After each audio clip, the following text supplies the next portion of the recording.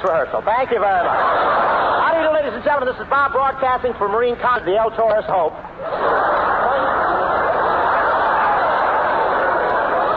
Well, here we are at the El Toro Marine Base. They told me El Toro would be the natural place for me to broadcast from.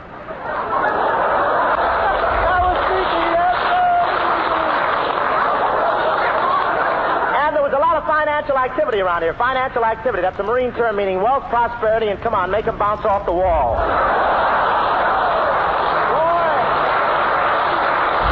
Boy, they really shake them here. I walked past the barracks, and there was more of a rattle than Sinatra driving a Jeep. In the picture, Old Man Bones, huh? On payday, the money really changes hands fast around here. In fact, I looked at a dollar bill, and George Washington was wearing a chin strap on his wig to keep it from blowing off. But there's a big campaign to merge the Army with the Navy, and I finally found out why. That's the only way they can beat the Marine football team here.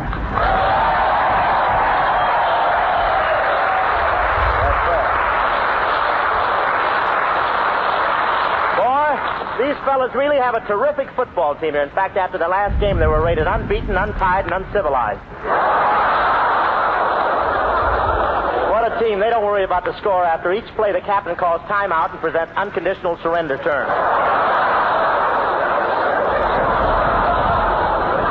And, of course, there's Fleet City. But I won't say. I read the papers, too, you know. I won't say these Marines are hard to stop, but it's the first time I ever saw anybody receive a kickoff at the Los Angeles Coliseum and score a touchdown at Soldiers Field. These boys are all from overseas, and I guess it's a little hard for them to forget that they're out of the jungles. Last week, the referee shot off his gun to start the game, and 6 Marines in the stands yelled sniper and shot back.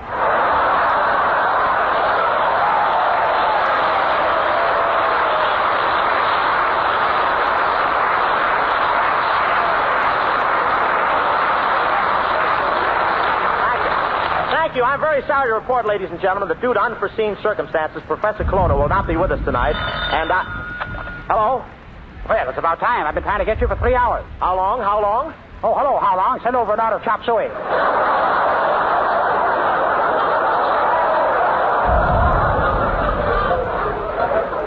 Colonna, this is Bob Hope. Well, in that case, be sure to keep your fingers out of the bowl. Professor Colonna, what happened to you? Never mind that. Tell me, Hope, who was it who said, stone walls do not a prison make, nor iron bars a cage? Shakespeare said it. Never got caught speeding at Santa Ana, did he? Well, Colonna, so you're arrested for speeding. Yes, Hope, and the bail is $50,000. $50,000? Where were you speeding? Away from the First National Bank.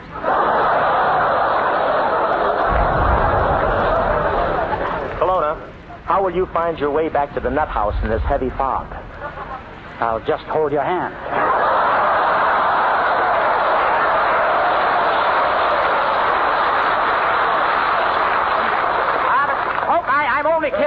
I'm only kidding. I am an innocent man. Colonna, are you sure you didn't do anything wrong? Of course not, Hope. I didn't do a thing. I was just riding in the back seat of my Buick with my girl going about 30 miles an hour. You were in the back seat of your Buick with your girl going 30 miles an hour? Who was driving, Colonna? That was the discrepancy. Couldn't you talk your way out of it? Well, I told him I worked for Bob Hope. What did he say to that? Nothing. He just smelled my breath. I guess so. Colonna, you should be ashamed. You should be ashamed. Just a minute, Hope. I'll say just a minute. Don't you dare. They're giving the woman in the next cell the 3rd degree. I won't tell you. I won't tell you. I won't. Colonna, who was that? Miller Pierce. I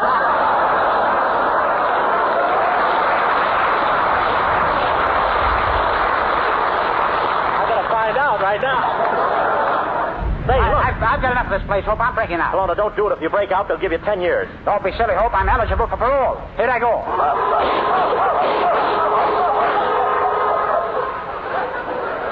They don't believe in the point system, do they?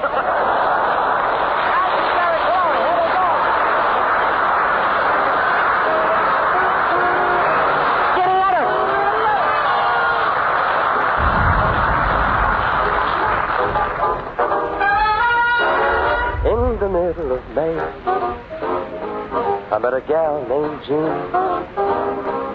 Took her out in July, and even August moon. And all through September, I kept admiring charm. And all through art, we were lost in each other's arms. From November to Jan, the runaround began. February and March, I was a worried man.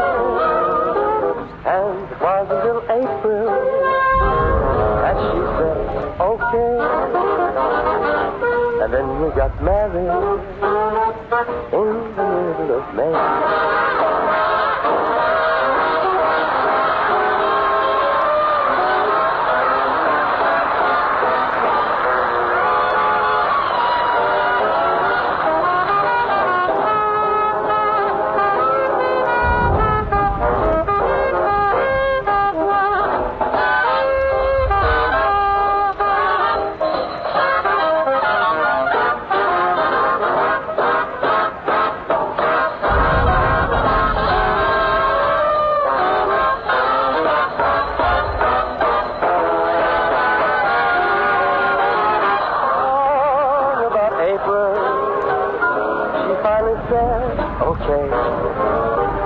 And then we got flight, confetti and rice in the middle of May.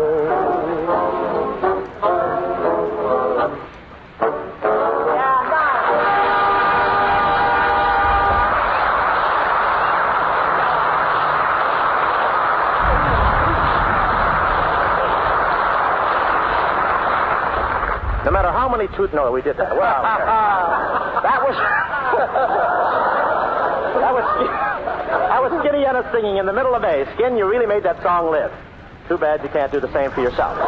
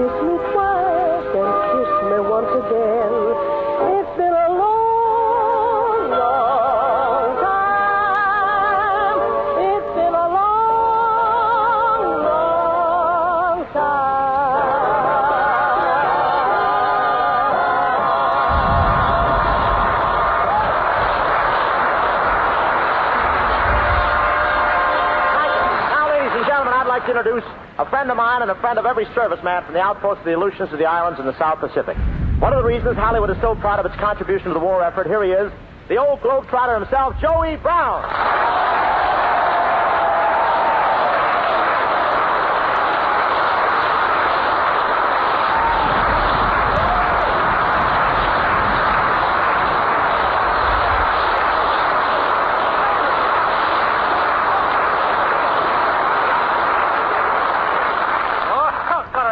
fellas.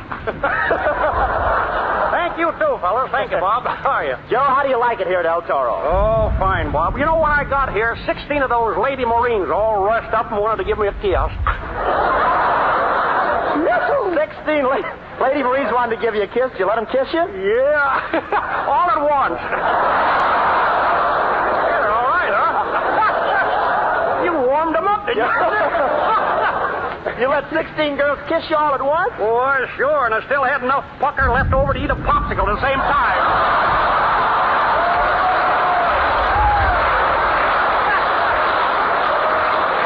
Yes, I got pucker I ain't even used yet. I know. The next time we watch the planes maneuver, please don't yawn, Joe. There's a Corsair missing here today.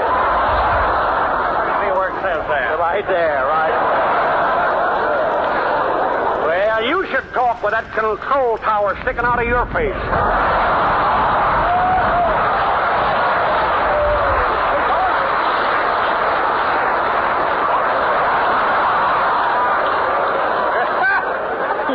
Control tower, huh? Yeah. I'll settle for that. Some days it looks like a windsock.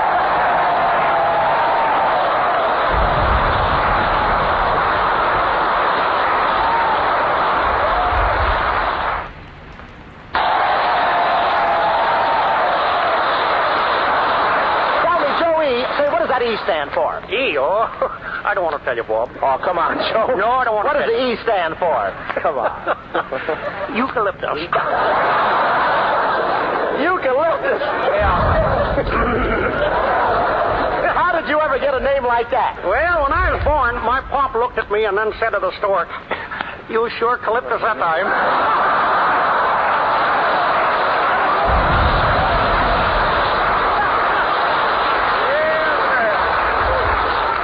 You work for a lot of these kids over there. They're out here tonight over in the South Pacific, huh? Yeah, but they're using regular laundries there now, you know. Yeah. How'd you like Australia? Oh, fine, Joe, except for those kangaroos. How'd they ever get such huge pouches in front? Well, I don't know about that, but don't brood about it, Bob. You're too big a man for jealousy.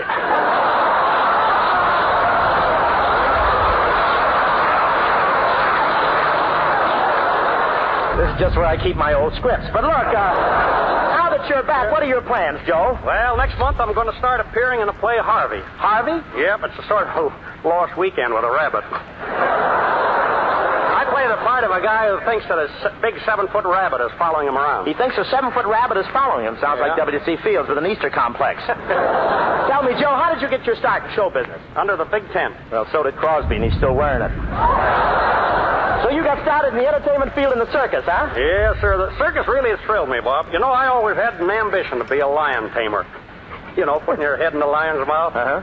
Never worked out. Why, what happened? Well, the lion insisted upon putting his head in my mouth.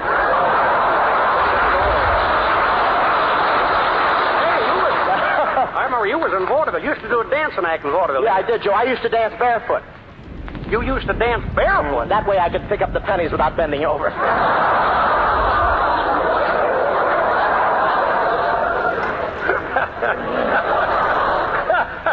Say, I'll never forget those old vaudeville days, Joe. My partner and I called ourselves the Corn Brothers. I was the comedian. I wore a straw hat and a big putty nose. What'd you do, lose the hat?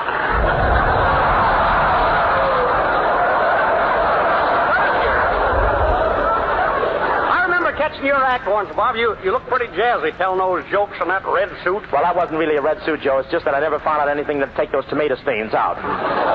But I tell you what, Joe, let's give the folks a sample of the kind of stuff that used to get over in the 4-a-day circuit. First, two snappy chappies who just broke in Sandusky, Ohio, and are now hitting the big time in Columbus. A little husky music skin. Drop the net. Okay, let's go.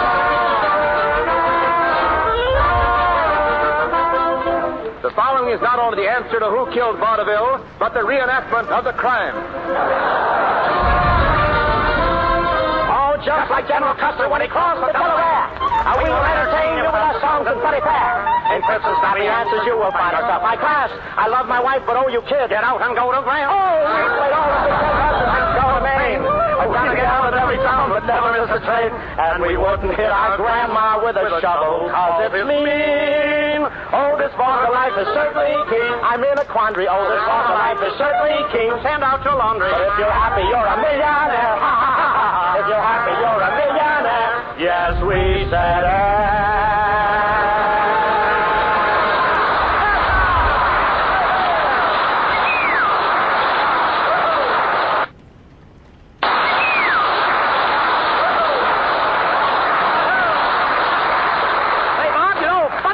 happened to be on the way to the theater tonight, a bum stopped me and he wanted $1 for his 80-year-old mother. Did you give it to him? Gosh, no. What would I want with his 80-year-old mother? All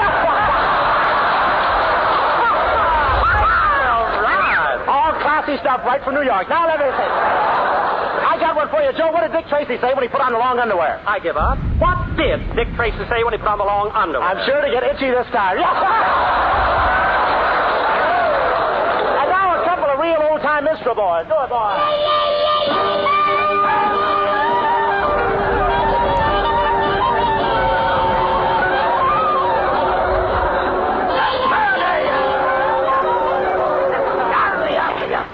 Say, Mose.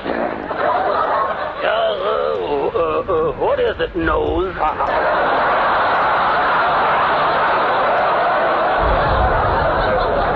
tell me, why does a chicken cross the road? Well, why ask me? I ain't no rooster.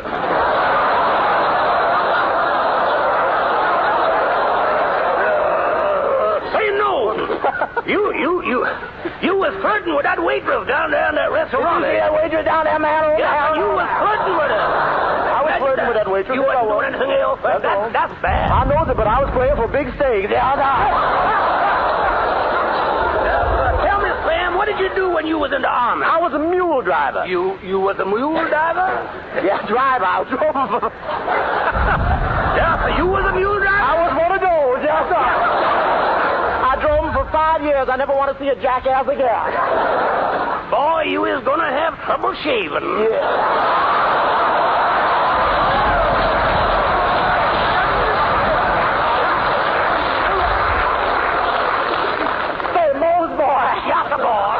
Here we go. You know, I only weighed 3 pounds when I was born. Is that so? Did you live? Yeah.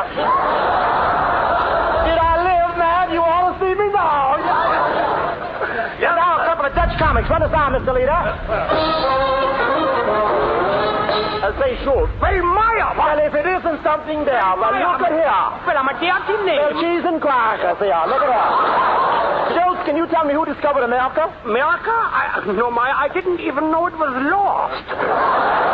Maya, I want to invite you to a big party at our house Saturday night. Sure, Schultz. What's the big event? My sister's coming out. Oh, wonderful. What's she been in for? Hey, Schultz, tell me something. Is oysters healthy? I never heard one complain.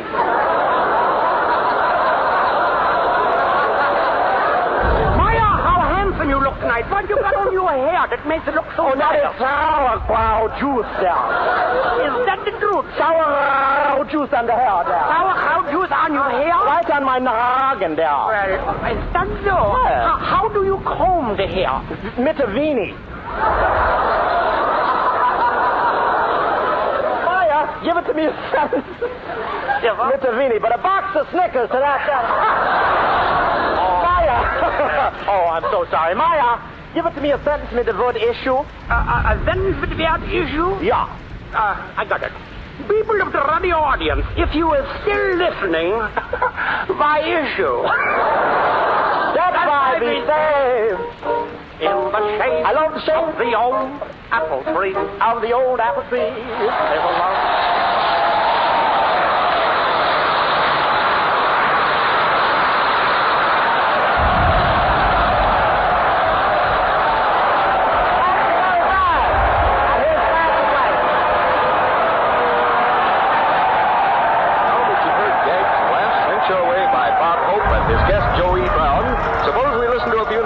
Francis Langford and Skinny Ennis and his orchestra. Here we go with Francis singing Close as Pages in a Book.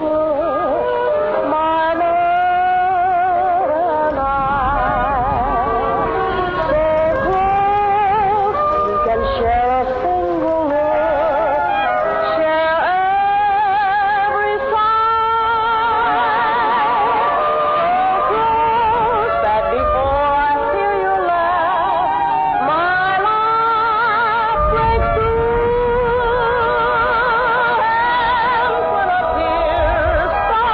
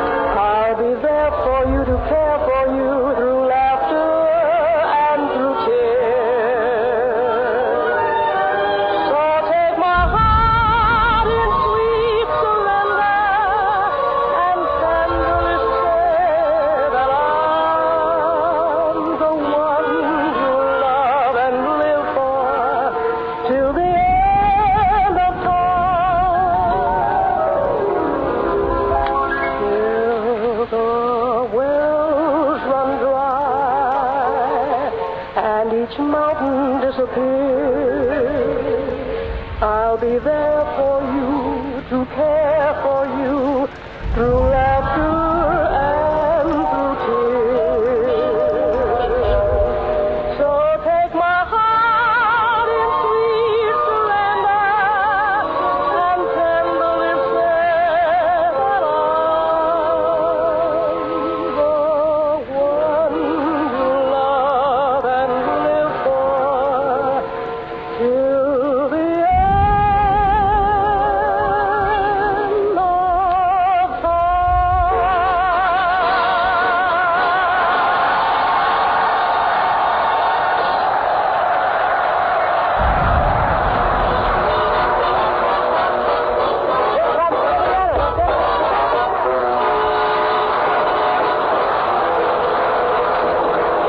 There's only paper moon sailing over a cardboard sea, but it wouldn't be make-believe if you believed in me.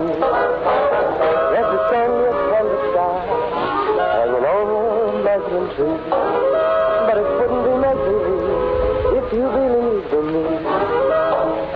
Without your love, it's a honky-tonk parade. Without your love, it's a melody train, the penny I pay. It's a farming and daily world, just as phony as it can be. But it wouldn't be make-believe if you believed in me.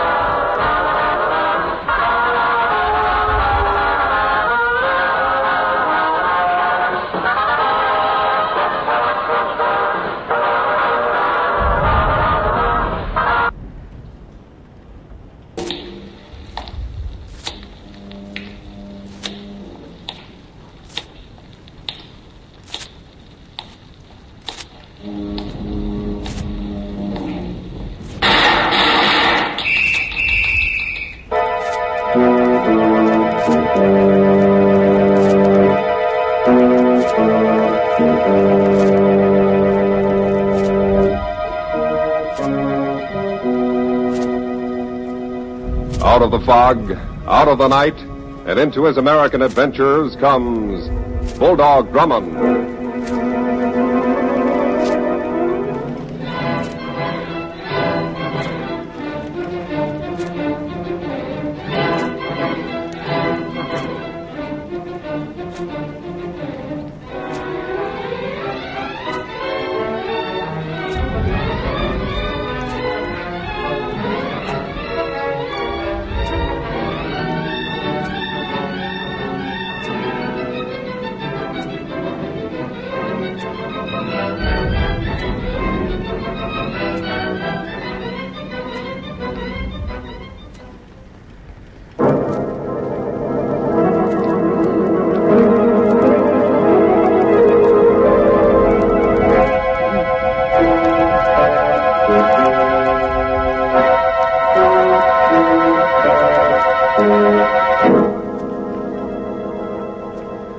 And now, to tell us about our newest adventure, here is Bulldog Drummond. Before I begin, I'd like to ask a question. When you see a sign on the road that says, danger ahead, do you go on regardless of the danger, or proceed with care and caution? I ask this because there's a big sign on the economic road ahead of us, and it says inflation. That means we must proceed with care and caution to keep prices down. More and more people are making more money than ever before, and there are fewer things to spend it on. Therefore, if we outbid each other for what there is, we force prices up, the value of money decreases, and everybody suffers. But you must keep prices down. Buy only what you really need, and refuse to pay more than ceiling prices. Save all the money you can in the form of war bonds. Do all you can to avoid the pitfalls of that danger sign that says inflation. And make every step you take a step closer to victory. Keep prices down.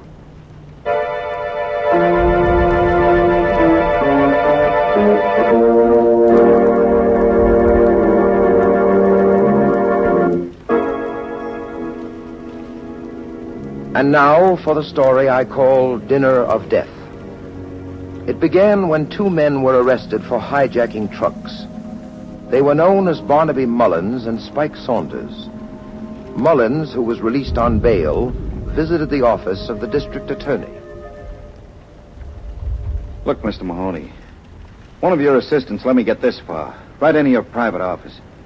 Will you listen to me for a couple of minutes? I'm too busy, Mullins. In court next week, I'll give you all the time you need, you and your pal, Spike Saunders. Tell me something.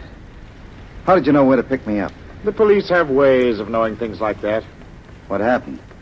Tommy Pepper turned stool pigeon? Cut it, Mullins. You're doing Tommy Pepper an injustice. He's a good newspaper man, a crime reporter who hates rackets and loves to show them up. Of course, I shouldn't talk that way about the celebrated racket buster, Tommy Pepper. Not the day before a big banquet in his honor. With you making the main speech of the evening. Is that all you came here to say? That's some of it. Is there anything special you'd like to hear? Yes, there is. I'd like a full confession from you.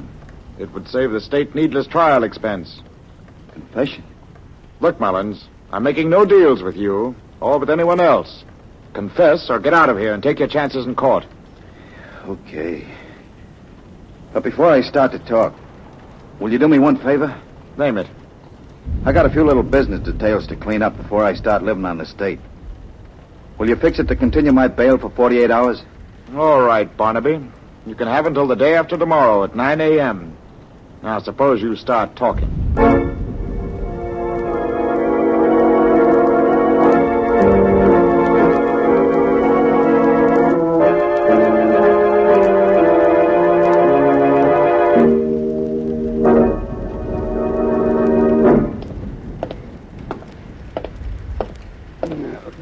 This is insufferable. Oh, come now, Denny. You've been moaning all the way to this hotel. What in the world is the matter with you? Well, if you must know, Captain Drummond, it's my feet.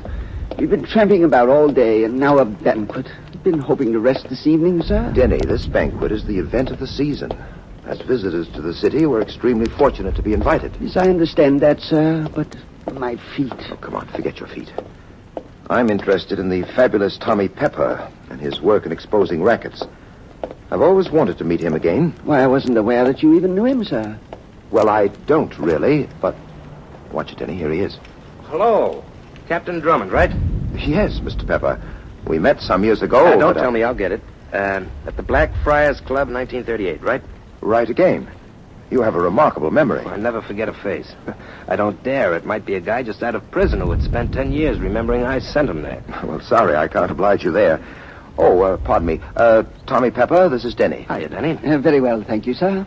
Well, gentlemen, before we brave the mob in a banquet hall, how about the special private room? There are some hors d'oeuvres and a row of bottles. Will you join me? Well, thank you, Mr. Pepper. Shorten that to Tommy, will you? Good heavens, sir. There's a weird-looking chap following us, an enormous, hulking fellow. Yes, Denny, that's Dodo. And he is following us, or rather me. That's his job. Dodo? Is that his name? Sure. Dodo, come here. Oh, yeah. Dodo, meet some friends of mine, Captain Drummond and Denny. Friends? Yes, Dodo. Friends. Oh. Hello. Hello there. All right, Dodo, stay close behind us. You said that Dodo's job was following you, Mr. Pepper? Yeah, that's right. He's not much to look at or talk to, but he's aces as a bodyguard. To date, I owe him 8 lives. My word, is there that much risk in writing about rackets? Constantly, and monotonously. Even tonight, some thoughtful soul telephoned me to say I'd die before the evening was finished. Well, here we are. And there's our distinguished DA studying his speech.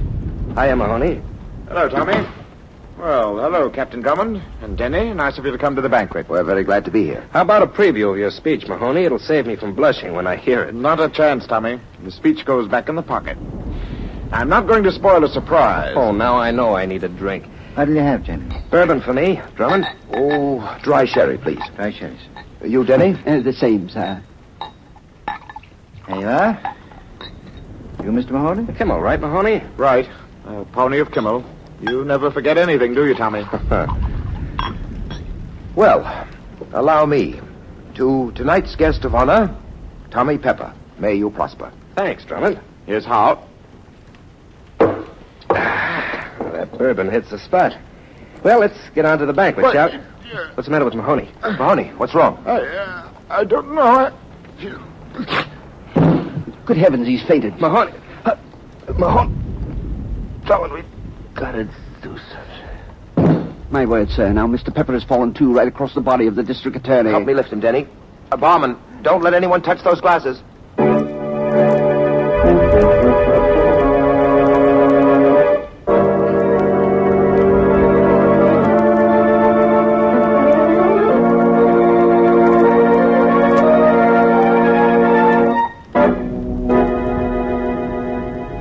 Our story continues in just a moment.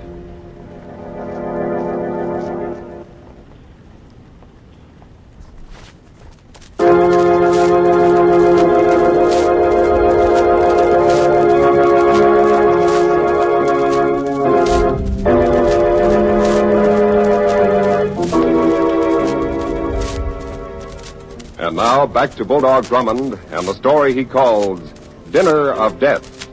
A hijacker known as Barnaby Mullins traded information with District Attorney Mahoney for 48 hours of freedom to clean up some unfinished business.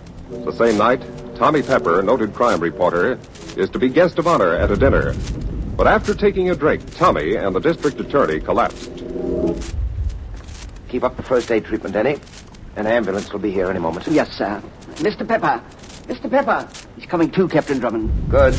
I can't say as much for Mahoney. No, sir. DA's in bad shape. Wait a moment, Barman. No, it's no use. What do you mean? There's no pulse, no breath. His heart stopped. The district attorney's dead. Mr. Pepper's going to be all right, sir. Tommy Pepper, can you hear me? Drummond, what happened? Someone must have poisoned your drinks. Lie still now. In a moment, we'll put you in an ambulance and take you to the hospital. But Mahoney, I saw him fall. Where is he? He's dead. Mahoney dead. That's terrible.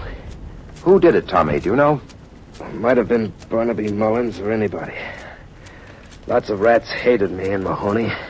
Tell me, who is Barnaby Mullins, and why do you suspect him? Well, it was Mullins on the phone today. He threatened me. I investigated his hijacking racket.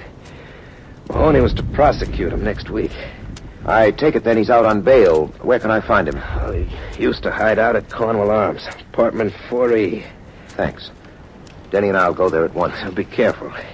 Mullins is tricky, dangerous, and desperate.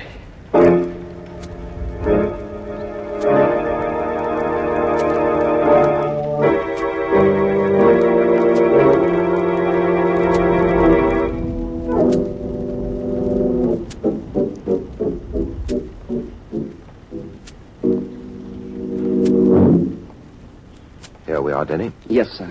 Apartment 4E. Skeleton key, sir? Try the door first. Why, it was unlocked. All right, inside. You better be prepared. Mr. Pepper said this Mullins person was a desperado. Good heavens, look. It's the ape man. Hello, Dodo. Whoa. Dodo, is Barnaby Mullins here? Mullins in other room you don't see. In the other room. Thanks. This way, Denny. This is fantastic, sir. Why is that creature here in the apartment of the man suspected of poisoning his master? Open the door, Denny. This is a light switch. Well, that must have been Barnaby Mullins. Hanged by the neck from an overhead pipe. Oh, dear. Hanged with his own belt, sir. Dodo! He's gone, sir. That explains that Dodo hanged Mullins for poisoning Tommy Pepper. I doubt that, Denny. Dodo would have strangled Mullins. And notice the evidence here, that chair lying on the floor. Oh, I see it now, sir. It was suicide. Mullins hanged himself. Now, a closer inspection will show a flaw in that theory. How high would the seat of the chair be from the floor if the chair were upright? Oh, about 2 feet, sir. Now look at the body. How high off the floor are the feet? The feet? Well, the toes are about 3.5 feet from the floor. Then it would have been physically impossible for Mullins to have hanged himself. Who the world are you telephoning, sir? Police headquarters, Denny. Oh, yes. Hello, police headquarters. This is Captain Drummond. Yes, I've just found Barnaby Mullins murdered in apartment 4E at the Cornwall Arms. That's right. What? I see. Well, thanks, I will. Please, sir, you gave the police some information, and apparently they gave you some. They did, Denny. Mullins' partner, a person named Spike Saunders, shot his way out of jail 3 hours ago. He killed a guard. Let's be going. Going, sir? Where? To the hospital to see Tommy Pepper. If Spike Saunders is on the rampage, we must cover every angle.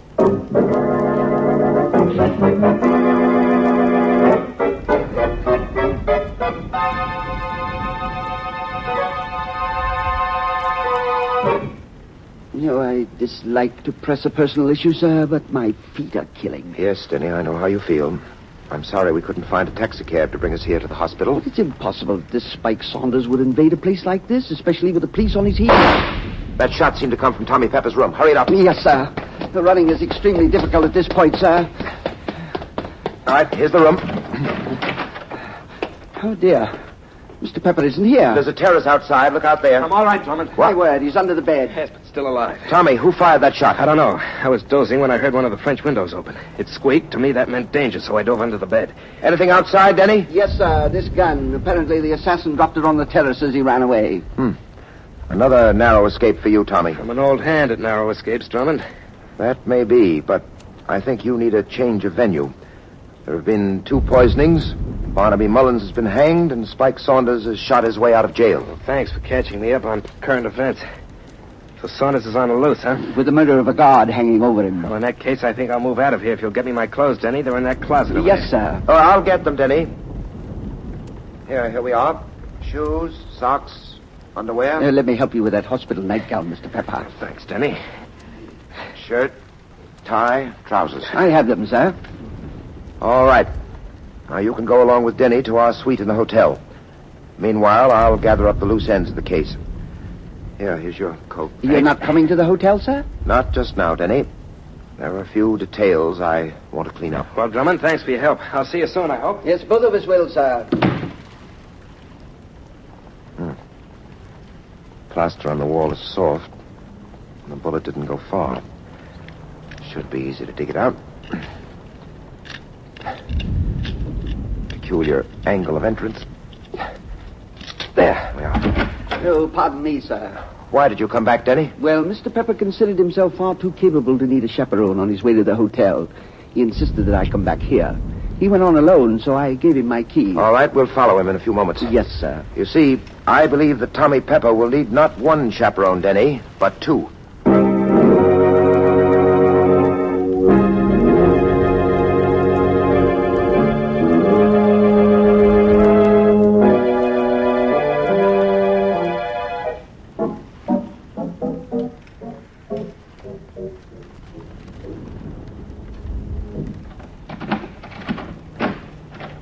Go ahead, Denny. Yes, sir. I'll switch on the lights.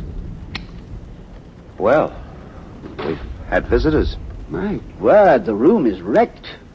Tommy? Tommy Pepper? He isn't here. He's been kidnapped, sir. From the look of the room, there was a fierce struggle before someone overpowered him and carried him off. Yes, it appears that way. Please, sir, what do we do now? At the moment, I believe we'll both raise our hands high. Raise our... What in the world are you talking about? There's a man at the door, Denny, with a gun. Good heavens, it's Dodo. Well, Tommy Pepper. That's what we'd like to know, Dodo. Tell me where's Tommy Pepper. Oh, dear. Listen, Dodo, Mr. Pepper came here for safety, but someone must have kidnapped him. Where's Tommy Pepper? He doesn't believe me, sir. Now, see here, Mr. Dodo. Spike Saunders escaped from jail. Probably took Mr. Pepper away. Spike Saunders free. Spike Saunders snatched Tommy Pepper. Dodo get Spike Saunders. Thank goodness he's putting away the gun. Dodo, can you find Saunders? Dodo followed Spike Saunders lots of times. He hid in a car in a warehouse. We'll go along with you to help you. Dodo don't need help. Dodo go along. Oh! My word, sir, you knocked him out. Yes, Denny. Now you and I will visit the colony warehouse without a chaperone.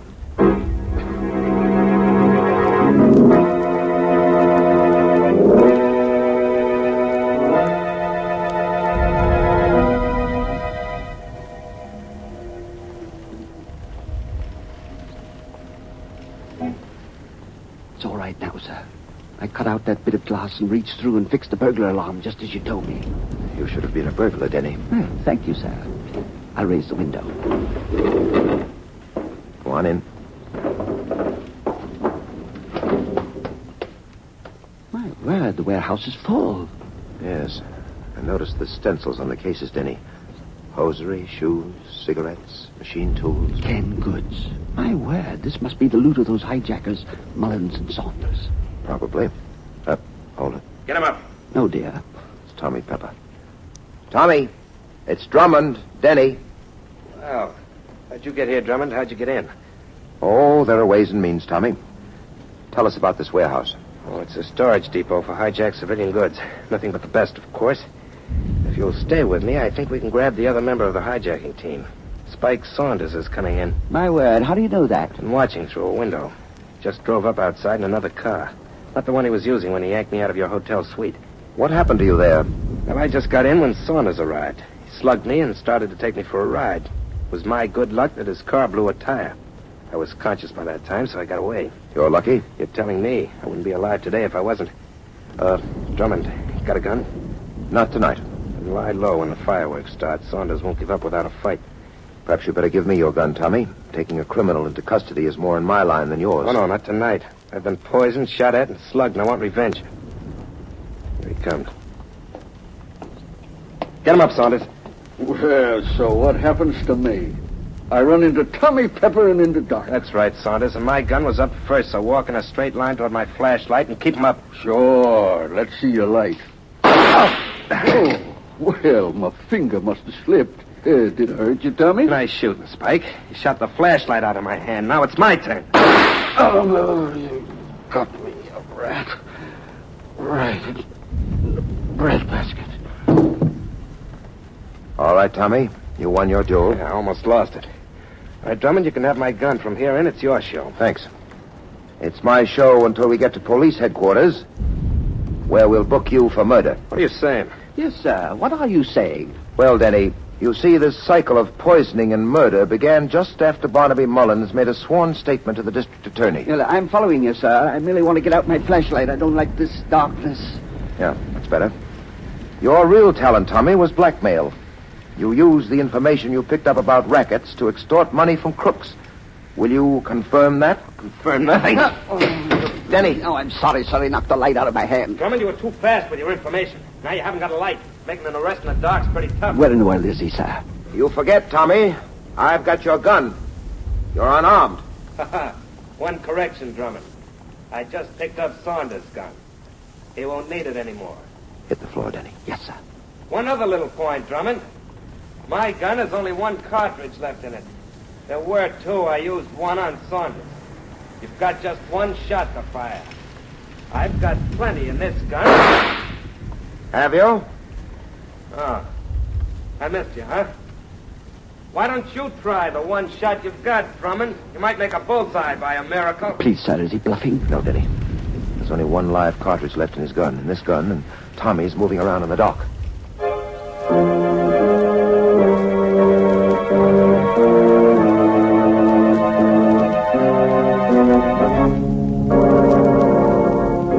Back to the climax of our story in just a moment.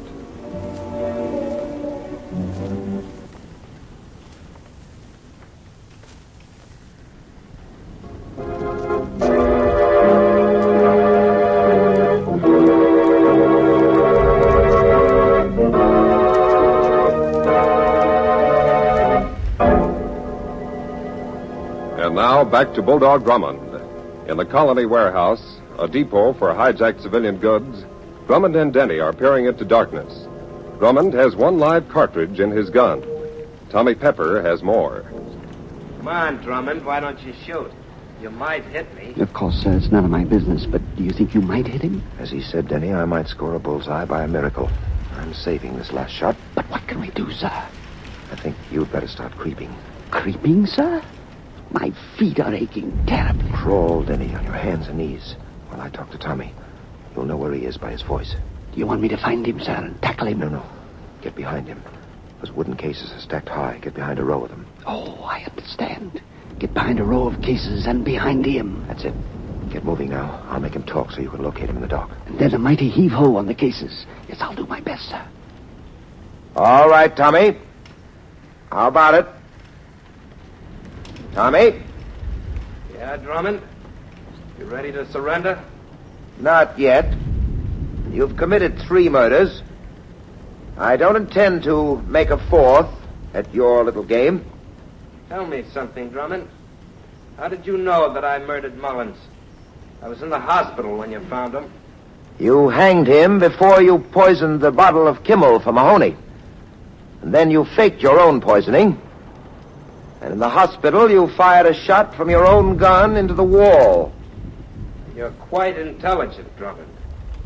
How did you figure it out? With your help, Tommy. I didn't help you. At the hospital, I got your clothes for you. The district attorney's speech was in your coat pocket. The speech you stole from him when you fell across him in the private room. It makes very interesting reading. Keep talking, Drummond. Gladly. From what Mullins told him, the DA knew the truth. He would have exposed you in his speech at the banquet. All right, Drummond, now I know just where you are. That's all I wanted to know. Hello! I did it, sir. He's pinned underneath those heavy cases, and I'm watching him very closely. A nice piece of work, Denny. You deserve a rich reward. Well, in that case, there's something I'd like very much. Let's go home where I can take off my shoes.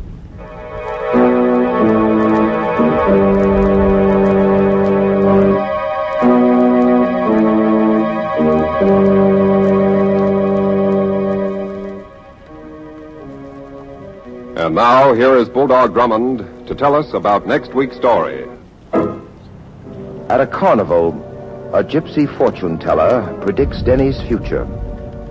She foretells a night of dire happenings. And before morning, her prophecy comes true. Denny and I meet some interesting people. A sideshow ticket taker, a famous performer on the high trapeze, and 2 corpses which refuse to lie still. A mad killer lurks in the background. I call the story Murder Carnival. Be sure to listen, won't you?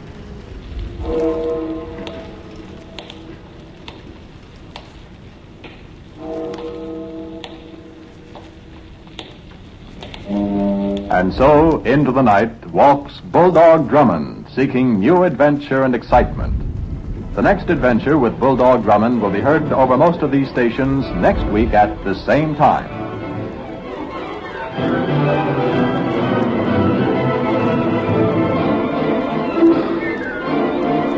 This is the Mutual Broadcasting System.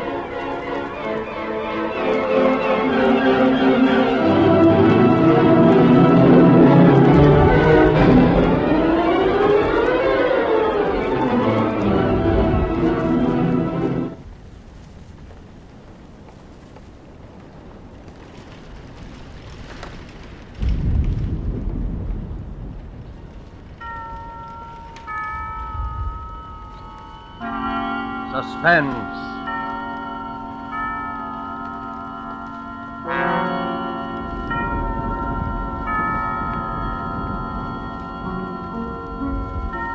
This is the Man in Black, here again to introduce Columbia's program, Suspense. With us in Hollywood tonight as star is Mr. Otto Kruger, whose career on the screen and on the stage has afforded him precisely equal number of appearances as a character on the right and on the wrong side of the law. Whether the man Mr. Kruger portrays tonight is devil or saint, we shall leave for you to judge when the play is over. It is called After Dinner Story. The author is Cornell Woolrich, the radio adapter Robert L. Richards. And so, with the performance of Otto Kruger as Mr. Hardecker, who told this extraordinary after-dinner story, we again hope to keep you in suspense.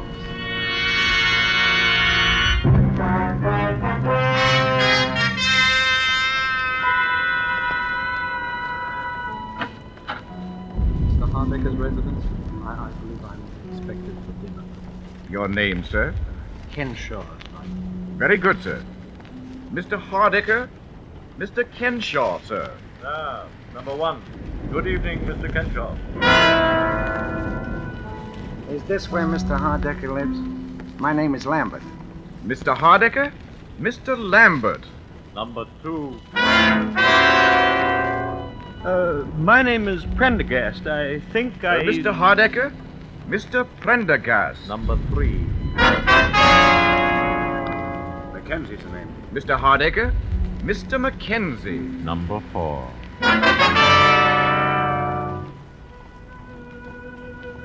One, two, three, four. So you're all here, gentlemen? Yes. Then suppose we go into dinner, and after dinner I shall tell you why you are here, what I have in mind. In fact, I shall tell you in the form of a story, a sort of after-dinner story. All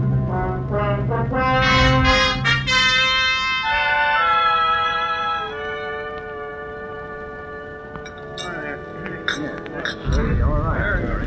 That's a great cup of coffee. I enjoyed it. You passed that. Well, gentlemen, did you enjoy your dinner? Yeah, it was swell. Then, if you'll excuse me for just a moment, I have certain instructions to give the servants, and after that I shall rejoin you. I shan't be long. Well, what did that crack mean? Certain instructions to the servants. How should I know? I don't like the looks of the whole thing. Why all the mystery? Well, I suggest that you have patience with Prendergast. Mr. Hardecker clearly intends to tell us in his own. Yeah. And another thing. I don't eat in those fancy Park Avenue joints as a rule myself, but I've seen them in the movies. They always pass the food around to everybody. They don't bring it out of the kitchen already on your plate and just hand it to you. Well, what possible difference can that make? Well, I don't know, but I know it ain't right. No. None of it's right. Why does a man invite four perfect strangers to dinner? What is this thing he has in mind for us he keeps talking about? Well, all I know, he says he'll make it worth our while, and I can use a little of that worth your while stuff, the way business has been lately. Obviously, the connection between us is that we were all in that elevator a year ago. Oh, what of it? There's no mystery about that. The police cleared that up the very next day. Maybe Mr. Hardecker doesn't think so. Sorry to have kept you, gentlemen. Now, suppose we get down to business. Mr. Hardiker, none of us wish to seem rude, but we were just wondering what this business is all about. You have come to the obvious conclusion, of course, that it has to do with my son. Well, yeah. I don't see why we're all sorry, naturally, but that's all over and done with, Yes, and almost. But there are one or two little details that I thought you gentlemen might help me to clarify. Oh, sure. Oh, well. Fine. Yeah. Well, then, if you don't mind, I know you must remember most of it, but it's almost a year ago. I'd like to go over the whole story from the beginning.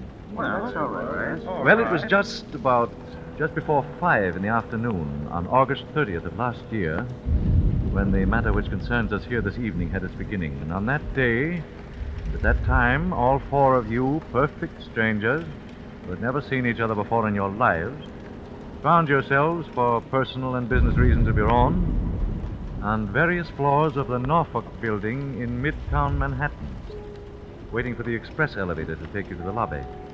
The first passengers were on the 21st floor. 21, going down, please. Express car, going down. There are now 3 men in the elevator. The operator, Mr. Kenshaw and Mr. Lambert, who had gotten on at the 21st floor. 18, going down, please. Face the doors, please. Going down. Now there are 5 men in the car. Mr. Prendergast and Mr. Mackenzie had entered the elevator at the 18th floor. 15, express car to the lobby. Going down, please. Say hello to Eleanor for me. You bet. Bye, Dad. Bye. 6 men in the elevator. The last to enter, I had accompanied to the elevator door myself. He was my son. These things drop pretty fast. Too fast for me. Hey, this baby is moving. Hey, look! We can't stop it. We're out of control. Stop it. Look out, we're going to hit. Get off. Do something!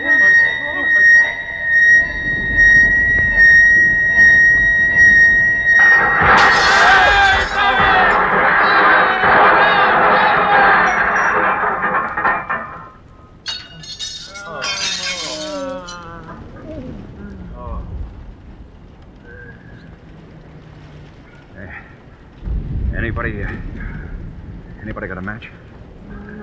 I think my leg's broken. Get me out of here. I got a wife and kids. Somebody get me out of here. Get me out Shut of up here. a minute, can't you? Dark. You're not the only one with a wife and kids. Has anybody got a match? Gotta get this door open. Yeah. I don't have it. We're liable to suffocate in here. These things are practically airtight. Where's the operator? Operator, he's over here. I can feel the braid on his coat against my hand. Oh. Hey, what about it, Bud? Got a match so I can see what I'm doing here? Hey, operator. He's dead. Dead? Why doesn't somebody come? What's the matter with him? Why did they come? Pipe down, will you? Pipe down. There. Yeah, I got it. Now we'll get a little air anyway. Oh, there's a light up there somewhere. Yeah, I can hear voices. There, you hear them? Help! Help! Say, there's no use yelling your head off. They know we're down here. I wish my leg didn't hurt so bad. Oh, let's see. Try wrapping your shirt around it tight. May stop some of the pain. Thanks. Yeah, easy. Now what? Nothing. Just sit and wait. That's all. Why don't they hurry? What are they waiting for? Why don't they Take hurry? it easy. Take it easy. You could be worse off. Worse off? Yeah. Like this poor guy. The operator. He's dead.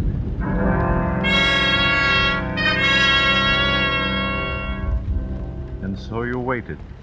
6 men, 5 living, 1 dead. I know how it must have been for all of you, the minutes dragging by, there in the darkness, with nothing to do but wait. How's your leg?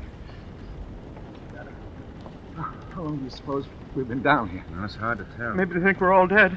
Maybe they're just taking their time. Don't worry. They heard you hollering all But right. Gee, the poor guy. I wonder if he had any kids. The operator? Yeah.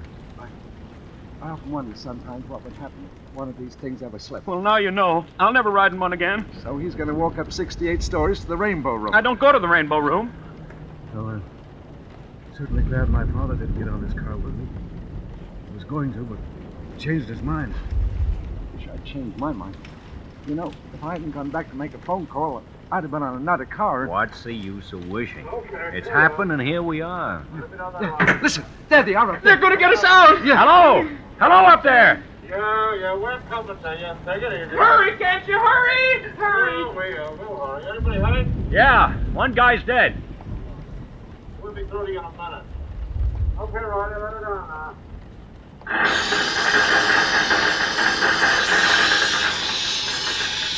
Look at that light up A there. settling torches. Yeah, they're gonna cut a hole in the roof. What a racket. Oh, I'm nearly deaf already. Listen, you guys. We're coming through, see? Watch out for sparks. Get your rides and stand back against the wall. Okay. I never knew those things made so much noise. It's because we're closed in. No! What was that? I don't know. I thought I heard somebody holler. Yeah, so did I. Must have been one of those guys up above. Those sparks are enough to blind you. Well, don't look at them. They will blind you. One went right by in front of my face, right across the car. They couldn't have. They're dropping down. Did you see it? It was awful bright. Oh, just a reflection. Don't look at it. I guess they got it cut through. Phew, yeah. Couldn't have stood much more of that. They're pulling off the top. It won't be long now. All right. Stand clear down there. I'm going to jump down. Yeah, cop. And no cop ever looked lovelier.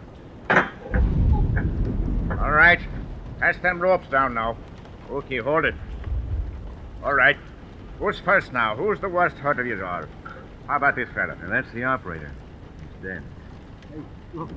Those other two guys are both passed out. Yeah, shocking. Officer, I've got to get out of here. I feel pretty bad. Hey, hold your horses. There's nothing wrong with you. But That man's got a broken leg. Who's got a broken leg?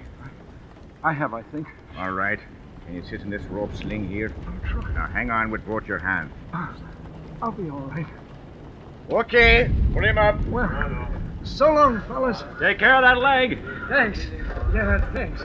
My name's Lambert. Mine's Mackenzie. Maybe we'll run into each other sometime. Yeah. Well, so long. All right, let me have that rope now. Well, who's next now? Maybe you better take those two guys that passed out. They might be hurt. Why, sure. How about this young fella? Sure. He got a little blood on him, hasn't he? He has that. glass from the light fixtures, I guess. Well, I don't think it's serious. You don't, eh? No, he seemed to be all right. Well, whatever he seemed to be, he's not now. This man is dead. Dead? Oh, but he can't be. Look here, my lad, you don't seem to realize that you've come through a pretty serious accident. No, but he can't be dead. We heard him talking just a few minutes ago. Isn't that right? Yes, I heard him. Sure, he was talking to us here in the dock. He said something about being glad his father wasn't on this I elevator. can't help what he said or what you heard him say. This man is dead.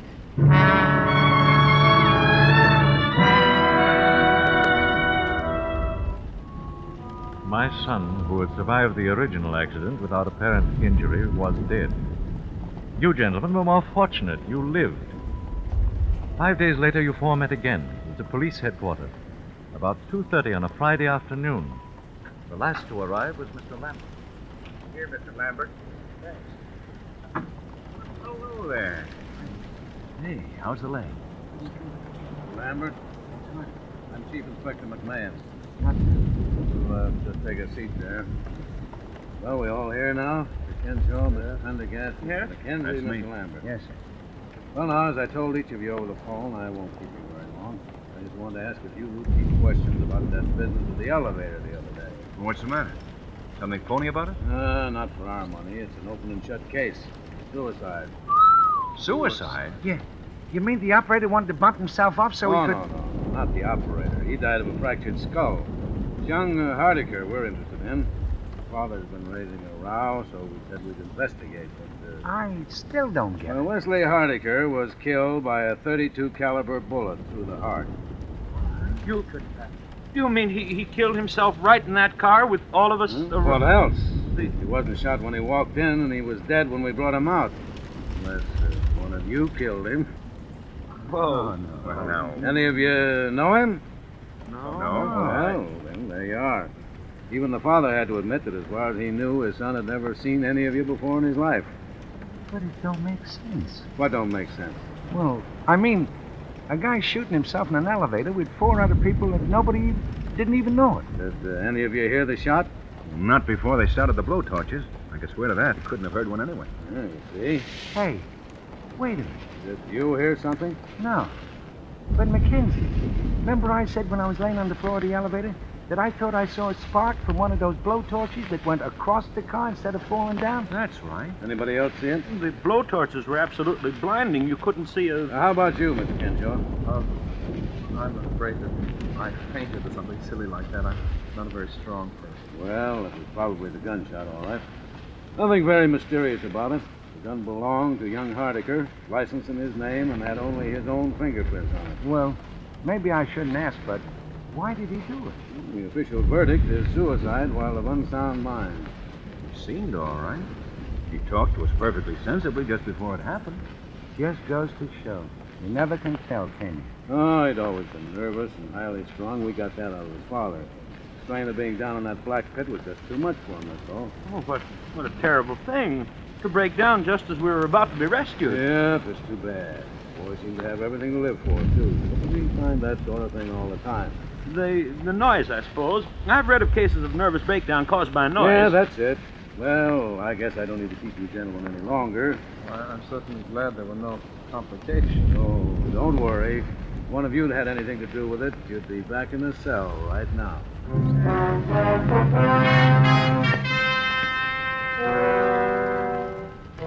That was almost a year ago. Last week, each of you received a phone call from me. I can well understand and sympathize with the fact that you were somewhat astonished, perhaps a little suspicious of what you heard.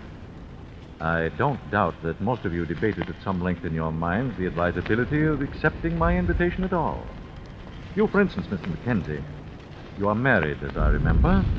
I imagine that you talked quite seriously with your wife about the whole affair.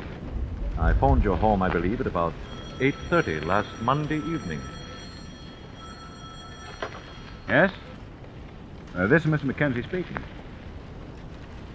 Well, I'm sorry, but I don't seem to place you. Oh, of course, Mr. Hardiker. Well, frankly, I don't see the point. You don't know me, and I don't know you. Yeah, I see. Well, all right, Mr. Hardiker. I'll be there. Huh. That's a funny name. Who was it, dear? His name is Hardiker. He's father of that boy who killed himself in the elevator last year. Oh? Well, what does he want? He wants me to come to dinner with him on Saturday at his home. Why, how lovely. He's a very important man, isn't he? Did he ask both of us? No. As a matter of fact, he's asking the 4 men who were in that elevator with his son when he died.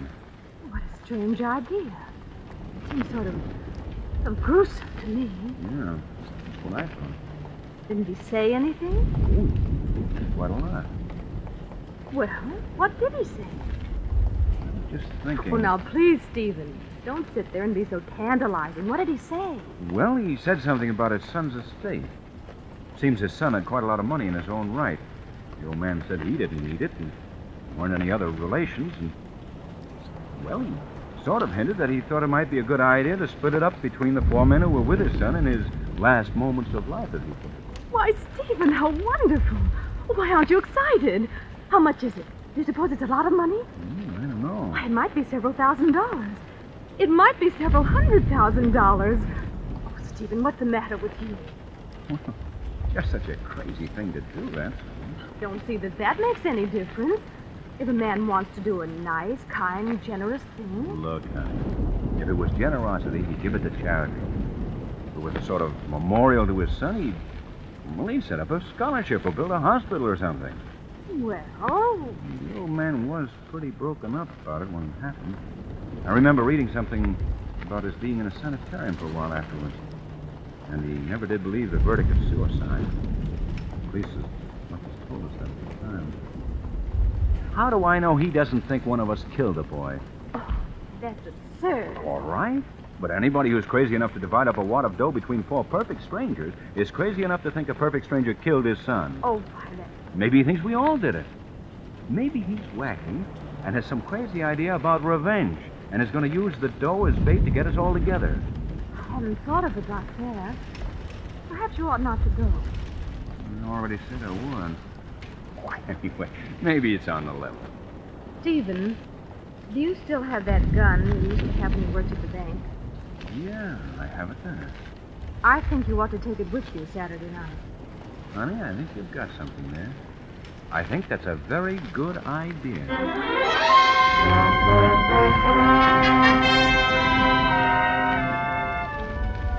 And so, gentlemen, I'm quite gratified that you all saw fit to accept my rather unique invitation, and that we are all here together this evening. By the way, Mr. Mackenzie, I'm afraid I must ask you to give me that gun that you brought along. So that's... And, Mr. Mackenzie, you will notice that one of my servants who is standing in the door directly behind you has got you covered, is the phrase, I believe. Okay. Thank you. How did you know? Why, the butler sort of patted all your pockets when you removed your coats, but aside from that, I've spent most of my waking hours during the past year looking into the backgrounds of all you gentlemen. So I was right about this setup after all. Now, look here, Mr. Hardecker. I came here tonight in perfectly good faith. I even canceled a very important business appointment. With Mr. Joseph Donahue of Celluloid Products.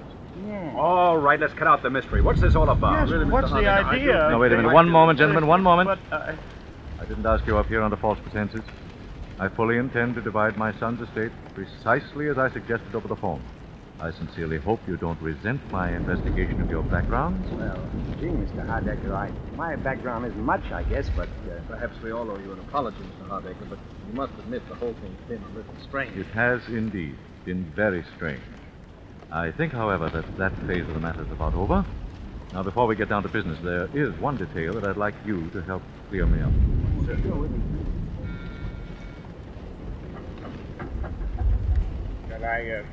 Shall I bring it in now, sir? If you please.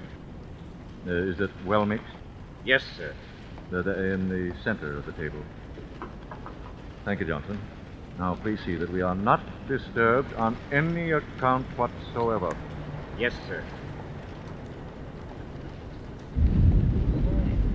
That looks good. What is it? Oh, it's got quite a number of things in it. White of egg, mustard, milk. It sounds like an antidote for poison. It is an antidote for poison. What? Gentlemen, there is a murderer in this room. One of you killed my son and hasn't paid for it yet.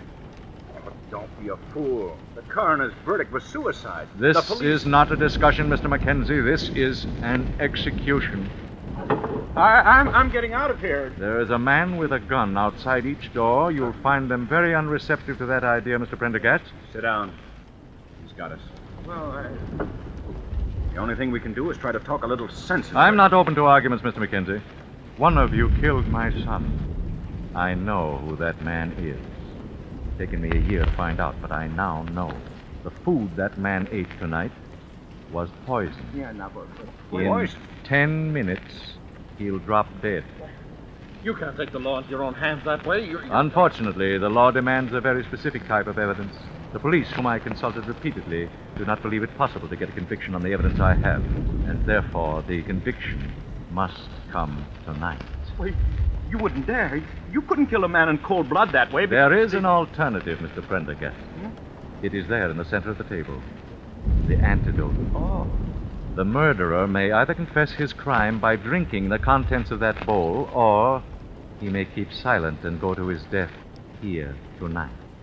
Privately executed for what cannot be publicly proved. They could send you to the chair for that. I am quite aware of that contingency, Mr. Crenshaw, and quite willing to accept the consequences. But the murderer will have gone to his death before me. But how do we know you poisoned the right? The murderer knows, Mr. Prendergast. The rest need have no fear. Hey, I think the guy's crazy. Maybe he poisoned all of us. Look, Mr. Hardigan, this whole thing is insane. Nobody killed your son. As to that, we shall shortly see, Mr. Mackenzie. The man who killed my son has approximately 7 minutes to live. 7 minutes. It's me. I know it's me. He's poisoned. My whole insides are on fire. It's me. Don't fall for it unless you're sure. The whole thing may be a gag. I assure you, nothing has ever been more serious, Mr. Mackenzie. I don't feel so good myself. Neither do I. Probably just indigestion. A dinner story like this is enough to give indigestion to a horse. No kidding. Hey, supposing this guy's a maniac. Suppose he just made it all up in his own head and poisoned all of us. Listen, Mr. Hardigan. Let me just tell you this. If I come out of this alive, I'm going to beat your brains out of it. It's the last thing I do. I can't stand it. Mr. Hardigan, I didn't do it. I swear I didn't. I didn't do it. I didn't. Shut up. 5 more minutes. Hey, I feel awful. Maybe we all ought to take some of that stuff, just in case. Yeah, that's it. We'll all take some. Yeah? Who'll take it first? Unfortunately, gentlemen, there's only enough antidote for one. Even if you're right, Hardigan, this is no way to do. This is my way. You're crazy, I tell you, crazy! Perhaps. Have you a son? Kenshaw!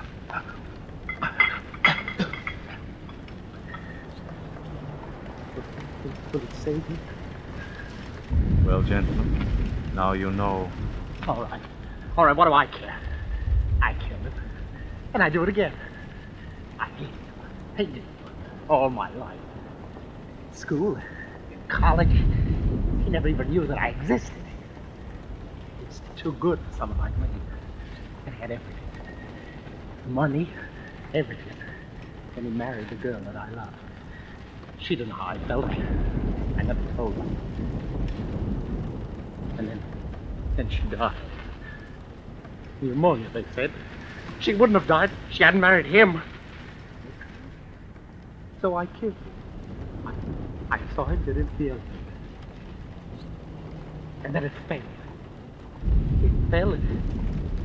It was as though God had delivered it into my hand. It came to me there in the dark. I choked him. I choked him, and then he got out his gun. And I put my hand over his, and I turned it against him and fired.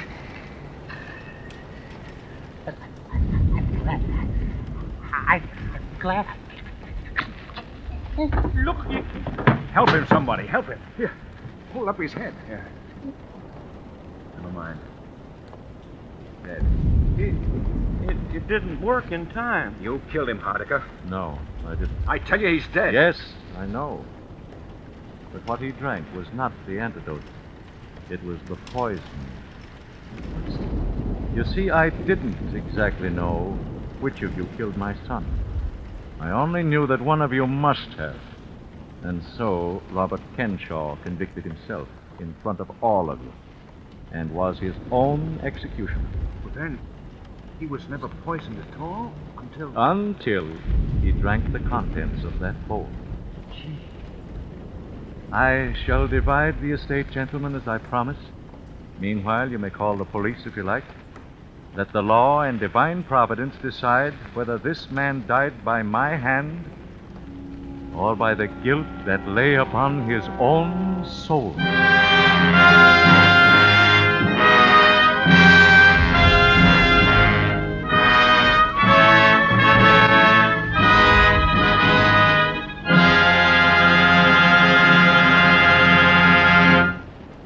So closes After Dinner Story by Cornell Woolrich, starring Otto Kruger.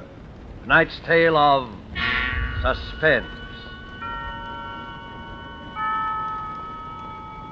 This is the man in black who conveys to you Columbia's invitation to spend this half hour in suspense with us again next week, same time, when our star will be Gene Lockhart in the suspense play called Statement of Employee Henry Wilson.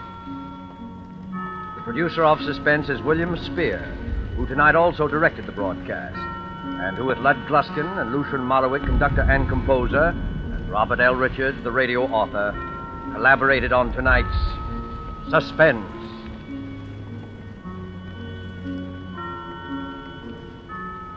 Make a note on your calendar that beginning December 2nd, Suspense will come to you on Thursday evenings at 8 p.m. Eastern Wartime.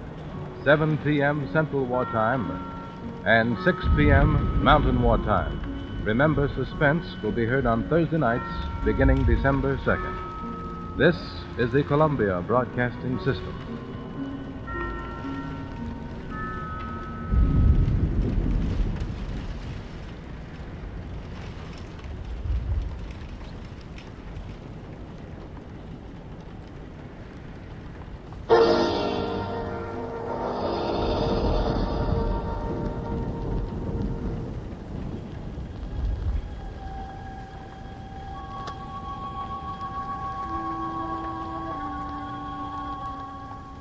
Cask of finest wine is in the catacombs far under the river. Bones are there too, human bones, the burial grounds of an old family. And deep in that dark, dank tunnel, there is no one to hear a man begging for his life.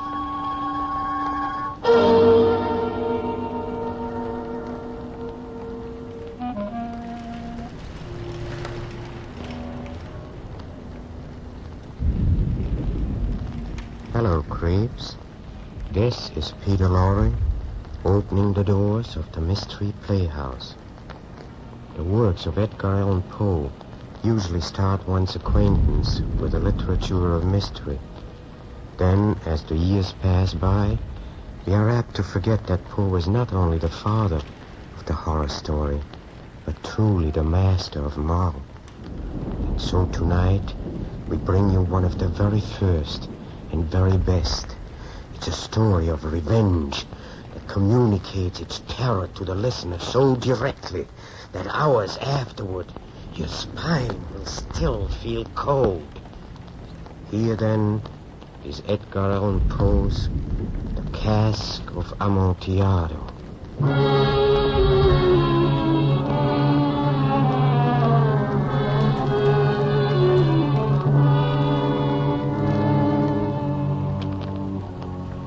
The 1,000 injuries of Fortunato I bore as best I could. Neither by word nor deed did I ever give him cause to doubt my goodwill. That was long ago, but I remember it. If ever a man had reason to hate and right to vengeance, it was I, the last of the Montresors. Through a device which the devil himself must have conceived, Fortunato, the noble, high-born Fortunato, had robbed and swindled my aging and sorrowful father of all his vast fortunes. As the last of our gold was transferred to Fortunato's already brimming vaults, my father, broken, humiliated, and plagued with anguish, passed on. As he lay dying, his last words to me were, "Revenge, my son, the wrongs done to the Montresors by this fiendish Fortunato."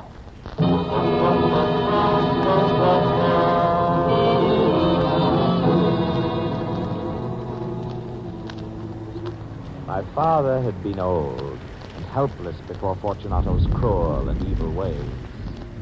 Now that my father was dead, I would be avenged. I vowed neither by word nor deed would I ever give Fortunato cause to doubt my goodwill. I accepted the small sums of gold which he so graciously offered from time to time, only that I might live to bring upon the noble Fortunato the terrible doom he so richly deserved.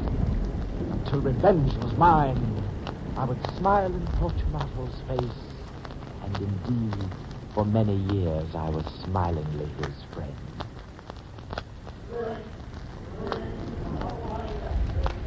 Scarcely a night passed that Fortunato did not stop beneath my window. So much did he enjoy the opportunity for further injury. Surrounded by his boisterous and giddy friends, he would call drunkenly up to me.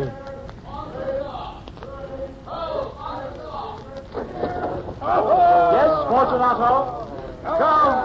Come, seashore morning. Lucchese here is opening a cask of sherry in honor of the spring. Put away your sorrows and join us. No, Fortunato, I cannot. Enjoy yourself without me. Fool. A fool like you deserves his sorrows.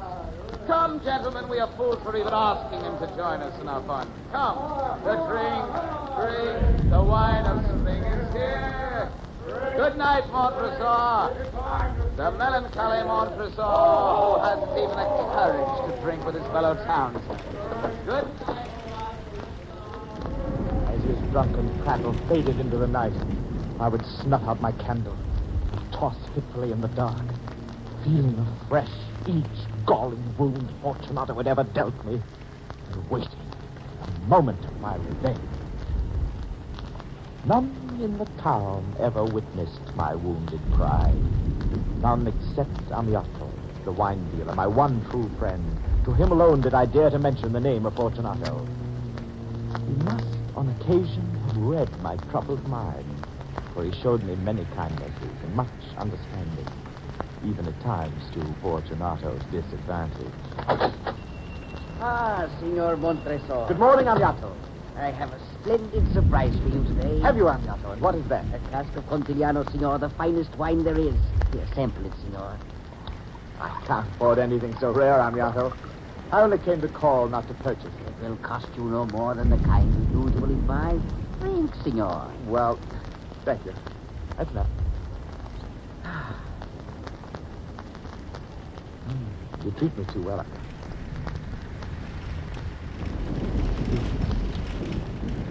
I scarcely know how to thank you. Your expression of delight is more gratitude than I deserved.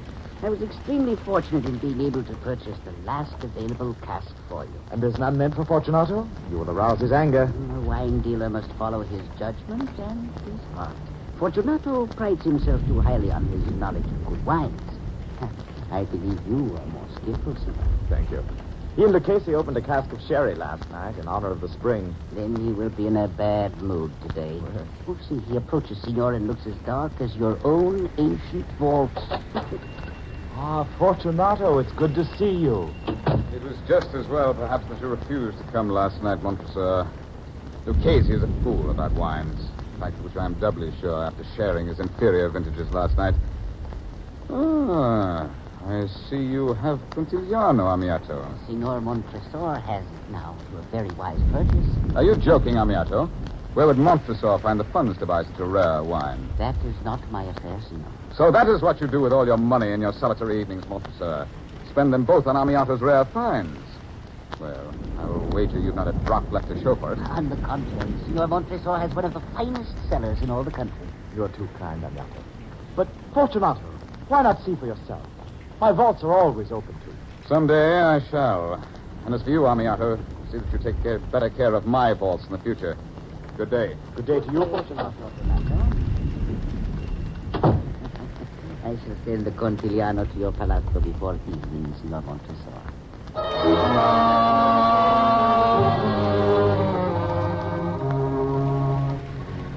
Now my mind was made up. That moment in the wine dealer's shop gave me the beginnings of a plan for which I had long been waiting.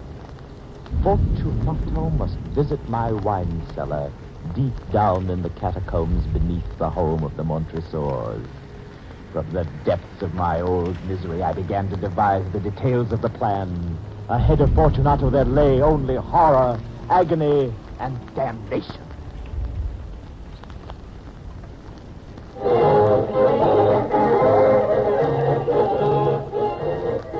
It was about dusk that I finally sought Fortunato out, one evening during the height of his wedding festivities. He was to be married the next day, and gaily he sauntered through the crowd celebrating in his honor. He was dressed in a gay, many-colored costume, and on his head he wore a high, conical cap, topped with brilliant, small, jingling bells. Surrounded by light-hearted friends, musicians, and many curious bystanders, Fortunato was the very center of a magnificent spectacle. It was this scene, both beautiful and terrible, in which I found him.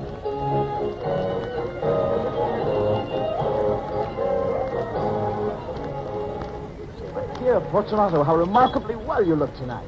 And how lucky to find you. I've just purchased a cask of Amontillado wine. But, well, I'm afraid I've been cheated. Montresor? Amontillado. A cask at a time like this time of year, impossible. Oh, this was a strange wine dealer, true. Well, I was foolish enough to pay him the full Amontillado price without first consulting you in the matter. Amontillado. So you told me. But since your friends are waiting for you, I must find Casey. Ask him to test it for me. If anyone's a connoisseur of good wine, look, Casey. He will tell you. Lucchese cannot tell Amontillado from water. Some people say that his taste is a match for your own. What? Where is this wine? In the vault beneath my home. Come, let us go. Go where, Fortunato? To your vault. I will test it. Oh, my friend. No, I won't impose this way on your good nature. You must remain with your friend. Look, Casey is not in such great demand, especially tonight. My friends will not miss me for a few moments. Come on. No, Fortunato, no, I won't permit it. I see you're afflicted with a terrible cold, and my vaults are so insufferably damp, they're encrusted with wine. Let us go, Montresor, nevertheless. Cold is nothing. Amontillado. You have been cheated. As for Lucchese, he is no connoisseur of good wine. Only I am worthy to decide. Let us be on our way.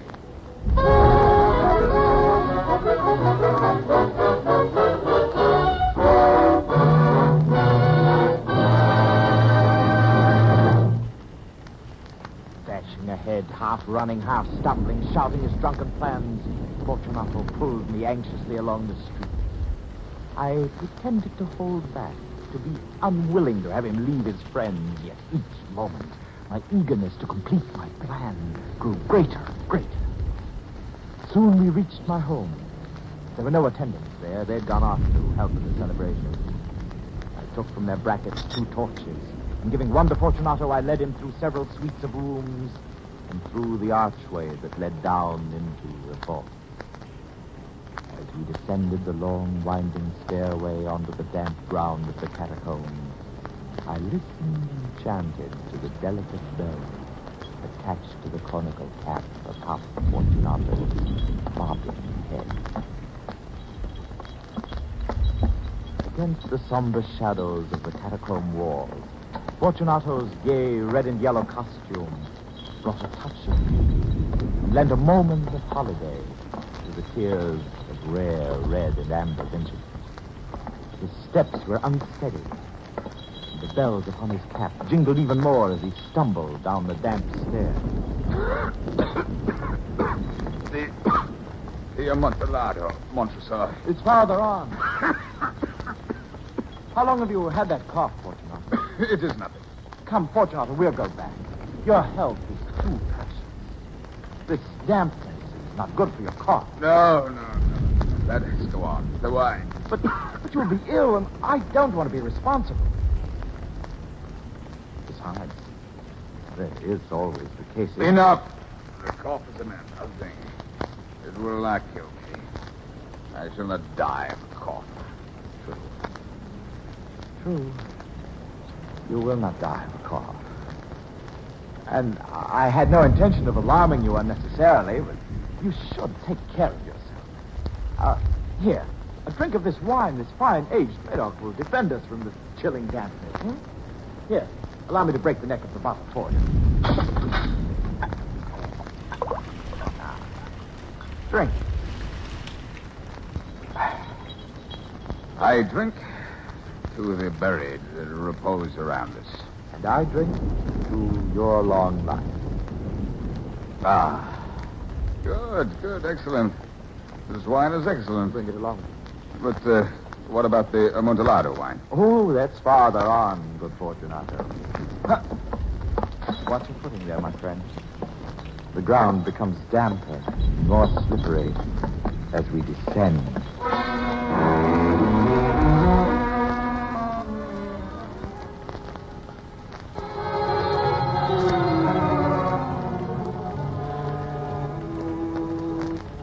Wine and the expectation of making a fool of me through my purchase of the Amontillado sparkled in his eyes, and the bells jingled. We passed through walls of piled bowls with casks and broken bottles intermingling into the lowest depths of the cellar. I paused again, and this time seized Fortunato by the elbow. The line, see, increasing, hangs like moss upon the vault. We're below the river's bed now. Look how the drops of moisture trickle among the bones. Oh, come. Fortunato, we'll go back before it's too late. You're caught. It is nothing. No, let us go on. But first, another bottle of the Medoc. Oh, better. A bottle of this, the Bananos. Here, Fortunato. Here. You break the bottle this time. Very well.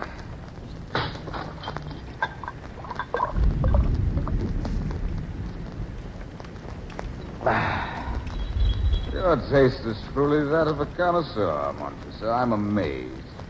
But come, let us go on. Yes, sir. And hold up your torch, Montessor. I don't care if it's blackness. Be it so, Fortunato.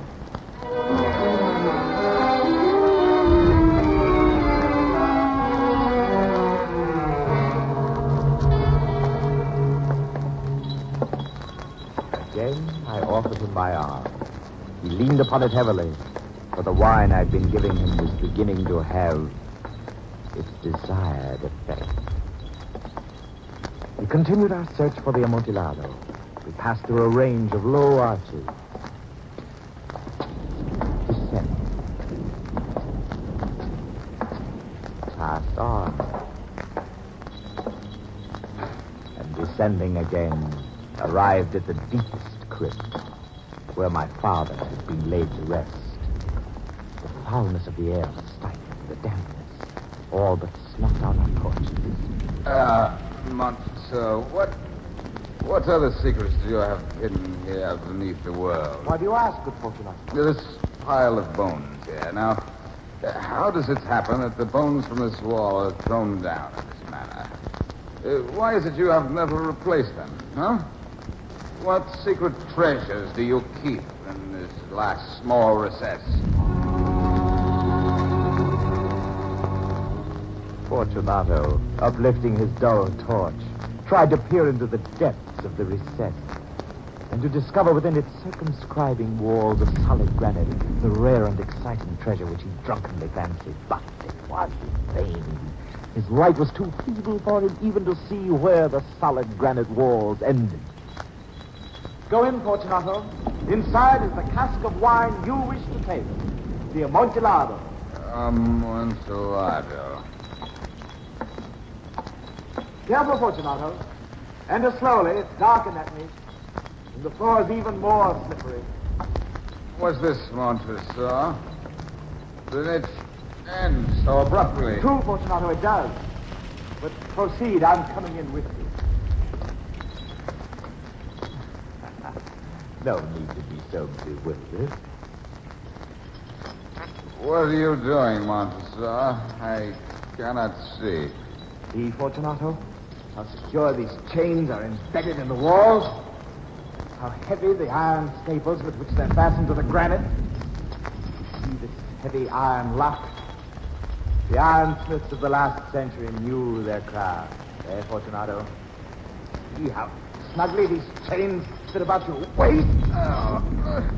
And this key? See, Fortunato, how smoothly it fits the lock.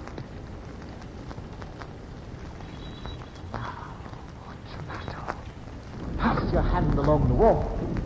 You can't help feeling the damp line that clings to it. Yes, the wall is very damp, but to keep you from falling. Perhaps you've already had too much wine. The Amontillado. True, the Amontillado. Fortunato was still nodding in his drunken stupor. Not yet did he know that he was forever chained to the walls of that black hell. I stepped outside and busied myself among the pile of bones that lay at the foot of the wall. The bones which he'd been sure had hidden the treasure, which, in truth, they did. Throwing them aside, I soon uncovered a quantity of building stone and mortar and a trowel which I'd hidden there. With these materials, I began vigorously to wall up the entrance of the niche. But for the regular sound of my trowel and an occasional jingle of tiny bells on Fortunato's cap, all was silent. I laid the first tier, the second, and the third. I scarcely begun the fourth tier of the masonry when I discovered that Fortunato's intoxication was wearing off. Fortunato is indeed awakened. With fiendish delight, I sat down upon the bones and I listened to his furious attempts to escape. When at last the clanking subsided, I resumed my work with the trowel and I finished without interruption the 5th, the 6th, and the 7th tiers. The wall was now nearly upon a level with my breast. I again paused, and holding the torch over the masonry, I threw a few feeble rays onto the dejected figure within. Help! Help, for the love of the Almighty, someone come and stop this madman! This fool, this devilish thief! Help! Help, for the love of God! Louder, Fortunato! You forget how far we are below the riverbed. Perhaps if I shout with you, Fortunato, someone will hear. Together, Fortunato! Louder! Help! Louder still, Fortunato! Help! For the love of the Almighty, someone come and release the noble Fortunato! Help! He needs help so desperately, and there are so many cliffs between him and the rest of the world. Help! Help!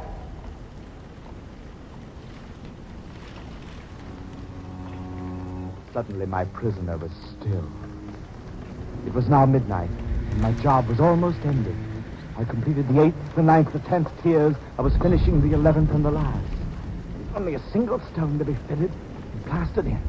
I struggled with its weight, and I placed it partially in its destined position. A very good joke indeed, Montresor. An excellent jest.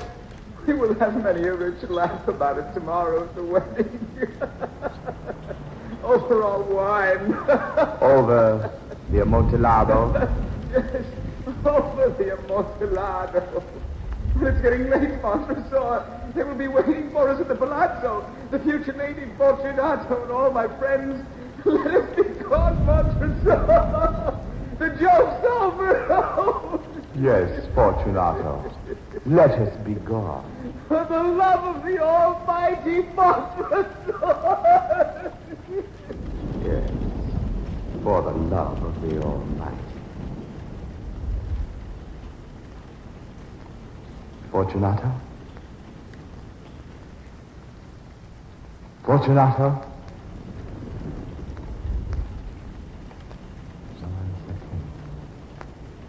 I thrust my torch through the remaining opening and let the light fall within. From inside the crypt there came the only answer Fortunato now could summon. I felt sick on account of the dampness of the catacombs. I hastened to finish my labors. I forced the last stone into its position. I plastered it up. Against the new masonry, I re-erected the old rampart of bones.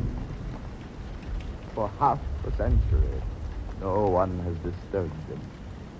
The bones of my fathers rest in peace.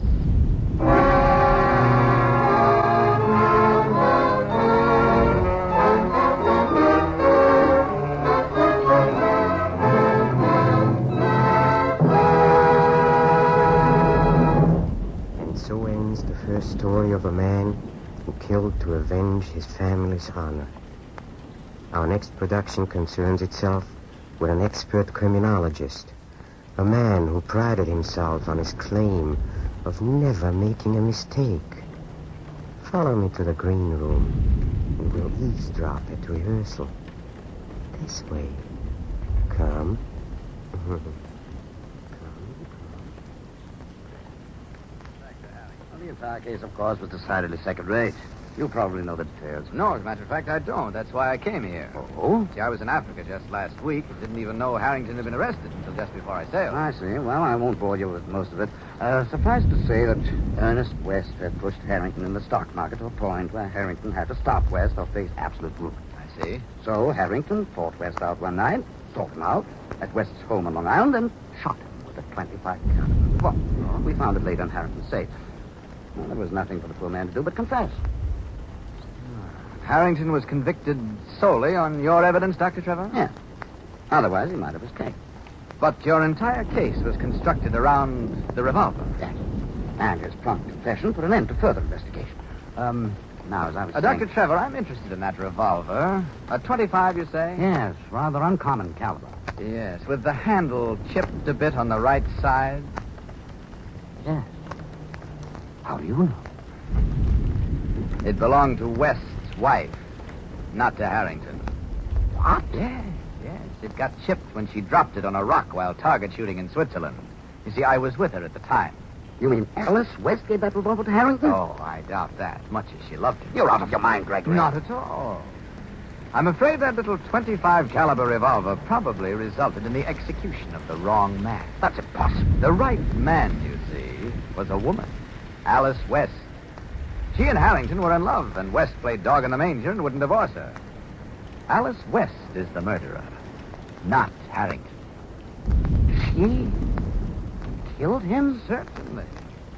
There was no reason for Harrington to borrow her revolver. He had quite a little arsenal of his own, as I remember. A 45 caliber would have been his speed. But Alice West was in Europe at the time of the crime. Ah, before and after, yes. But I happen to know she was in Montreal the very month the murder was committed, and that isn't far from Long Island by plane. Go on, Gregory. Well, to clinch my case, Alice got tight one night in Monte Carlo and told me she was going to kill her husband. I left for North Africa the next day and didn't hear a thing for months. But when I saw the papers, I hadn't any doubts as to who had bumped off Ernest West. But Harrington's confession. Oh, Dr. Trevor, that's easy if you know people. The poor ox went to the chair for his lady love. It's been done before, you know. Gregory, what you say, it's impossible. Why? The man was convicted totally on my evidence. I could never make a mistake like that. Oh, come now. We all make mistakes. I don't. Well, it's a shame, but what's done is done. Obviously, you don't understand, Gregory. What? My reputation won't permit mistakes. Oh. I simply do not make them, that's all. Don't worry, Trevor. Your reputation isn't going to suffer. Alice West will be dead of dope inside of 2 years, if I'm any judge. And no one else knows you've been wrong, just this once. You do. Well, yes, but we can forget all about that. Yes, we must. We must. Right? Don't fret, Trevor. I'll keep my mouth shut. Yes, I know you will. Fine. Now, what about another brandy, eh? Oh, yes, over here on the table. Trevor. What are you doing? Trevor! No! Yes, Gregory. You'll keep your mouth shut.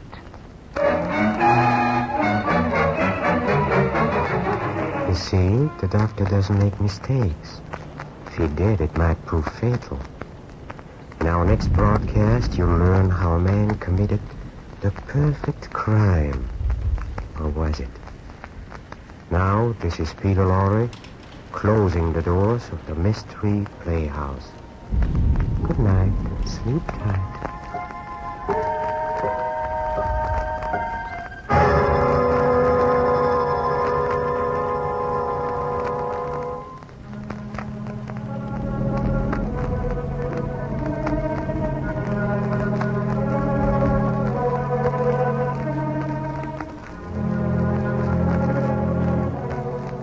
This is the Armed Forces Radio Service.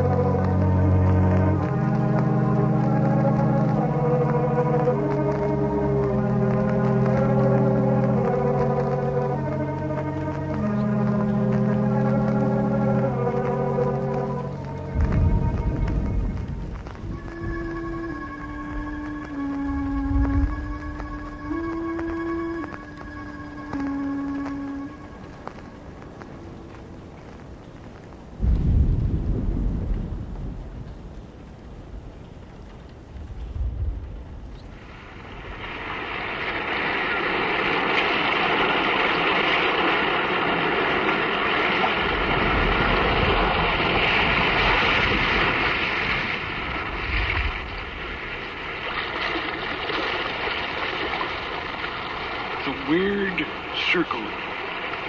In this cave by the restless sea, we are met to call from out of the past stories, strange and weird. Bellkeeper, toll the bell, so that all may know we are gathered again in the Weird Circle.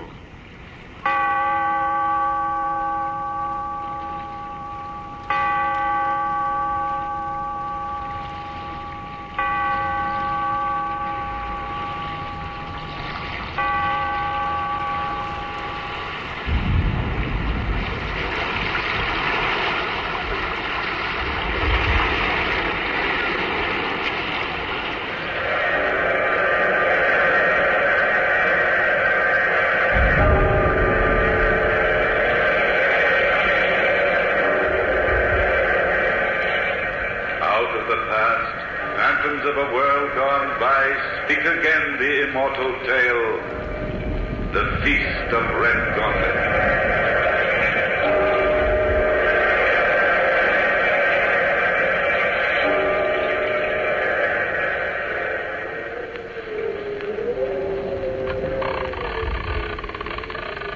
Three men dead, hanging on a gibbet, hanging and swaying, and the gibbet creaking in the wind.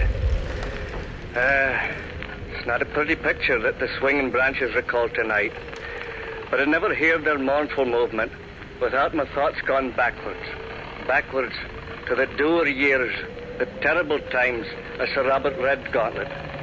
This countryside will long remember him, for our fathers used to draw breath thick when they heard him named. Steenie Steenson was his tenant. And I and every tenant man in Sir Robert Red Gauntlet's ground had to join the master in his killing raids on the Liberal Whigs. That night, Red Gauntlet hung 3 neighbour men I knew. My heart was like a stone, for I held no ill will against the men myself. And worse luck would have it, I was the last man to leave the frightful scene, for Davy, my old horse, went lame on me. The 3 dead men hung high over my head, the gibbet creaking and swaying as I looked over Davy.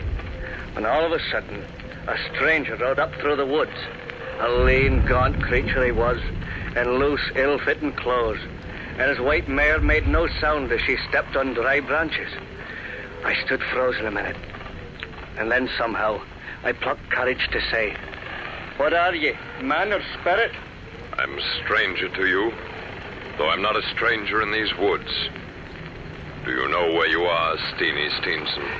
Not rightly, sir.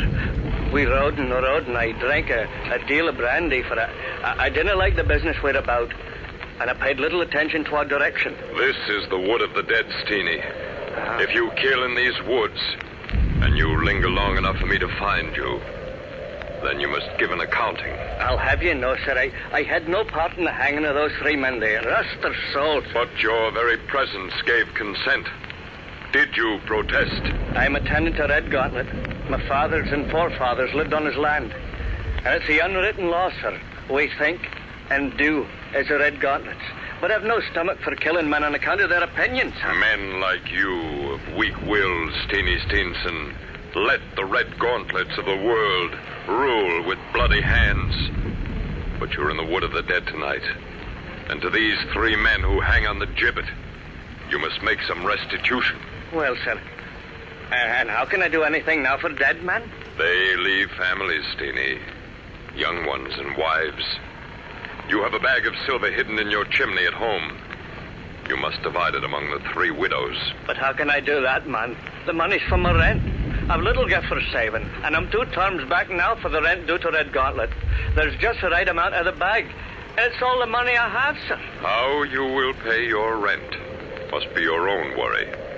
But you shall not leave these woods tonight alive, unless I know that you mean in your heart to divide that bag of silver among the 3 widows. Well, I'm no man to be blind to the corner the wind blows in. I don't know who you are or what you are, stranger. Maybe I'd soon not know. But I can feel you mean every word you say. I'll divide the money among the 3 families. Good. We'll meet again, Steenie Steenson. Someday. A very good night to you. And a good night, stranger, to... I started to say it, but the horseman and horse had vanished, fairly melted into the woods before I could finish my words. Not a sound they made, as the white mare stepped with a fine gait on the dead dry twigs. But keep my word I did to the ghostly stranger. The very next morning, I went to the three widows and gave them the money. Now came the problem for the rent. For Sir Robert Red Gauntlet was no man to be put off for more than 2 terms, and I was due to pay him that very day. Now, I'd done many a man a favour in the countryside by playing the bagpipes at weddings and all that sort of merriment, and I was what you might call in demand. So I went to the friends my bagpipes had made for me and asked them for the loan of some silver. From about 20 sources, I picked up the money to make the full amount, and away I trots to Red Gauntlet's castle with a heavy purse. The old serving man, Dougal McCallum, met me in the great hall. He seemed beside himself with worry as he said, Steenie, the master is in an evil mood, for he's suffering hard with the gout. Well, pay the rent of must, gout or no gout. By the way, Dougal, is Sir Robert's pet monkey, what's his name, there with him today? Aye, the monkey Major Weir sitting like an evil spirit in his little red lace jacket, perched on the master's shoulder. It's afraid he'd be. I hate that little jackanapes. Well, come, man. I'd like to get this business over. This way, Steenie. I've never seen the master look so bad. But don't you tell him so. Come in. Don't be so slow about it. What are you, snails crawling in? Just you, jackanapes. I'll give you the back of my hand. Dougal, take the monk off my shoulder. Aye, sire. The major's full of chatter today. Come, monk. Honey, sit down like a good little beast on your pillow. Sir Robert, Steenie Steenson's come to pay his rent. Yes, Sir Robert, here I am, man. I see you, man, I see you. Are you come light-handed, you son of a thistle? No, Sir Robert. The rent for 2 terms is right here in the bag. Well, I'm surprised to get it all at once. This blasted gout is enough to drive a man to make a pact with the devil himself. Oh, don't say things like that, Sir Robert. The evil one might hold you to it. You hypocrite, Steenie. You know as well as I do that everyone believes I've already made a pact with the devil. And everyone's sure of where I'm going when I die. I never listen to gossip, Sir Robert. Now, if you'll count the silver and give me the receipt, I'd best be going. All right, Steenie. Dougal, take Steenie to the hall and give him a cup of brandy while I count the silver and make out the receipt. Come along, Steenie, with some right fine brandy just down from Edinburgh. I'm never a man, Dougal, to refuse a sample. Oh, my feet. This old blasted gout. Dougal! Aye? Bring me a bowl of cold water. The master is having an attack Hurry, you again. idiot! Oh, my heart. My heart. What's the matter? What can I do, Dougal? Is the master worse? Steenie, run, man. Get on your horse and fly for the doctor. I'll do that. Sir Robert looks bad to me. Out of Red Gauntlet's castle, I rode as fast as I could, and rode hard to bring Dr. McKenzie. I felt in my bones this was no light illness of Red Gauntlet's. The doctor and I were soon back in the castle, and as we opened the door, I thought how uncommonly quiet it was. Then old Hutchin, the butler, come toward us. You're too late, Steenie, with the doctor. Steenie and I rode as fast as we could. What happened, man? The worst. Sir Robert Red Gauntlet is dead. Heaven keep his soul. Well. That's sad news, Hutchin. Of course, I'll have to confirm the death and make out the proper papers. Yes, sir, I know. This way, please, sir. I tiptoed out and left that place of death, for I knew I'd only be in the way. And so deep was I in the thoughts of Red Gauntlet's end that I was a fair way home when of a sudden I remembered. Hadn't I left the silver for the rent there and never got a receipt? But then I considered old Dougal was a witness to the fact that I'd brought the money, and in due time it would all be put to rights. And so the matter would have been, had not the uncanniest bad luck happened the night before Red Gauntlet's funeral. That night, old Dougal invited Hutchins to his room for a round of drinks before they went to bed. Hutchins told me more than once about that strange night. Hardly was he seated in the room when Dougal said, Hutchin, we've both served the dead master a long, long time. Aye. And though Red Gauntlet may have used an iron hand to others, he was good to us. Well, here's long life to you, Dougal. Thank ye, Hutchin. But I know I'm not long for this world. Oh, come now. Don't let the master of death make you morbid. It's not that I'm morbid. But you know the master and I were more like two brothers. I've followed Sir Robert through good and ill, through pool and stream. I've followed with a blind devotion. And though the master goes to the evil place, I too would have to follow. And I think it won't be long. Man, get hold of yourself. I'll begin to think Sir Robert's death has turned your reason. You're sure to think that when you hear what I have to tell you. As you know, Red Gauntlet lies in state in his own room. And I've been sleeping as usual in the room which adjoins his. If you remember, Sir Robert used to blow on his small silver whistle for me to come and turn him over in his bed. Well, Hutchin, as true as I'm alive this minute, every night since Red Gauntlet's death, I've heard that whistle. I've heard that silver whistle blow of the night. Dougal, you make my hair stand on end. Man, you must have dreamed such a thing. I did not dream it. I heard the silver whistle, and so frozen was I with terror that I did not stir. But in the daytime my conscience hurt me, for I can't let even death break my service to Sir Robert. Listen, there it is. Red Gauntlet's silver whistle. The Lord keep our souls. It's an awesome song. I've got to go, Hutchin. I've got to answer Red Gauntlet's call, just as I used to. But, man, you cannot be turning a corpse over in its bed. I've got to go. Stand by me, Hutchin. At least, go with me to Red Gauntlet's door. I have no will for such doings, but I can't fail you in a pinch like this. Come, then. The master is impatient. Never did this hall seem so long, Dougal. Aren't we two addle-headed old men to be answering a silver whistle blown by a dead man? And on second thoughts, Dougal, maybe we only imagined we heard the whistle. We did not dream it, Hutchin. Oh, well, we're near to the master's bedroom now. I dread opening the door. Aye, the light of the candles might reveal to us more than we want to see. But open the door we must. Dougal, look. The dead master lies just as we left him. Dead and quiet. But Hutchin, look! Look on the foot of the bed! It's the foul fiend himself, the evil one!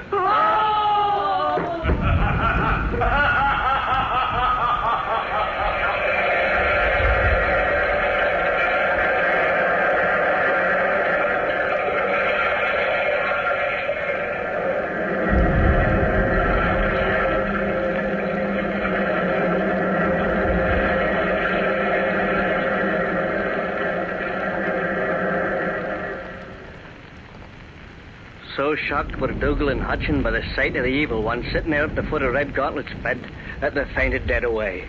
Finally, when Hutchin came out of the faint and gathered his wits about him, he found old Dougal lying in a heap dead. Dougal had joined Red Gauntlet in the last long journey. Now, when I heard about Dougal's death, I felt sad indeed. But I'm afraid I felt more pity for myself than anyone. For Dougal was the only witness to the silver I'd left for the 2 terms of rent. Now, Sir Robert Red Gauntlet's son, Sir John, had come up from London for the funeral and to put things to right. In due time, he called me to come to see him, for I knew for certain he would. I stood before him in the great hall, and Sir John said, Steenie Steenson, you're down here for 2 terms' rent. That's a whole year. Please, Your Honor, Sir John, I paid it to your father. Oh, you've got a receipt then, doubtless, Steenie, and can produce it. Indeed, I hadn't time, sir. For no sooner had I set down the silver, and Sir Robert was drawing the bag to him, when he was taken with the pains that took him out of this world. Oh, that's very unlucky. But perhaps you paid it in the presence of somebody. Aye, Sir John. There was nobody in the room but Dougal McCallan, and as Your Honor knows, he soon followed the dead master. Very unlucky again, Steenie. It's very strange to me that no one has told me that a bag of silver was found on the table after my father died. Perhaps the butler Hutchin knows something about it, sir. All right, I'll see what he has to say. Hutchin! Hutchin! Yes, Sir John? Hutchin, I wonder that I was never told about a bag of silver left by Steenie Steenson the day my father died. It should have been found on this very table by which my father had been sitting. But we found no bag of silver, sir. I came running at once when the master cried out. And it was I who put the room to rights after we'd carried out the body. But I did leave the money right there on the table. Well, Hutchin, there's only one thing to do. Call all the servants together and question them.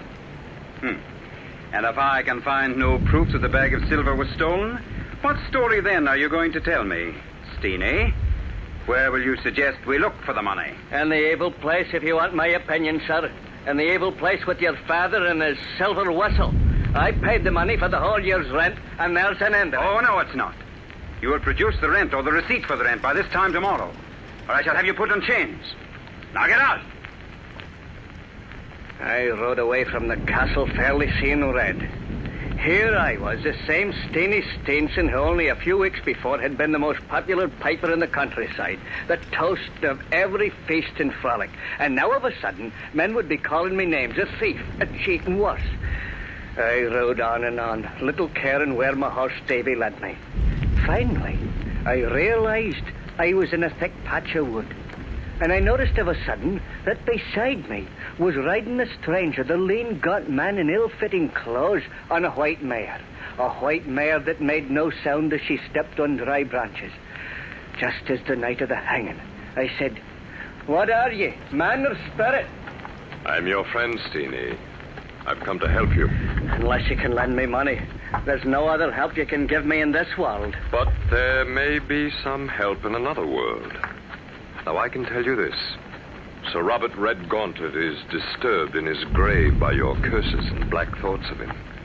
And if you will venture to see him, he will give you the receipt. Stranger, I've the courage to go to the very gates of the evil place, and a step further for that matter, for that receipt. All right then, Steenie. Turn sharply to the left. Make your horse wind in and out of that thick settlement of black fur.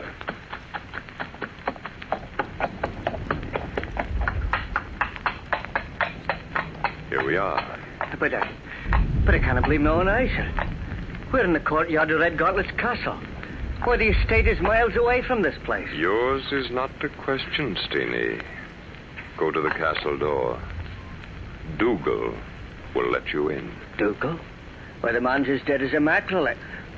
What place am I in, sir? Courage, Steenie. Remember, you must get that receipt. Go to the door. Yes, sir. Yes, sir. Go I will. For it'll soon be dead myself as to be in the fix I'm in. Well, Davy, me good horse, goodbye. If I don't come back, you'll know I've gone to... Heavenly days. There's Dougal standing there waiting at the door for me. Dougal, man. I never thought to see you alive again. I'm not alive, Steenie. Aye? Now listen carefully. When you're inside Red Gauntlet's castle, take nothing from anybody there, neither meat or drink or silver, for they will bind you to that unholy party. Take nothing except that receipt which is your own. Come.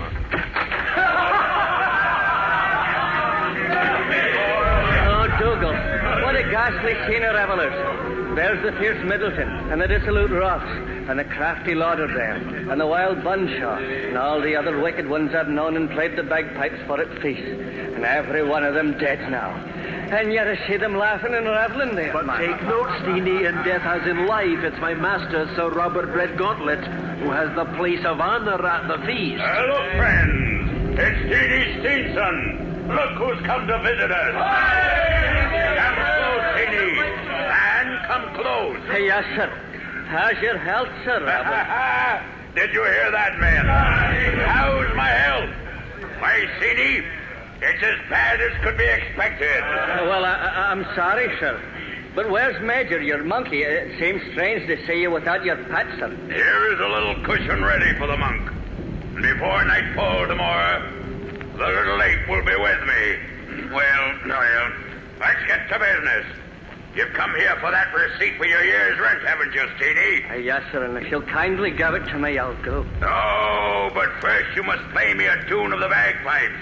Dougal, you'll never be Beelzebub. Bring Steenie the pipes I've been keeping for him. Robert, Sir Robert, this scene in your awesome presence have fairly taken my breath away. I fear I have none left to play the pipes, sir. Then you must eat and drink, Steenie, for we do little else here. And it's likely to be ill speaking between a full man and a fasting one. I've not come to eat or drink, sir, but simply for what's my own. Give me that receipt. All right, you pitiful cur. I'll write it here now. Dougal, bring me the quill. I have everything ready, sir. Good. Here. This 25th of November, from my appointed place, I, Sir Robert Red Gauntlet, do assert that Steenie Steenson paid me in silver 1 year's rent. There's Steenie's your receipt. Thank you, sir. And tell my rogue of a son to go look for the bag of silver in the cat's cradle. In the cat's cradle, yes, sir. Thank you, sir. No, not so fast, my man. I'm not done with you. Here we do nothing for nothing. On a year this very day, you must return and pay the pipe for me. That will be your payment and my pleasure. I dinna care a rap for your pleasure, sir. I refer myself only to the good Lord.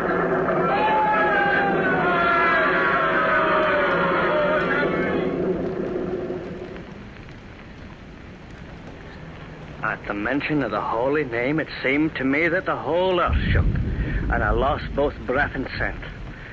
When I came to it was early morning. I was in the woods, a full 5 miles from home, and Davy, my horse, was feeding nearby. And then I laughed, and I thought what a nightmare of a dream I had. But then I realized I was holding something tight in my hands.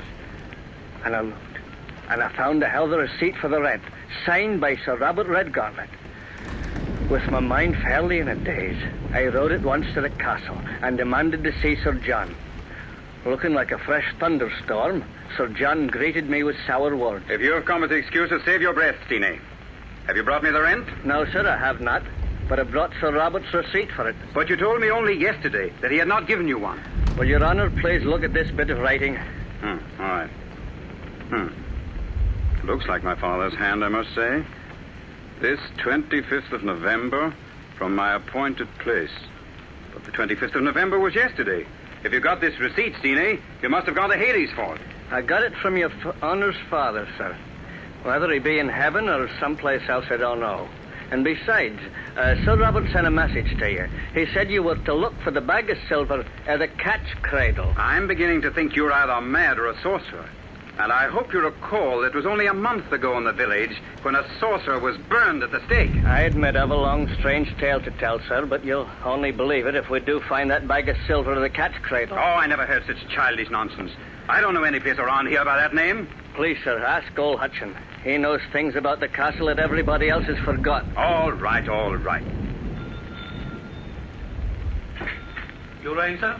Hutchin, do you know a place about the castle called the Cat's Cradle? Oh, yes, sir. It's a ruinous turret long out of use, next to the clock house. One can only get to it by a ladder, for the opening's on the outside. It's many long years since I've heard anyone inquire about the Cat's Cradle. Thank you, Hutchin. Come along, Steenie. We'll go to the Cat's Cradle and see what we find. Just in case I need it, I think I'll take this pistol that was my father's. For what purpose, sir? It has silver bullets. And they say that silver bullets are the only kind effective against mad men and sorcerers. Come, Steenie.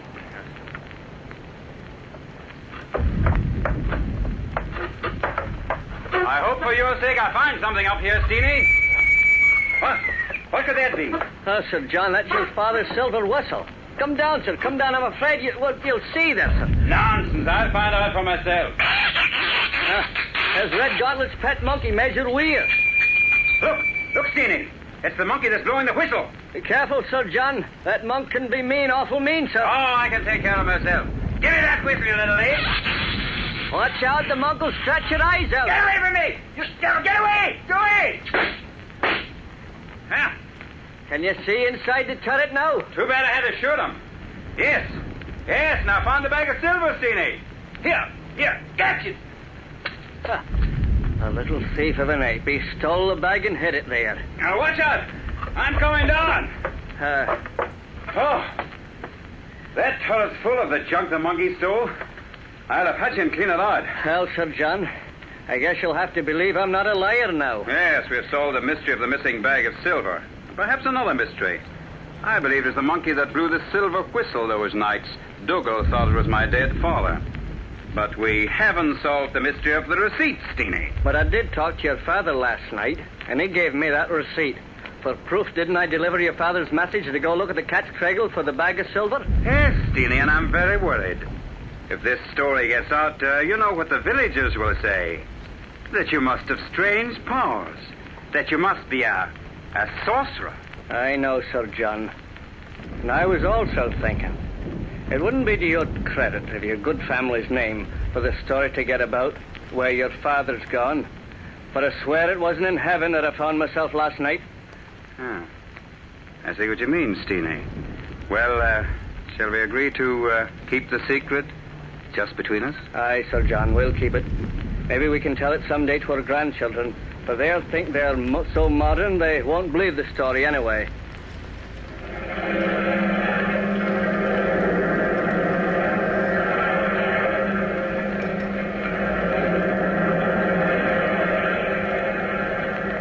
From the time-worn pages of the past, we have brought you the story, The Feast of Red Gauntlet.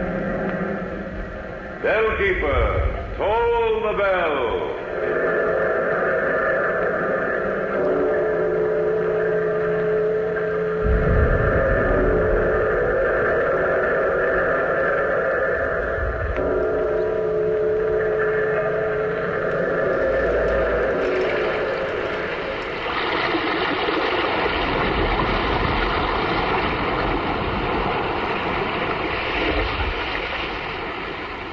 From the time-worn pages of the past, we have heard another immortal tale in The Weird Circle. Bellkeeper, toll the bell.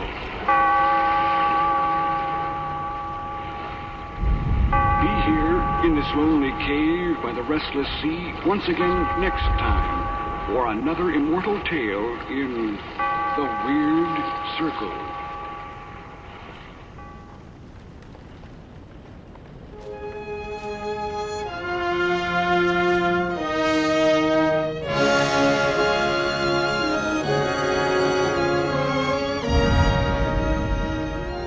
The makers of Campbell Soups present the Campbell Playhouse. Orson Welles, producer.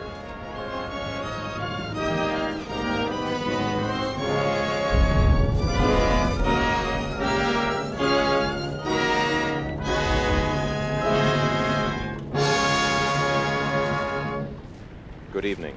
This is Orson Welles. Our offering tonight, the celebrated dinner at 8, is, among other things, an object lesson for the overwhelming number of people who believe that dinner, preferably to be called supper, and primarily a meal to be eaten at the close of day for the purpose of sustenance against hunger, is to be shared, except on rare occasions, only with the members of their intimate family. George S. Kaufman and Edna Ferber, however, setting their play in the semi-rarefied atmosphere of the semi-upper circles of New York society, have preferred to deal with dinner as an almost unimportant part of a weird social proceeding that has come to be known as a dinner party. Actually, we're never shown the dinner in Dinner at 8. But we are shown the highly involved maneuverings necessary to bring the Dinner at 8 dinner party into existence, along with the colorful incidents and the intertwining lives of those who finally participate in it, including Mr. Larry Renault, the once so great film star who made the greatest appearance of his life in the long run by not appearing at all at the dinner party at which he would have been at least a featured player.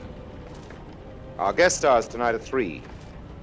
Marjorie Rambeau, Hedda Hopper, and Lucille Ball. Miss Hopper, of course, was a distinguished actress before ever she branched out into her present combination career of acting and columning. Miss Lucille Ball is the beautiful and talented young lady whose position in Hollywood is becoming increasingly more important. Marjorie Rambeau, certainly one of the first talents of the theater, is now carving out for herself a new career in motion pictures, recently cemented by her thoroughly brilliant performance in Primrose Path. But before tonight's story, Dinner at 8, Mr. Ernest Chappell has a seasonal reminder for the ladies. Mr. Chappell. Thank you, Orson Welles.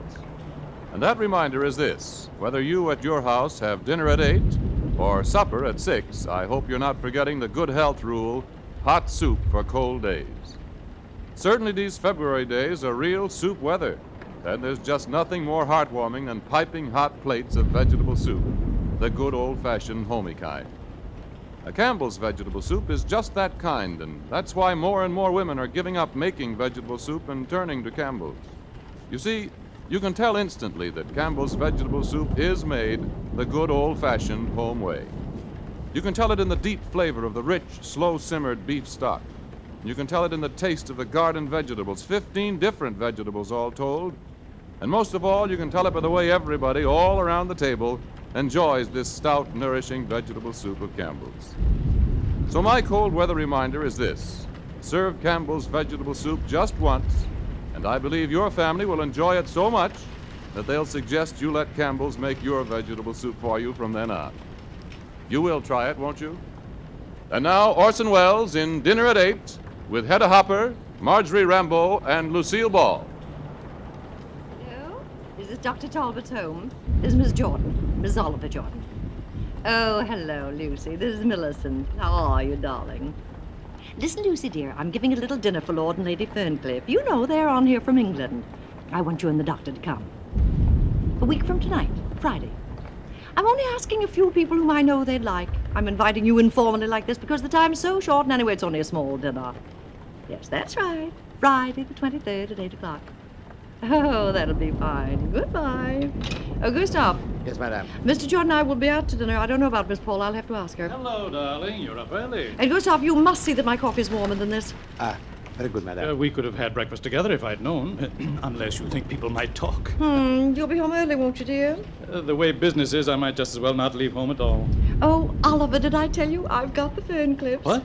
Lord and Lady Ferncliff, they get in this morning on the Aquitania. I sent them a radio last night, and they're coming to dinner Friday. Wasn't that right of me? Yes, if you want the Ferncliffs. I thought just a small dinner. What do you think? 10's a nice number. Fascinating number. Of course, it's terribly short notice. I thought I'd ask the Talbots, the Doctor and Lucy, the Ferncliffs, and you and I. That's 6. And your precious Carlotta Vance. Carlotta? Would you like me to ask I her? haven't seen her since she came back. Now, let me see. I'll need just one more couple and an extra man. I think maybe I'll Look here, dear. If you're looking for another couple, I wish you'd ask Dan Packard and his wife. Ask that woman to my house with the Millicent, Ferncliffs? Millicent, dear, believe me, I wouldn't ask this if it weren't important to me. You know that. Packard's become a big man the last year or so. I don't want to go into details, but it's very important. Oh, Oliver. Morning. Good morning, What Paula. are you doing lolling about in boudoirs? What's become of the shipping business? Yeah, what I won't be indeed. home for dinner, Mother. Paula, what about this afternoon? I've got to go to the office. Paula, where will we meet? Millicent, you will invite the Packards, won't you? Oh, well, if it's as important as you say. Believe me, it is. Oh, well. Thanks. Drop you, Paula? Walking. Paula? Yes, Mother. Paula, I'm lunching at the Colony, but I can meet you. Oh, Mother, I can't meet you this afternoon. I simply can't. Well, for a girl that's being married in 3 months, you're certainly casual.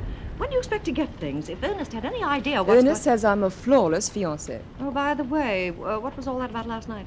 What? Ernest called up this morning in a perfect dither. When you weren't up, he asked to talk to me. Oh, yes? Did I know how you were feeling, and were you any better? He said he brought you home at 10 last night with a terrible headache. Oh, yes, I did have, but I'm quite all right now. I distinctly heard you come in at 4 this morning. Well, I went out again.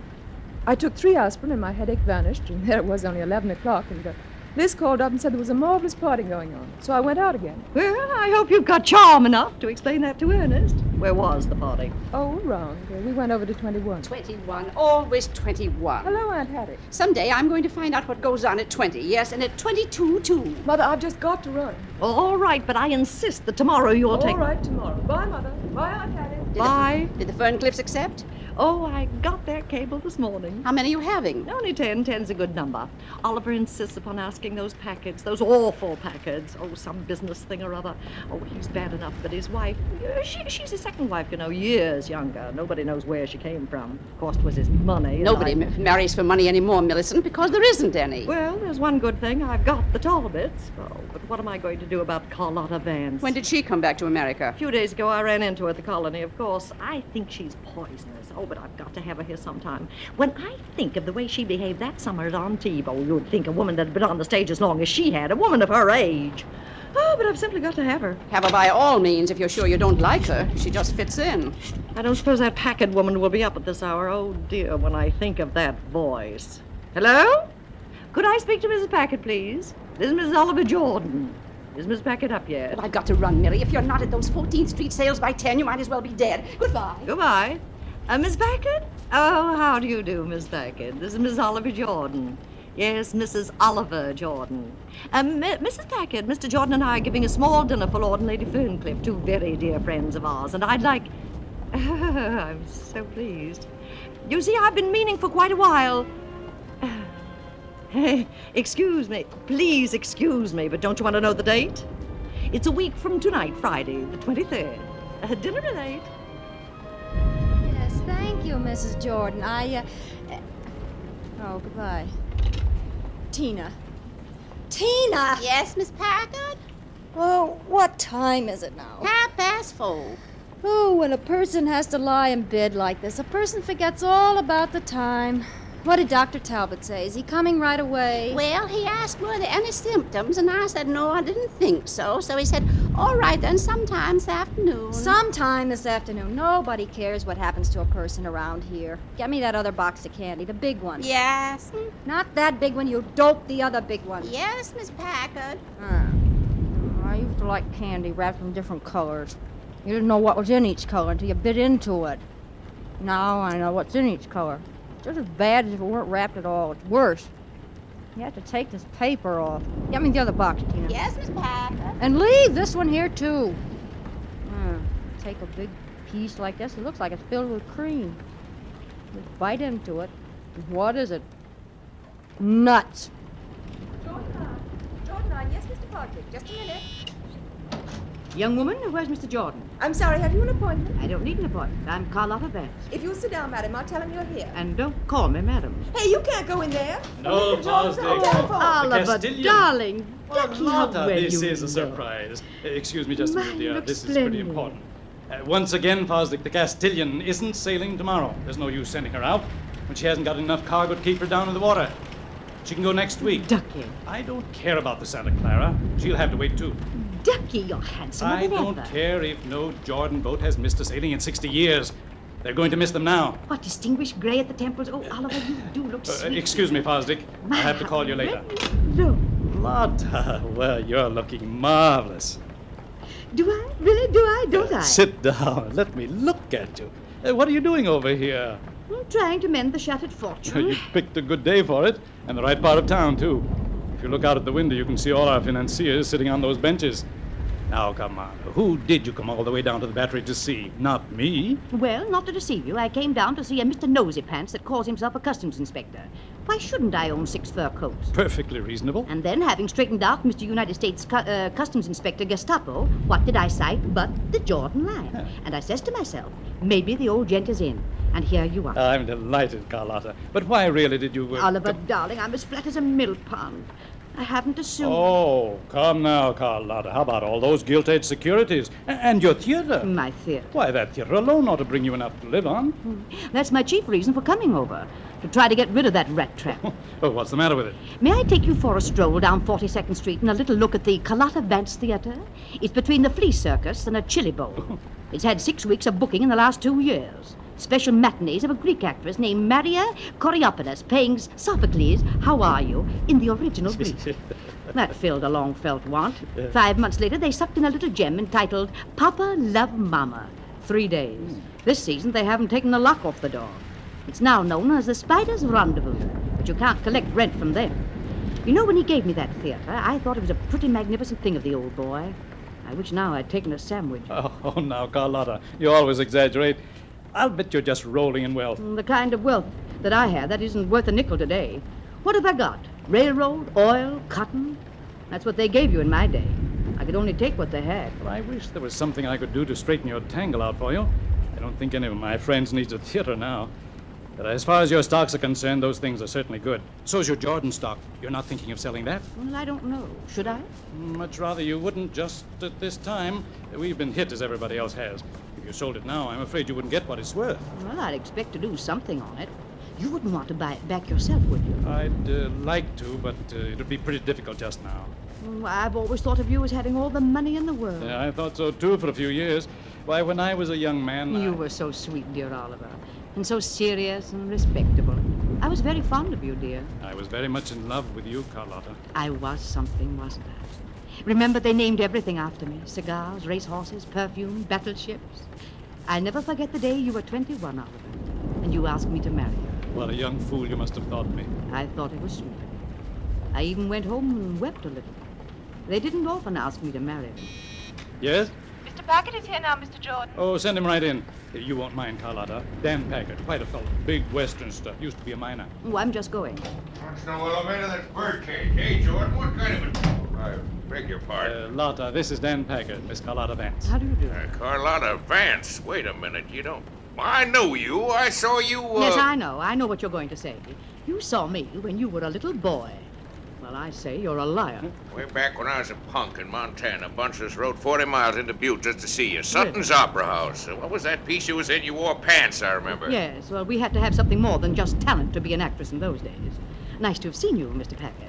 I'll be running along before you remember seeing me in a bath. I'll call you, Carlotta. Look here, you're dining with us next week. Friday, isn't it? Am I? Of course you are. So are you, Dan. But I'll see you before that, Carlotta. All righto. Goodbye. Goodbye, Lochinvar. What'd she call me? Sit down, Dan. How have you been? I can only stay a minute. Running down to Washington, 5:30. Got to drop up home, pick up a bag. Bunch of us going down. The president needs a little straightening out, looks like. Dan, the reason I asked you to come in, I want to put up something to you. Sure, go right ahead. It's about the Jordan line. We find ourselves facing, well, it's like this. Go on. What's bothering you? Kind of up against it? Well, you probably know about our business. We're strictly freight carriers. New York, Southern Coast, Havana, Port-au-Prince. I needn't tell you what's happened to trade down there.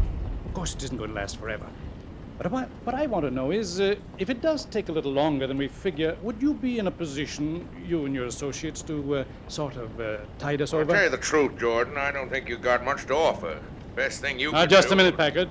The Jordan line is one of the best known in the shipping world. I know Our that. boats have traveled the ocean for a century. We started with clipper ships, and we're not going to stop now. I'll tell you what I'll do. You get together some figures on this thing, and you do that balance sheets, assets, total tonnage, what the boats cost when built, list of stockholders. How about that? Pretty widely held? No, it's held quite closely. Half a dozen people in all. Well, let me have a list of them. All right. You understand, Packard. This is confidential. Sure. I just want a list. And it's got to be You quick. get me that dope, and I'll let you have an answer in 48 hours. That's very kind of you. I'll do what I can for you, Jordan. Everything I can. So long.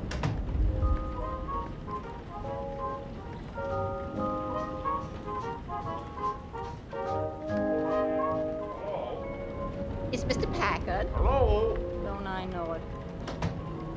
Hey, you in bed again? What's the matter? I don't feel good. And take off your hat when you come into my bedroom. Anyway, tip it. Look at me, never sick a day in my life. I go out and do things. Tina, Yes, Mr. tell Packard? Charles to pack me for overnight. Yes, Mr. Yes, sir, I go out and do things. That's because you're an extrovert and I'm an introvert. What? Dr. Talbot says you're an extrovert and I'm an introvert, and that's why I have to be quiet a good deal and have time to reflect in. Reflective? What do you got to reflect about? I got to think and act at the same time. That's what... You know why I'm going to Washington tonight? Because the president wants to consult me about the affairs of the nation. That's why. What's the matter with him? Everything's the matter with him. That's why he's standing for me. And I'll tell you something else if you want to know. It wouldn't surprise me a bit if he offered me a cabinet job. And what do you know about that? Oh, there was a dinner in New York once, and all the girls got candies full of diamonds. Well, you ought to be married to some of the guys that I see. You learn to preach. Well, I went into an office this afternoon. Fella begged me. Turns out he can't even keep a little business going. I juggle 50 things, and he can't handle one. Here's the blow-off. I've been trying to get hold of just his kind of layout for the past 2 years, and the sap hands it to me. Only he don't know it. Going to send me a full list of stockholders. I buy up what I need, and it's all over but the shooting. Little Dan Parker owns the best shipping line between here and the tropics. And Mr. Oliver Jordan is out on his ear. Oh, we're going there for dinner next Friday, and I'm Yeah. going to wear my new pink. Well, what? Mrs. Oliver Jordan called me up, and they're giving a swell dinner, and we're invited. Well, we're not going. Oh, yes, we are. If he's a sucker, that's his funeral. Business is business. I can't go walking into the man's house Presidents and in eating Washington and all those rummies, but you can't go anywheres with me. his breath. We're not going. Once in our life, we get asked to a classy house, and I got a new dress that'll knock their eye out, and we're going. We are not going. We are so, you big crook. You pull a dirty deal, and it ruins my social chances where you can't get away with it. Oh, go lay down. I won't. We're not going, and that's all there is to it. Oh, Danny, please, Danny. No, we Kitty aren't wants going. to go. Kitty wants to see No, all the great big lords and Go. ladies in the beautiful house. Danny Wenny, it's for Lord Ferncliff and Lady Ferncliff. Ferncliff? Yeah, please, Danny Wenny. What'd you say? It's for Lord and Lady Ferncliff from England. They're an English lord and lady. You know who it is, don't you? He's one of the richest men in England. Is that rich? I've been trying to meet him for years. See, and I did Ferncliff, it. you know what I'll do? I'll buy up that Jordan stock through dummies. I'll use Baldridge and Whitestone, fellas like that. Keep my name out of it. Out of what? Out of getting control of his line, I told you. You did not. You never tell me anything. All right, all Dr. right. Talbot's I here, gotta be Mrs. going. Packer. Ferncliff, what a break. Bye, kitten. Tell Charles to meet me with my bag and be at the office at 11 o'clock. So long, kitten. Goodbye. Tina, quick. Get me the other jacket with the feathers. Yes, Miss Packard. And get my pearls out of the case and clear those things off the bed. Fix it up a little. Give me that atomizer. Oh, give me that book, the big one. Where is it? Look around. It fell down. Hurry up. It's there someplace. Is this it? Murder on Macy's Windowed Harlow? No. The one Dr. Talbot gave me. It's a big, thick one. It says aspects of the adult mind. I thought it was under the Marabou hot water bag. Give it to me. All right, now get out. Get out. Yes, ma'am. All right, Dr. Talbot. Thank you, Tina. Well, hello. What's all this? Hello, Doctor. Let's have your pulse. Wayne, you don't ever come anymore unless I send for you. I'm very busy, Kitty. You know how busy I am. Oh, but I'm so lonely, Wayne. You've got to develop your inner resources. Did you read that book? I tried, but just to read, a girl could go crazy. You've got to take it easy. You're tired of me. Well, I'm not, dear, but Well, then put your arms around me. You can let go of my wrist. I guess so. No sense taking your pulse now.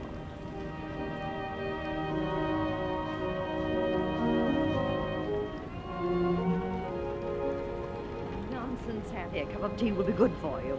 And me, too. What's this, I wonder? It's watercress, Millie, with mayonnaise. The two things I hate most in the world. Together. Oh, I'm simply dead. Mrs. John. Yes, Gustav. Mr. Townsend phoned. He regrets very much that he cannot come to dinner on Friday the 23rd. He will be out of town. Oh, well, Hattie, I've got to begin all over again. I bet if I called one man this morning, I called 10. Would you believe it? There just isn't an extra man in all New York.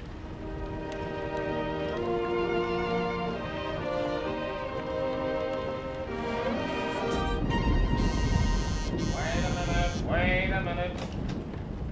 Oh, it's you. Who'd you expect? The Chase National Bank? You're pretty fresh for a bellboy. Where have you been so long? I come as quick as I could.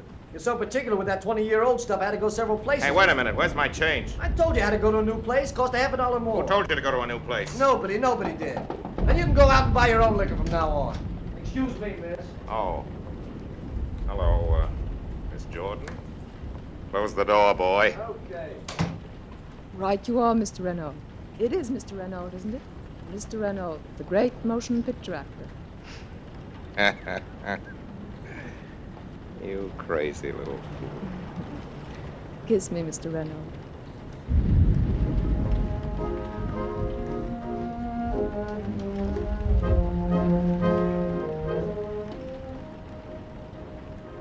Now, Hattie, who can I get? Oh, I'd love to have somebody exciting. That is, if he'd fit in with the Ferncliffs. Nothing exciting fits in with the Ferncliffs. Get somebody that'll go with Carlotta. Give her a little fun. Get her an actor or something. An actor? Let me see. I know, a movie star. Oh, I don't know any movie stars. What about Larry Renault? Was he still in town? He was yesterday. How do you know? I read it in Lenny Lyon's column. Oh, it's a marvelous idea. We met him 3 years ago in Antibes. He was simply a sensation. I read 2 interviews with him yesterday. He was wearing a black moiré lounging robe with a white monogram, and he's staying at the Duo Plaza. I'll put him next to Carlotta and then give her Dr. Talbot on the other side. Yeah, see if you can get him first and then let nature take its course.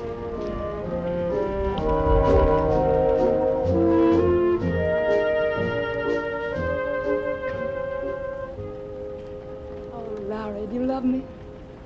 You know I do. Well, I just thought I'd ask. Oh, Larry, darling, let's go somewhere tonight, you and I. Let's get a car and drive up the river and have dinner. You crazy little fool. Tonight's the night I'm having dinner at your mother's, don't you know that? Oh, Larry. You know, if she ever finds out I know you... Oh, Larry, don't go. I have to. Larry, What? will you promise me something? What? Don't drink tonight. at Mother's. Now, Paula, don't get maternal. I know, but I want them to see you at your best. A man can take a drink or two and That's still... just it, Larry. If you take one, you'll always take another. No, and then... stop it, Paula. I won't All have right, you... my darling. Don't let's quarrel. Please don't. What about the play? Larry, when do you start Play. rehearsal? Monday? I think so. I just had a call from Max Kane. He's coming right over. I suppose everything's settled. You have a drink? No. Well, here's to us. Yeah, I suppose the show's all right. Max seems to think so anyway. You know how these agents are. They run you practically. He may be right, a season on the legitimate before I go back to pictures. Let them see me. They like that sort of thing. It's such a romantic part. I think you'll be marvelous. Really the only thing I've read that I thought was worth doing. The play's not much, but the part is very interesting. It's practically the only male part in the play. There's that It beachcomber. doesn't amount to anything. He has one little scene, and I dominate that. Oh, Larry. You know, it's so funny. Less than a month ago, I thought I was in love with Ernest. And you were just one of those $1 million movie stars. Only a month ago. But that was another person. A very young person. Hey, Paula. Listen to me. I want to tell you something. I know. Ernest is just the sort of young man I ought to marry. That's right. You're the sort the girls are always warned against. Well, I don't care a hoot what people say. I know your life is different from mine. I know all the things you've been. I know all the times you've been married. But I'm still married. You think I could still love Ernest after all this? After all we've been to each other? Paula. You don't know anything about me. All right. Tell me you murdered a man in Alaska. That's what I mean. You're not even grown up. You're a kid of 19. You're 19 and I'm 40. Almost 40. Darling, I hate college boys. Oh, darling, it isn't your age. It's everything. You never know anything but Park Avenue and Butlers and Pierre's. That's not true. I've got a job. I go to work every day. It's the fashion to have a job in your crowd. You don't know what it means to be up against it, to be fighting them every second, to pull yourself up hand over hand and have them waiting up there with a knife to cut the rope. Well, I'm not through yet. I'll show them if they think I've finished. But, Larry, what's that got to do with it? What's that got to do with our love? Love. You want to know the truth? I love you. Yeah, as much as I can love any woman. But at my age, it isn't real love anymore. There's been too many.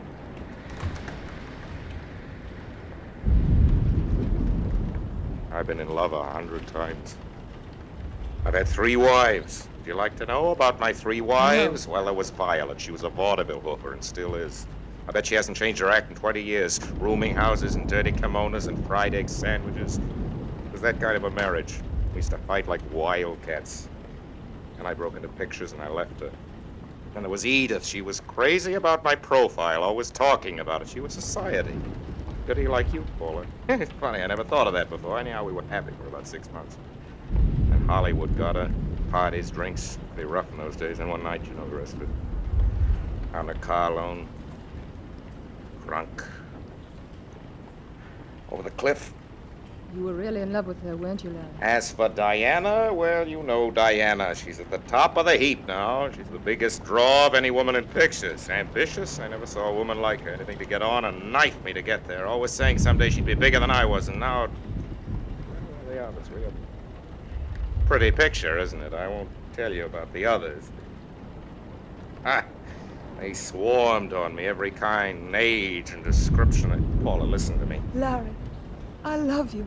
Don't you see that nothing else matters in the whole world? Paula, don't say that. Larry, it's no use. Nothing you can say will make any difference. Paula! I'm going to tell them. Now. Tonight. Paula, you mustn't. I'm going to tell everybody. You can't do a thing like that. I won't let you understand. I won't let you smash up your I'll life. smash it up if I want what to. it amounts I'm going to. straight home and tell Mother and Dad. And tonight I'm going to tell Ernest. Ah, that's my agent, that Mac. Paula, I want you to promise me. Paula, you've got to promise My me. mind is made up, Larry. It's no use. All right. Hey, don't you ever get up? You, know Mr. Kane, Miss Jordan? Oh, sure. How's the little lady? I'm splendid. You? Top of the bottle. I'll telephone you, Larry, later. Please think of what I said. Am I, buttoning? No, I was just saying goodbye. Pearls in your oysters. Goodbye, Larry. Goodbye. Well, how's the great profile? Been out today or just sticking around here? No, I wasn't feeling well. I slept kind of late. I went out to dinner. What's that straight whiskey you're drinking? A cocktail? If you want to call it that. All right, no offense. It's none of my business. Only why didn't you go up to McDermott's and get a workout every day? I'm all right. Take some of that blubber off Once you. I get into rehearsal, I'll get in shape. Yeah, just keep on with the drinks that size. That'll fix you. What's up? You see Bauman? I thought maybe he might come up with you. Bauman? No, he didn't come up. Look, Larry, I got a little disappointing news for you, kind of. What's the matter? Well, I go in there this afternoon, he's sitting there. A face like a gargoyle.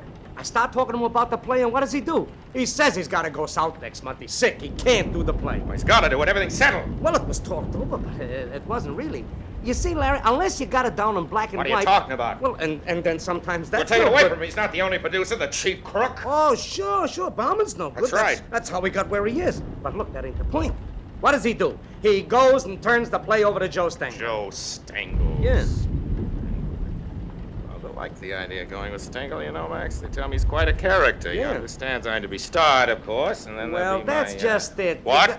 Look, Larry, I don't want you to blame me for this. I've been plugging for you for months. What are you trying to tell me? Now, don't go up in the air about it, because there's sure to be something You else. mean I'm out, you double... Do you mean I'm out? Larry, could I help it? Help it? Why, you dirty little Oh, now, swine. wait a minute. Hold on. All right, I'm a this, I'm a that. But there wasn't anything I could do to stop it. It was all done before I knew anything about It's it. your business to know. That's what you're hired for. Who's going to play the part? Cecil Bellamy. Cecil Bellamy. Ah, that piffle English. Why, he's English in the first place. Well, the part says English Explorer. All right, I can be English. I can be as English as anybody. I've waited for this play for 6 weeks. I've had a million things I've turned sure, down. You know that. Sure you could. And you can get him yet, Larry. Only what? Well, you've been away a long time, see? And you know the public. Besides, there's a bunch of them want to work on the stage again. Them picture names. You're not going to compare me with them. No, not with them words. Look, but you see, you're not a talking name. I was in talkies. I made some of the first talking pictures that were made. Yeah, I remember, but trouble is they forget. See, they forget overnight. You gotta get to work again. Go out there and act. Let them see you. Yeah, that's the way they want it. The beer. Well, now don't jump down my throat again. But I got an idea. What kind of an idea? Well, I was thinking about this play again. You know, Larry, I never said anything, but I never did think that was such a hard part for you. Do you know the part that I would be crazy to play if I was an actor? What? The beachcomber. Oh, beachcomber? Yeah. You're asking me to go on and play a part that is... Get out of... Go on, get out. Get out, Larry. you miserable... Get out! Larry, Get out before please. I kick I you know, out! but don't make a mistake. Wait a minute. All right. What makes you think the other part isn't right for me? Well, think it's no good. They'll get tired of him. But the other fella comes on once. But a once, that's a once. He goes off. They keep waiting for him to come back, and he never does. Oh, Larry, what a part! Of course, his one scene is very gratifying. It's the high spot of the show. You know what'll happen? At the finish, this, what's his name? Cecil Bellamy. Yeah, that mug there. He'll be trying to take bow, see? You know what'll happen? They'll be yelling, Renault! Yeah, Renault! of course I'd be featured. Maybe it'd be smart not to. You know, you but should I'd get sneak my up on regular him. salary. I mean, what Bauman was going to give me. But you can't think of this as salary. Suppose you only get two. Look, I'll tell you what. It's 4:45. I'll run right down to Stengel's office, fix up an appointment to get you to see him before Hold on he leaves. a minute. Wait a Then minute. He mustn't think I'm after this part. Make Stengel come to me. Larry, it isn't done that way. You're the actor. I'm Larry Renault. I don't go to managers with my hat in my hand and expect me to come for nothing. He comes up here, sees the luxurious... Larry, look, you know, you don't make things very easy for me, bringing managers to actors. Well, maybe he'll do it as a favor to me. You know, I used to be Joe's office boy. Look, how long are you going to be here? Oh, a long time. I'm not dining till 8. Well, if I can do it, I'm good. But look, Larry, darling, if he comes up here, you want to watch your step. We can't afford to let this part get away from us. Ah! Max, I must say you've got a funny slant on this whole thing. It's not I that can't afford, it's Stengel Oh, can't afford. sure. Yeah, well, goodbye. See you Goodbye. later. Max, Yeah? here's a funny thing. I wonder if you could let me have $5, a taxi fare. I didn't get out the bank. I'm going this dinner.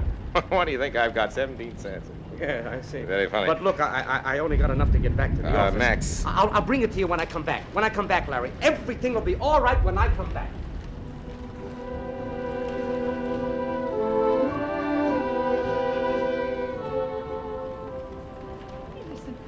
Carlotta, dear. I just popped in. I thought Oliver might be home. Well, if there's anything I could tell him for you. No, it's business. These just came, madame. Oh, how lovely. Talisman roses, Carlotta. Exquisite. It's my favorite rose. Aren't you going to read the card? That's more important than the flowers, I always think. From the Ferncliffs. Lord and Lady Ferncliff. Oh, how thoughtful of them. Not Stinky. Flowers from Stinky? Stinky? Yes, Stinky Ferncliff. All his friends call him Stinky. Oh, I didn't know you even knew them. I think of Stinky loosening up for flowers. Why, nobody in London will believe it. Once he dropped a shilling down the grating and he made them dig up Piccadilly to get at it. How amusing. Hello, dear. Hello, darling. Carlotta wants to talk to you, Oliver. I'll be tactful and vanish. What's the matter, Carlotta? Something wrong? Oliver, ducky, you won't be cross with Carlotta, will you? I told the man I wanted to ask you first, but he said it had to be today. There was some sort of meeting, so... Well, and then I got sort of worried about it. What are you trying to tell me? Well, Oliver, sweet. Poor Carlotta was so stony broken. It was such a chance, so I sold my Jordan stock. I hope you don't mind. Who'd you sell it to? His name was, well, he was really quite a sweet fellow, such a charming manner. The name's right here on the check, Mr. Baldridge, James K. Baldridge. Baldridge, eh? Somebody bought the Jordan stock from the Satterley sisters this afternoon. Only it was a fellow by the name of Whitestone bought theirs. Your stock must really be worthwhile if all these people want to buy it. I do hope I haven't caused you any trouble, Oliver. No. I'll answer it, dear. It's probably for me. See you later, Carlotta. No, Oliver, you shouldn't take business so seriously. Smile. Yes? Yes, this is Miss Jordan. Lord Ferncliffe's secretary. Yes. Yeah. What's that? Oh, but you must be. Oh, but they can't. Oh, but they can't go to Florida. They're coming here to dinner. Oh, but it's not possible. I'm giving the dinner for them. They've gone? When? Oh, but people don't do things like that. But letting me know at this hour. Oh, I don't care how sudden it was. You should have let... Well, all I can say is I never heard of such a thing in all my life. Never. Mother. What do you want? Mother, I must talk to you. What?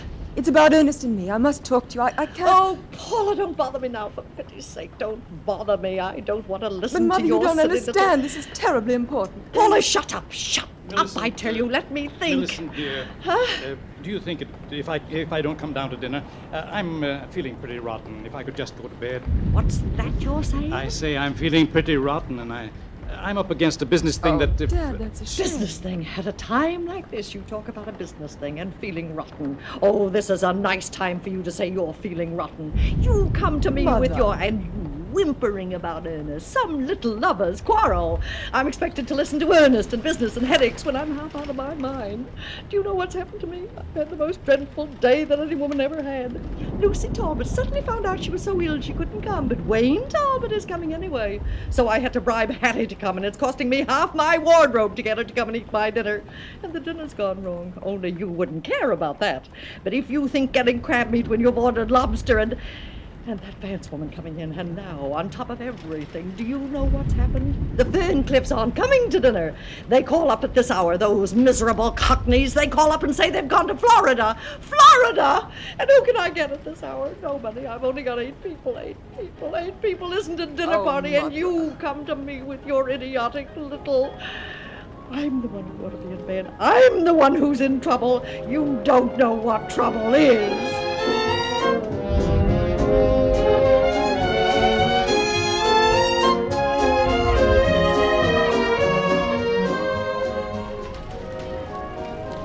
You are listening to Orson Welles in the Campbell Playhouse presentation of Dinner at 8 with Hedda Hopper, Marjorie Rambeau, and Lucille Ball.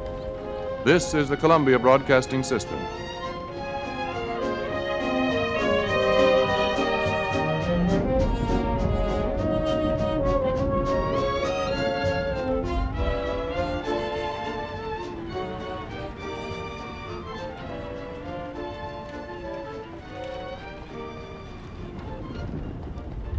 This is Ernest Chappell, ladies and gentlemen, welcoming you back to the Campbell Playhouse. In a moment, we will resume our presentation of Dinner at 8.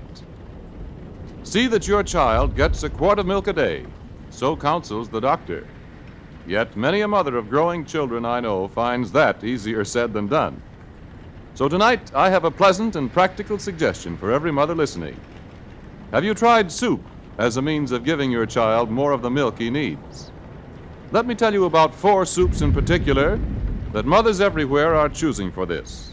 They are Campbell's tomato soup, Campbell's pea soup, Campbell's celery soup, and Campbell's asparagus soup. Nearly every youngster likes these soups, and when you prepare any one of them as a cream soup by adding milk instead of water, your child gets the double benefit of the good vegetable nourishment of the soup and the high nutritional value of the milk. Now let me repeat the Campbell soups I mentioned before. They are tomato, pea, celery, and asparagus. I wish I had the time to describe each soup to you, but I urge you to serve them in turn and find out for yourself how good they are for both the children and the grown-ups in your family, especially when prepared with milk. And now Orson Welles resumes our Campbell Playhouse presentation of Dinner at 8 with Hedda Hopper, Marjorie Rambeau, and Lucille Ball. Hello? What time is it? Time! What time is it? 10:45. Thank you.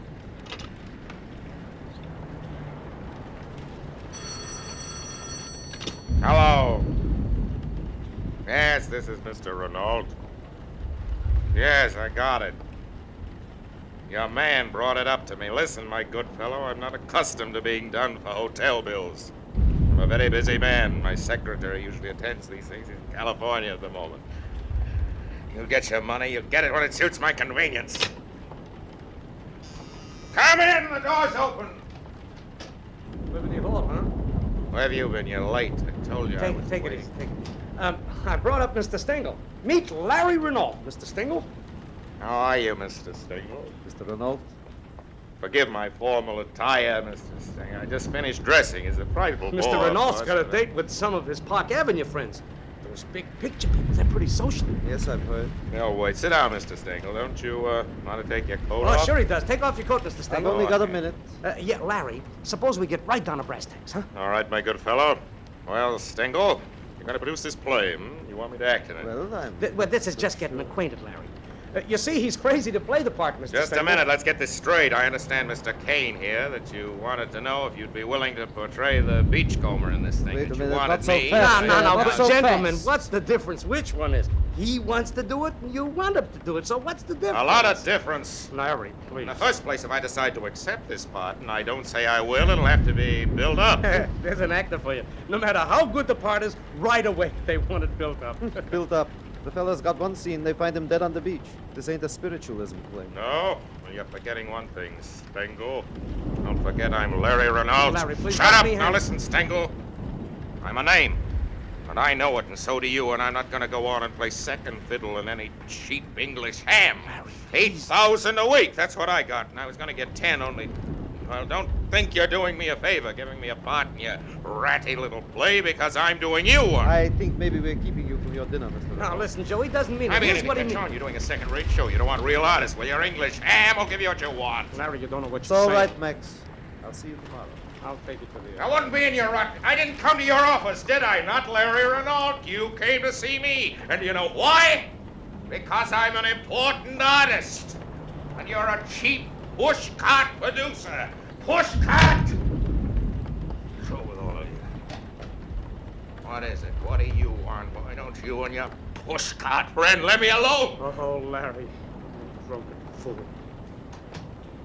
Now bring him up here. I got down on my hands and knees to do it, and you... I can't believe that any man would... Well, that's that. Just a minute. I've got something to say to you, too. You know what I think? It's you. You that got the play away from Bauman and gave it to Stengel. It's you who did me out of that part, you double-dealing rat. I've been suspicious of you all along. You're in with the managers. You've been taking my money and working for them. Don't say. Working for the managers, huh? And taking your money. Me, that you're into for $500 in touches. All right. If you think I've been lying to you all of this time, you want to get the truth now. Renault, you're through. Get out! I'll get out, yes, and stay out. But get this first. I never worked so hard to put over anybody as I did you. You think I told you all the things I tried? No. Because I couldn't come to you and tell you what they said.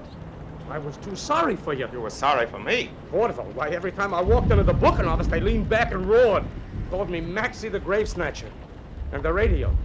Remember I told you I hadn't seen the right fella? I saw him. Only he saw me first. Trying to throw a scare into me. Well, let me tell you. Max, yeah, you never was an actor. But you did have looks. Now, they're gone. You don't have to take my word for it. Look in the mirror. They don't lie.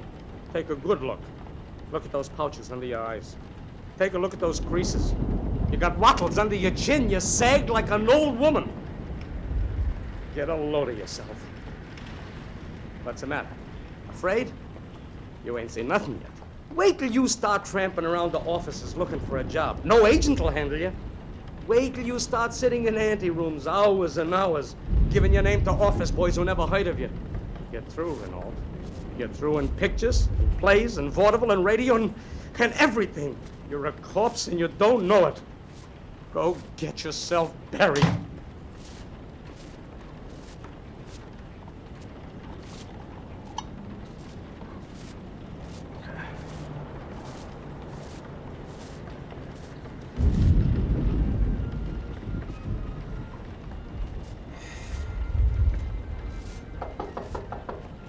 Open. Well? Brought back everything you gave me. Nobody wants the job. What? Why, that's impossible. That gold and silver, the association value. All right, you take them out. I went every pawn shop on 6th Avenue. You're a little liar. You never took him anyplace. Say, who you calling a liar?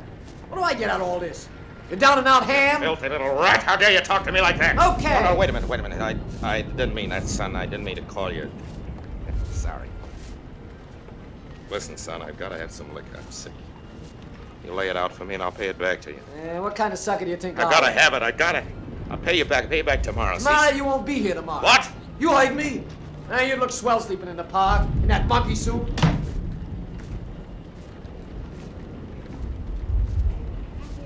Any idea what I've been going through? If you knew what I'm going through right now. I've been planning to see that Hedy Lamour picture for 2 months, and now I've got to go. Isn't Larry Renault in person better than going to a movie? No, he's a has-been. And Carlotta Vance? She's a has-been. All right. I'd have let you off if I could, but who was I going to get at 6:45 but relatives? All right. I'm a relative, and I'm here.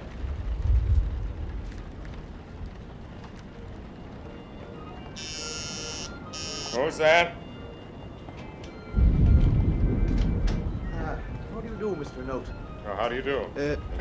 Mr. Renault, the hotel finds itself in an awkward predicament. We've just had a communication from some very old clients of ours, Mr. and Mrs. Sherman Montgomery. Possibly you know them.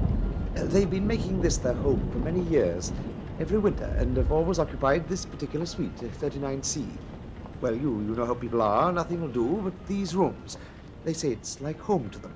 Now, we've just been notified that they're coming in tomorrow. Tomorrow, just like that. Tomorrow. Under the circumstances, I'm afraid we must ask you for these rooms. Oh? Well, what other rooms have you got for me? Well, that's just the trouble. There isn't any place we can put you. There isn't anything that isn't taken. You know, old customers. That's all right, sir. Funny, I was about to tell your office. I was leaving. Friends of mine from Palm Beach. Private car. When do you want me to get Oh, on? no hurry. Shall we say tomorrow morning? All right. We'd be very glad to have one of our people come in and pack your things That's tonight. all right. You're probably pretty busy. And I'll tend to it. Shall we say noon tomorrow then, Mr. Renault? Yeah. Thank you very much. So sorry to have inconvenienced you in this way.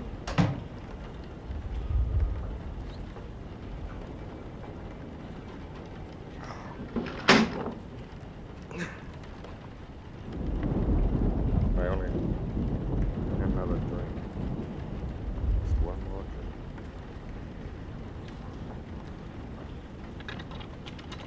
Hello. This is Mr. Lawrence Renault. Look, whatever calls there are, don't connect anybody. I'm busy. That's right. Don't connect anybody until you hear from me. I'm gonna wait till you hear from me. Yeah, got gas in this room. Gas. I never noticed. A really high-class background, I must say. Electric lights and gas. A situation like this, the name of that show. I remember you. Tend a little knob like this. Right. Lucky it isn't one of those where you have to put a quarter in the meter. Ah, rather good.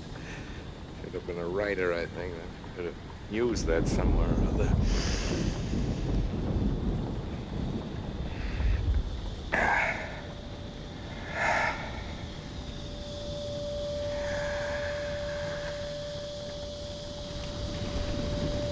I guess I'll show him. can't do this to me.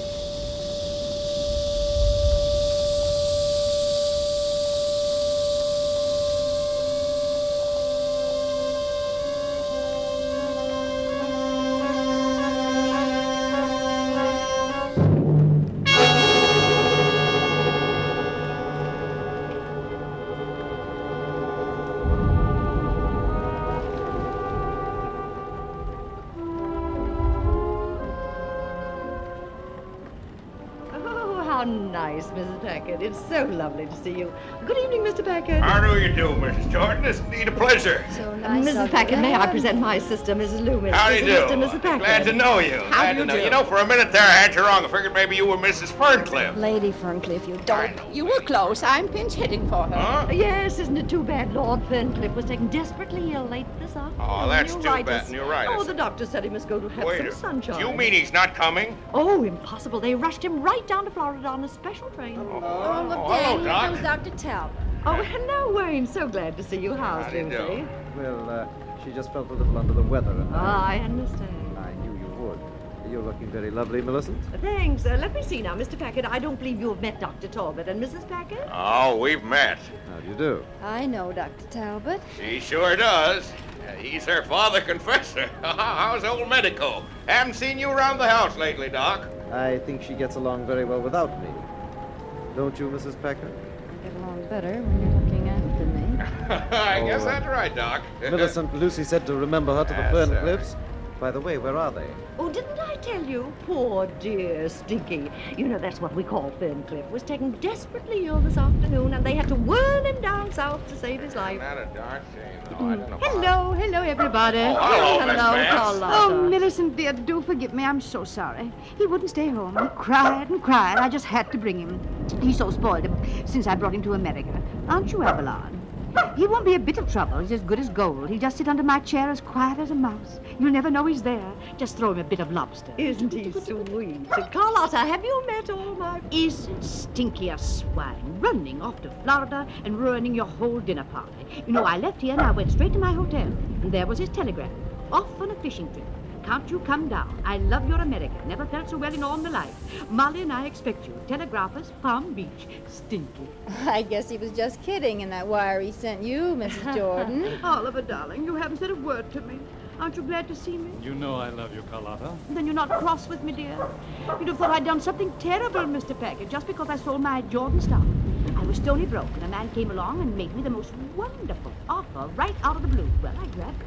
That wasn't so terrible, was it? What do you think, Packard? Was that so terrible? Well, business is business. Every fella's got to look out for himself. That's kind of a world it is, you know. Oh, Dan's always known how many beans made 5, haven't you, Dan? It's That's right, so kitten. nice to know Dan's always taking care of things. Oh, it must be wonderful to be a sheltered woman, Mrs. Packard.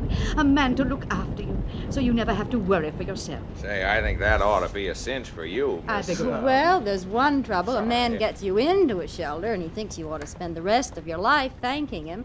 What good's a shelter to a girl if that's all there is? And most of the time, she's alone in the shelter. Kitten. Now, let me see. We're all here except Mr. Renault. Oh, I do hope he hasn't forgotten. Oh, Movie he'll star. be here. He'll be here. He's just staging an entrance. Oh, I'm crazy to see Larry Renault. Good evening, Mother.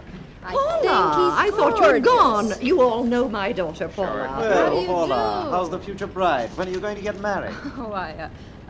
Where's Mr. Renault? Wasn't he going to be here? You said he was. Yes. He's coming. He's just not here yet. And I don't think we'll wait for Mr. Renault. Gustav, you may serve dinner. Last come, last served. That's the way we used to do out in Montana. I think Avalon is so cute. Avalon? Oh, yes, maybe that is better than Avalon. I've had a lot of peaks, but I don't have any luck with them. They Really? just don't like me, like onions. I mean, if you like it, 8:30. Haiti Limon was just going on, Millicent.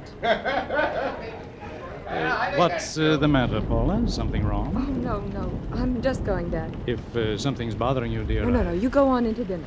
I'll rest here a minute, and then I'll go down and join in. Well, whatever you say. Good night, Paula. Good night, Dad.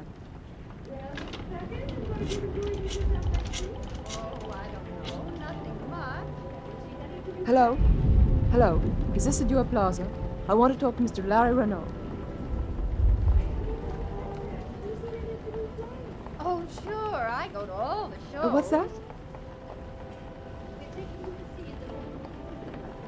But I tell you, it's important. You've got to connect me. Oh, never mind my name. Just... What? Yes? The police. I saw it twice. My name is Paula Jordan. I'm sure Mr. Renault hasn't done anything to... What? He's... What? Oh. Yes, Daddy. Kitty, I just discovered that Dr. Talbot and I have something in common. What? We belong to the same golf club. Oh. Look, says you were here this afternoon, Miss Jordan. So we'll have to ask you to stay right where you are until an officer can get down there to talk to you. Hello? Miss Jordan? Hello? Miss Jordan?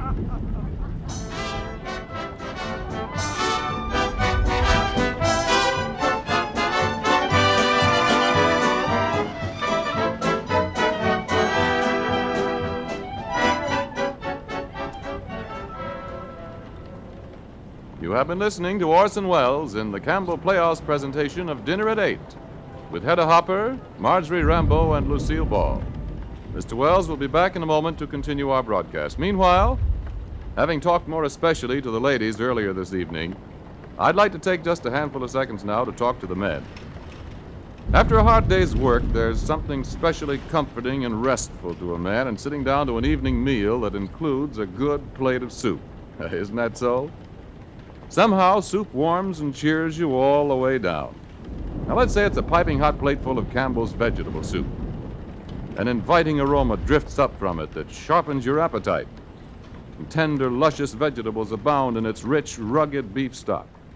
You dip your spoon again and again, and when you've finished the last delicious spoonful, you somehow feel that all's right with the world. That, well, here's an evening well begun. And so, just a hint for you and for your wife. Wouldn't a plate of Campbell's vegetable soup taste good at, say, supper tomorrow night? And now, if you please, Mr. Welles.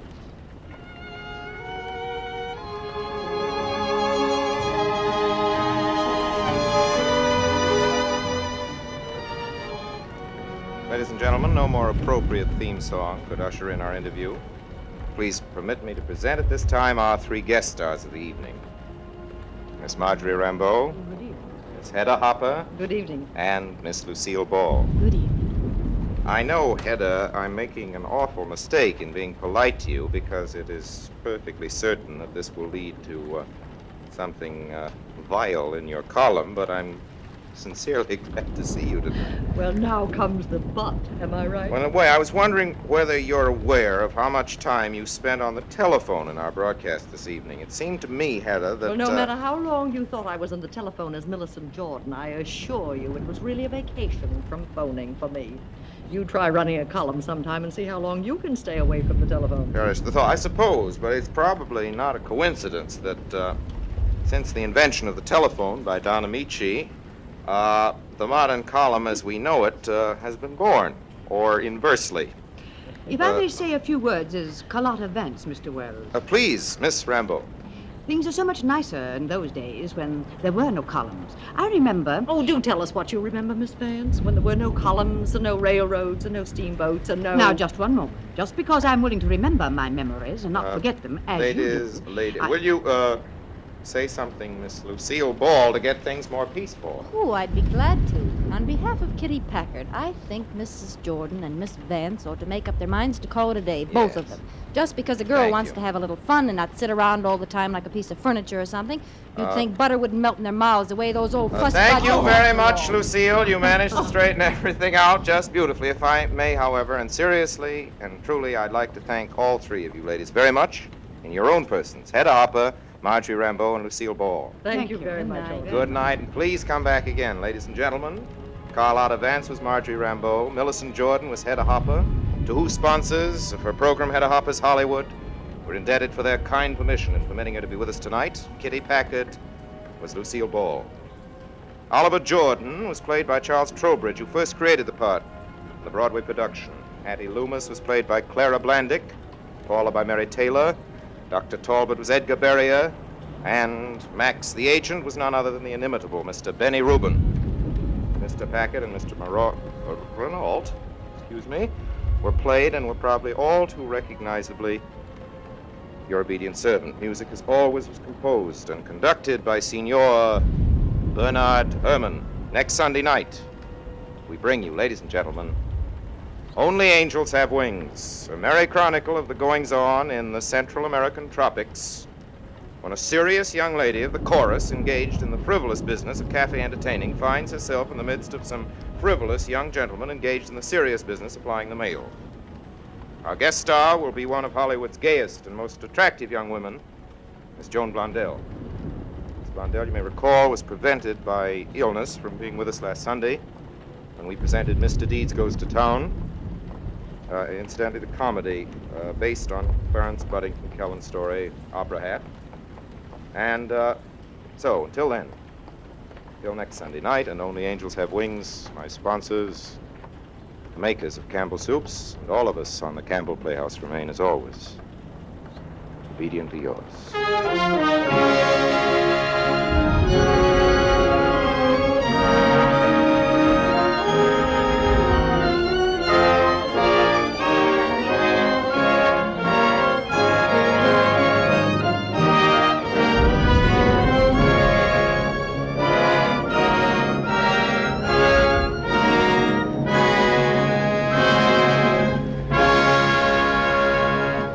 The makers of Campbell Soups join Orson Welles in inviting you to be with us in the Campbell Playhouse again next Sunday evening when we present the recent Columbia Pictures Corporation success, Only Angels Have Wings, with Miss Joan Blondell as our guest.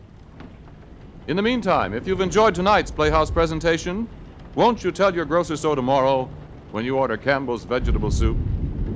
This is Ernest Chappell saying thank you and good night.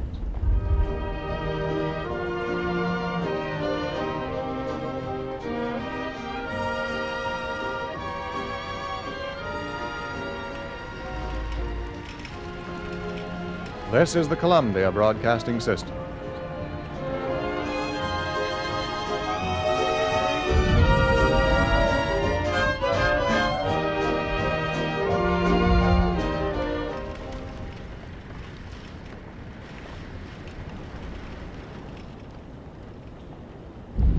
Now, the Roma Wine Company of Fresno, California presents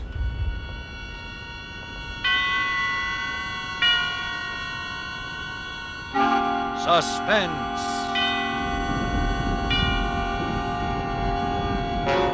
Tonight, Roma Wines bring you Short Order, a suspense play produced, edited, and directed for Roma Wines by William Spear.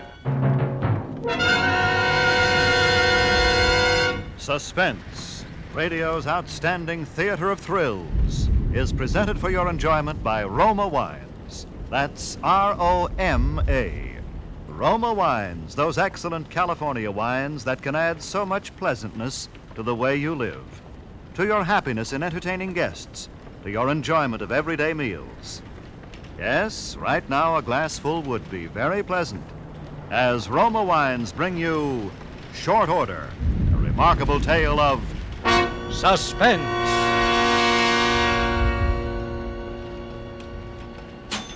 Thank you very much. Come back.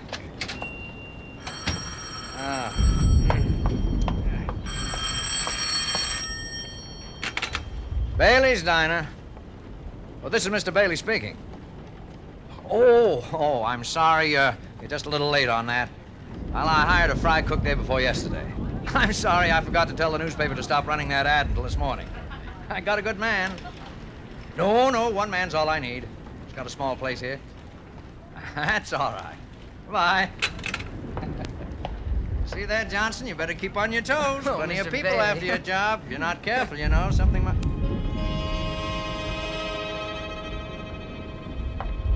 Well, what's the matter? Don't you want to take my money? What? Oh, sure. Yes, of course, sir. 75 out of 1. 5, 1. Thank you. Okay. Hey, Johnson. Johnson, Lord, did you see that man's face? Yeah, you're telling me. It's enough to haunt your dreams. Kind of made you nervous, didn't he, Mr. Bailey? Well, after all, it's kind of a shock to look up and see you. Yeah, I noticed you hung kind of close to that gun you keep under the cash register. Oh, did I? Automatic reflex, I guess. Oh, the poor guy. I ought to be ashamed. Probably got that way in an explosion accident or something, you know. Yeah, looks like a plastic surgery job. Only some doctor like Frankenstein must have done the surgery. Yeah. Here you are. Enjoy this. Oh, thank you. Come back. Yeah. Yes, sir. He liked your cooking, too, Johnson. 2 deluxe sandwiches, 2 coffees. You know, that's not bad. Right. Seems to me business has been picking up ever since you started working here. Just thought you'd like to know. Thanks a lot. Like this work, Johnson? Yeah, it'll do. The hours kind of get me sometimes, and when the rush hour starts in half an hour, I can't pretend I'll be liking it. But it's all right. Sure. Well, someday you'll have a place of your own. Be your own boss. Never get anywhere working for someone else, you know. Well, I'm doing okay now, Mr. Bailey. Yeah. You'll never go hungry for lack of a job. You're too good a cook. But your own business. Now, you take me. I'm doing well, even if I do say so. People come here to eat. All right, I see that they get them. Yeah, makes you feel pretty good having your own place. Makes the saving and scraping seem sort of worthwhile. You seem to get the business. Well, of course, you got a terrific location. Well, this place has a name that means something. At least I think it has. As a matter of fact, there was a man in here trying to buy it just last week. That's so? That's right. Real estate agent. His name was Sloan. Had a customer. Who's this customer? Oh, I don't know. But I told him I didn't want to sell. Oh, here, how about opening that refrigerator door for me, will you? Okay. Thanks. No, I'm not going to sell. Couldn't afford to. I'm not in a position to retire. The way things are, it'd be too hard to start up somewhere else. Uh-oh, well, here we go again. Good evening. Evening? Yes, sir. What'll it be? Special, Right. Oh, good evening, sir. Is it still chilly out? Oh, yeah, a little. Thought some of your chili would warm me up. Get it? I get it, yeah. Chili, coming up. All right. Bailey's place. Oh, Virginia, what's... What? What? All the windows? Well, who could possibly... Well, where were you? Well, now, why would anyone want... Oh, no, none of those kids that do a thing like that. They're nice kids. Yeah, hoodlums, I guess. Well, I don't know what you can do. Got no witnesses or anything? You sure it was rocks, huh? Well, I guess there's nothing you can do. Well, I wish I could, too, but I gotta stay here. All right, dear, yes. All right, goodbye. Bad news, Mr. Bailey? Darndest thing. Hoodlums or something. They just broke every window in my house. I don't know what to think Hey, of. Bailey, this the new kind of bread you got here? Better than usual. Oh, you like it? Yeah. Well, it costs a little more. Oh, good evening. Hello? Yes. Yes, sir. What'll it be? Hamburger and coffee. Right. How do you have the hamburger? Well done. Cream in the coffee? No. Black. Yeah, right. Hey, Bailey, come here a minute. Oh, yes, pardon me, will you, please? Hey, did you see the face on that fella that came in a minute ago? Yes, I did. It's pretty bad, isn't it? Bad, I'll say. Boy, I can stand a lot of things, but that gets me. Well, I've left half my meal on my plate. I was enjoying myself until that came in and sat over there. And I didn't want anything more. Well, that's too bad. Oh, look, don't pay. Don't. No. It's not your fault. Maybe mine. Gee, how do you suppose he got that way? Oh, a burn, perhaps, or maybe some other kind of accident. I wouldn't know. Boy, that's the worst I ever saw. It's too bad, whatever happened. Sure. Well, yeah, too bad. Yes, it is. Ketchup. Okay. Here you are. What? This little paper cup, where's the bottle? Sorry, but ketchup's hard to get. That's all we can serve anybody. Oh, profiteers. Will there be anything more? No. Okay. Your check and pay at the desk. Thank you. Hey, Mr. Bailey. Yes, Johnson. How's your luck? Well, sometimes good, sometimes bad. Why? The way I figure, somebody around here is sure gonna need plenty of luck. Why? I don't know. I just got a feeling. If that isn't bad luck for somebody sitting back there at the counter, I'll eat this grill here. And I never saw a recipe for making a steel grill tender.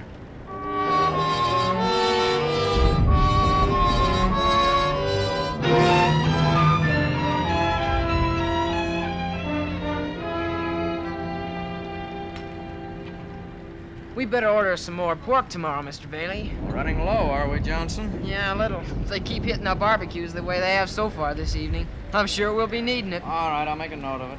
Yeah, lucky we got any unspoiled meat left after that guy was in here twice yesterday. I thought the milk had sour. Bingo. Just like that when he looked at it. Yeah, but it didn't. Ah, Johnson, you shouldn't talk like that. He can't help it. You know he can't. We should feel sorry for him, not joke about it like that. Yeah, I'm sorry.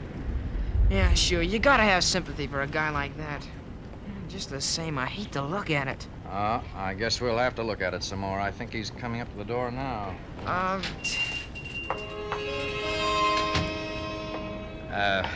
Good evening. Hello? Yes, sir. What'll it be? Hamburger and coffee. Make the coffee black. Right. Make that hamburger well done. Okay.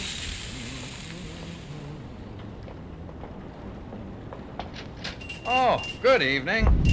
Evening. Yes, sir. What for you? Why, I'll have,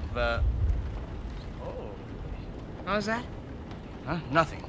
Nothing at all. In fact, I don't think I want anything. I just remembered appointment.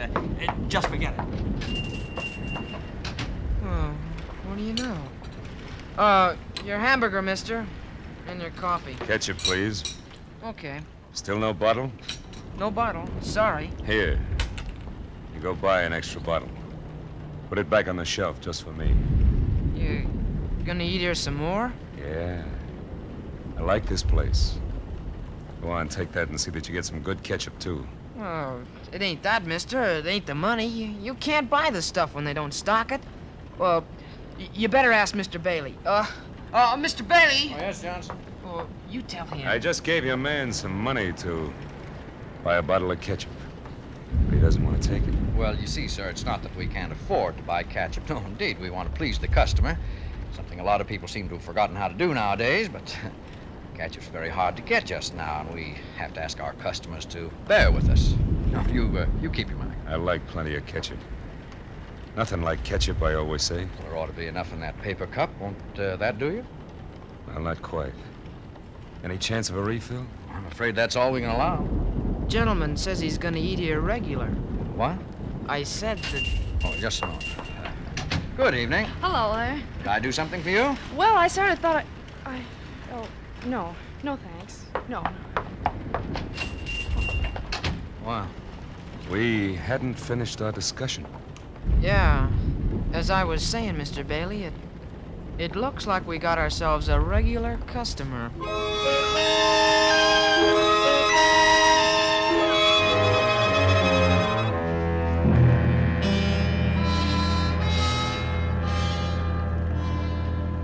Three evenings now that he's been eating here, Johnson, and I wish you'd take a look at the figures. Take last night. Ordinarily, there'd be $10 to $20 worth of business just between 6 to 6:30 alone. From 6 to 10, how much? $1.35. Yeah, I know. Some of them won't even order. Some of them take a few bites and quit. At least it's not the food. We can be thankful for that. Hey, tell me, Johnson, how can you stand it over there in front of him all the time? Oh, mostly I keep looking someplace else. That's why I took down the mirror. For a while, I thought I'd just work along and not look at him. But I couldn't help looking in the mirror every now and then.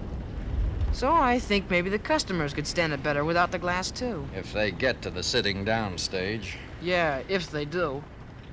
Well, anyway, I took it down. Might help if you didn't get up every now and then and walk over to the door to look out. People can't help seeing him then. Takes them a long time to eat, doesn't it? Yes, it does. Hey, say, I've got an idea. What's that? Look, when he comes in... evening. Hello? Yes, sir? The usual. Right. Oh, by the way, Mr. What's your name? Yeah. Well, as I was saying, neighbor, we make a practice here for our special customers. Not just anybody, mind you, but for our special customers of sending meals out. Now, I was thinking, since you've become one of our regular customers, that perhaps you'd appreciate it if I'd send your evening meal over to you every day at your room. How does that strike you? No. Thanks. I'd rather eat here. But we don't have any comfortable chairs. There's no jukebox, no radio. That's okay. Don't miss him anyway. It's not very comfortable. A lot of food odor in the air. You know, sometimes I get sick of it myself. I like it.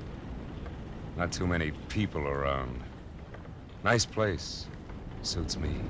Then you're not interested. That's the idea. Hamburger and coffee. How about... Yeah, the ketchup. Here it is. Good. Nothing like ketchup, I always say. By the way... Yeah? Look for me about noon tomorrow. I think I'll be taking lunch with you from now on. Every day.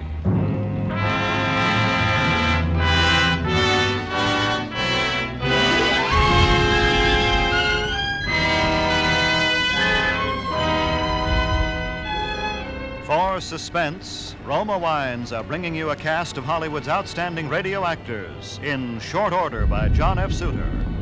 Roma Wines' presentation tonight in radio's outstanding theater of thrills, Suspense.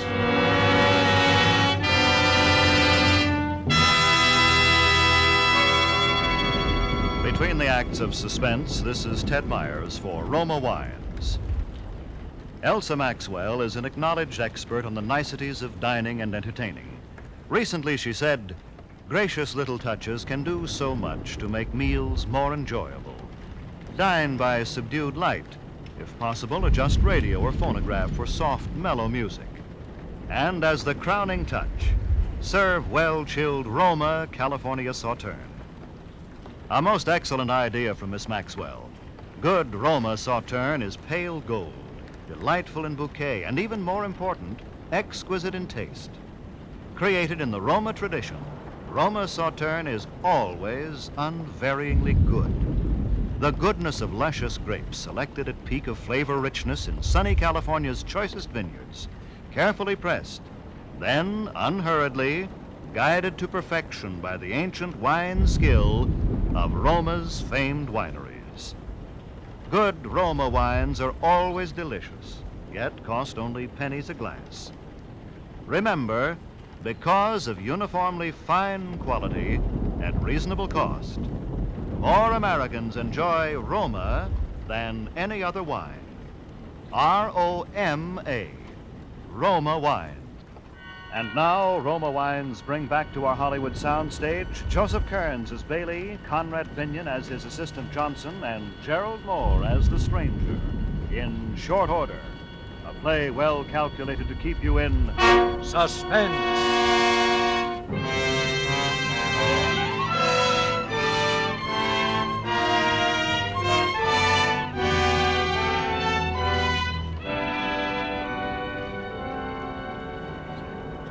Johnson, I'm at my wit's end. What are we going to do? I don't know. I got no more ideas. 2 weeks now. We're losing money every day. I could cook it so I wouldn't want to eat it. Well, you've tried that, haven't you? Yeah, twice. And it didn't work. Yeah, that's right. Well, I don't know what we're going to... Now, just a minute. Okay. I'll check on the bunch. All right. Hello, Bailey's place. Oh, yeah. Yeah, dear. Huh? Oh. Well, you must have misplaced it, honey. Every place? How much was in it? Oh, no. Well, what are we going to do for the rest of the week? I can't, honey. I really can't. Why, about $3 or something? I don't know. Well, I don't... You know, it's just dropped off during the last week. Oh, no, he's fine. Now, don't say that, honey. There's nothing the matter with Johnson. I'm not going to get a new cook. What? Well, I haven't told you, but... Well, why don't you cut down on a few things once in a while? Oh. Johnson, is there any aspirin back there? Yeah, you want the bottle? Yeah, my head's splitting. Here it is. Oh, thanks. Here he is. Hey, now look, I got an idea. You back me up? Well, what is it? Well, I'll try it, and if you don't like it, don't say nothing.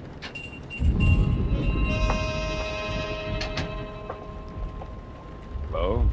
Like I say, Mr. Bailey, this kid was a pretty game fighter. He didn't have a thing but a hard left. Mind if I butt in? I'd like to eat.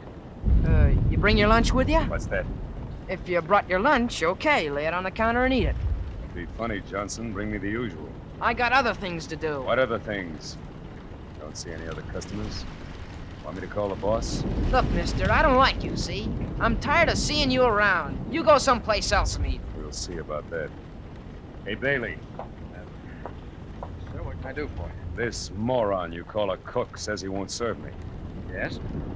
Well, do something about it. What do you want me to do? Tell him to serve me, or else have him fired. Johnson's a good cook. Good cooks are scarce nowadays. What is this? Are you standing up for him? I just told you, good cooks are hard to get. What about customers? Well, it's too bad, but I see. Look, folks, I came in here to get something to eat. We're gonna get it. I have to sit here all night. Suit yourself. Yes. I'll get it. Bailey's place. Yes, dear, I am. What? Wrecked. Where? Were you in it? Were you hurt? Oh, in front of the house. Oh, I don't know what's happening, Virginia. It just seems every time... Well, of course, I'm glad you were in the house when... Well, how bad was it? Almost a complete wreck. Well, could they find out anything from the driver of the other car? Did he have any insurance? Well, they never do they? Well, no, I'm all right, dear. I'm almost out of my mind is all. It's getting so I'm afraid to answer the phone. Well, we'll just have to do without a car, that's all. Oh, I'm sorry, dear. Yeah. Well, I'll talk to you later. Bye. Mr. Bailey. Yes? Well, what's the matter, Mr. Bailey? Bad news? Oh, wrecked my car right in front of my own house. Had no insurance, of course. No money to pay. Oh, that's tough. Yes, sir, that's tough. Still sitting there, waiting. Think of something. Oh, I can't seem to think at all.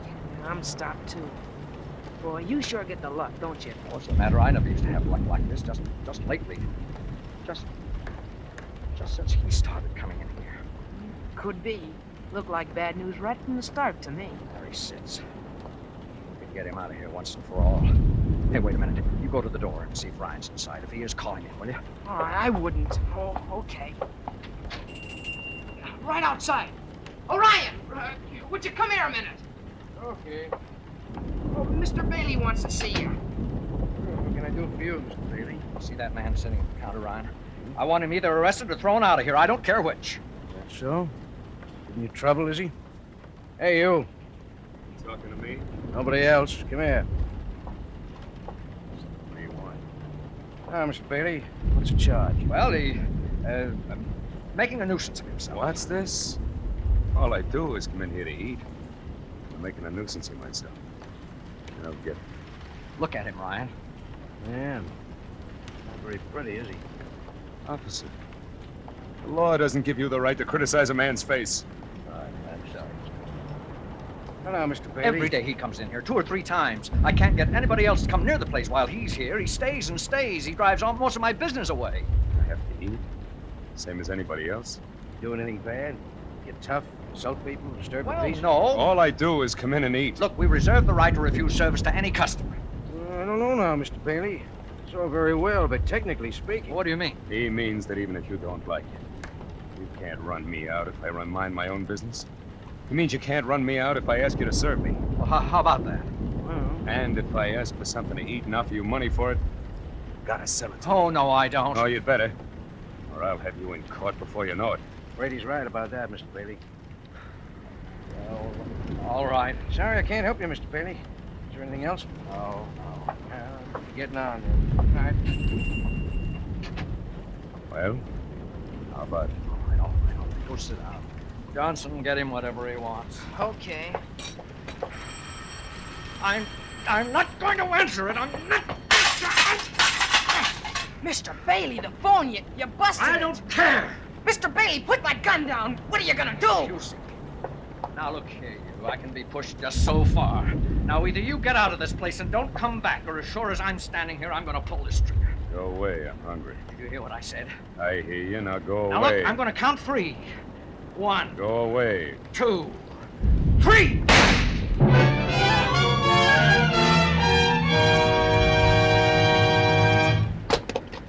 Coffee. Black. I can't believe it. I shot you point blank. Good Lord! Don't forget the ketchup, you. No!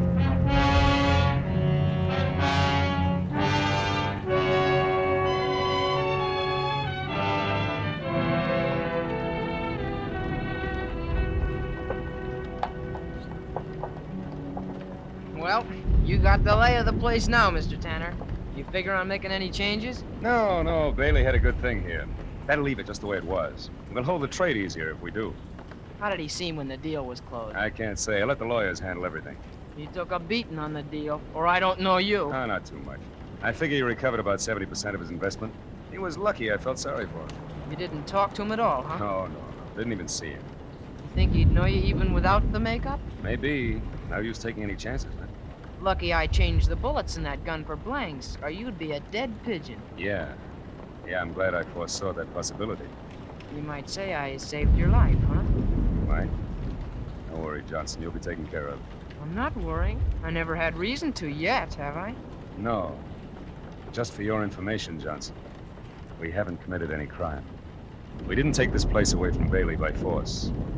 We didn't swindle him. I paid money right on the line for it. Just remember that. Oh, well, I will. Customer. What? Why, it's Mr. Bailey. Come right in. Come on, have a seat. By the way, you know Mr. Tanner, don't you? He bought the place. Oh, I never met him. Glad to know you.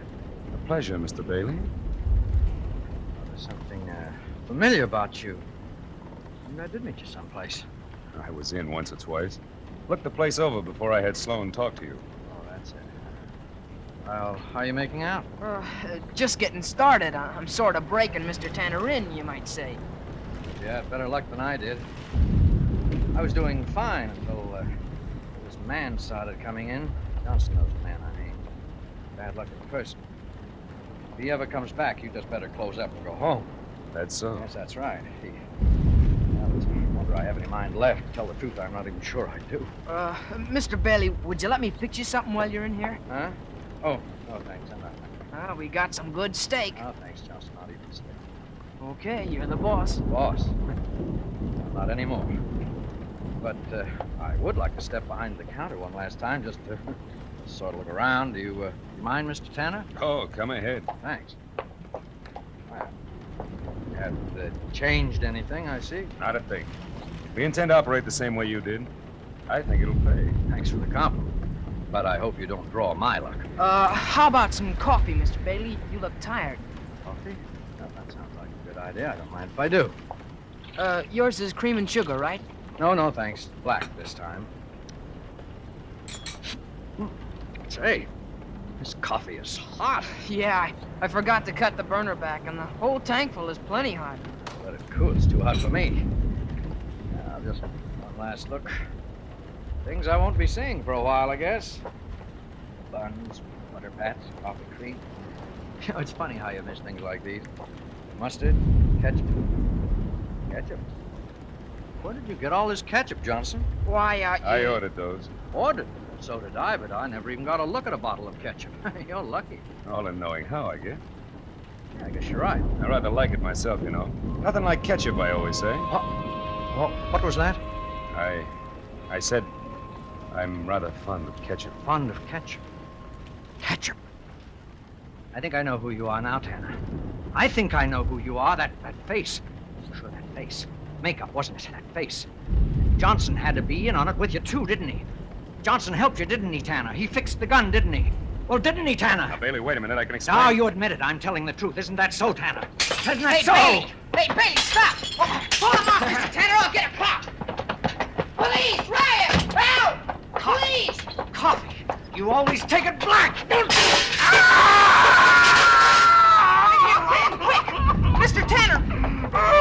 Good Lord, the coffee! His face! And then what is this? Oh, it's all right, Ryan. There's nothing wrong, Ryan. Nothing really wrong. That's not his real face, Ryan. He likes it that way. Don't let him fool you. What else do you want? Oh, yes, ketchup. Plenty of ketchup. Nothing like ketchup, I always say. Nothing like ketchup.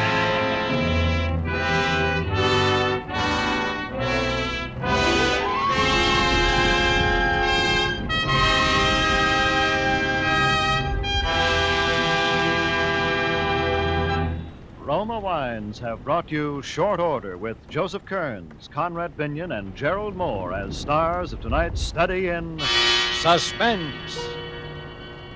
Suspense is produced, edited, and directed by William Spear. This is Ted Myers with a word for Roma Wines, the sponsor of Suspense. During the warm weather, nothing tastes quite so good as a tall, frosty Roma wine and soda.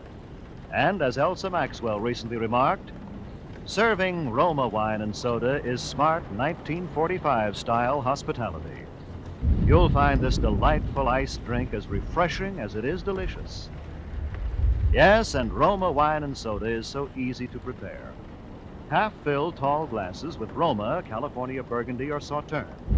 Add ice cubes and a bit of sugar. And for a decorative touch, garnish with cherries or fruit. And for a delightful aperitif, sip delicious Roma sweet vermouth, well chilled. Zestful, full-flavored Roma vermouth, both sweet and dry, is blended and developed with all the traditional wine-making skill of Roma wineries.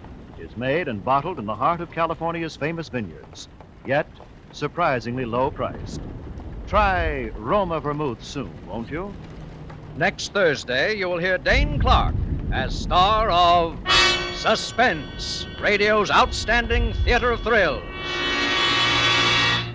Presented by Roma Wines, R-O-M-A, made in California for enjoyment throughout the world.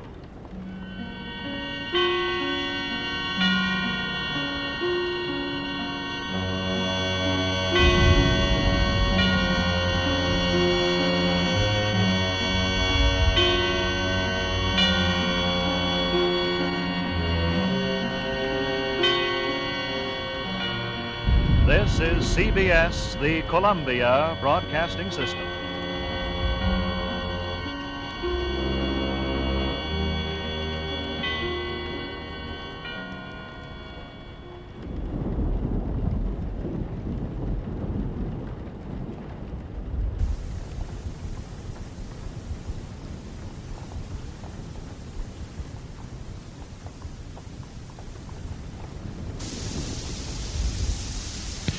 Ionized Yeast presents Light Out. Everybody.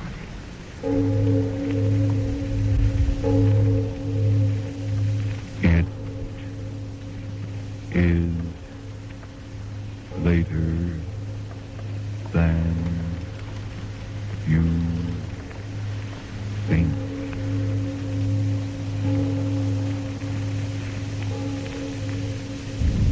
Lights Out brings you stories of the supernatural and the supernormal, dramatizing the fantasies and the mysteries of the unknown. We tell you this frankly, so if you wish to avoid the excitement and tension of these imaginative plays, we urge you calmly but sincerely to turn off your radio now.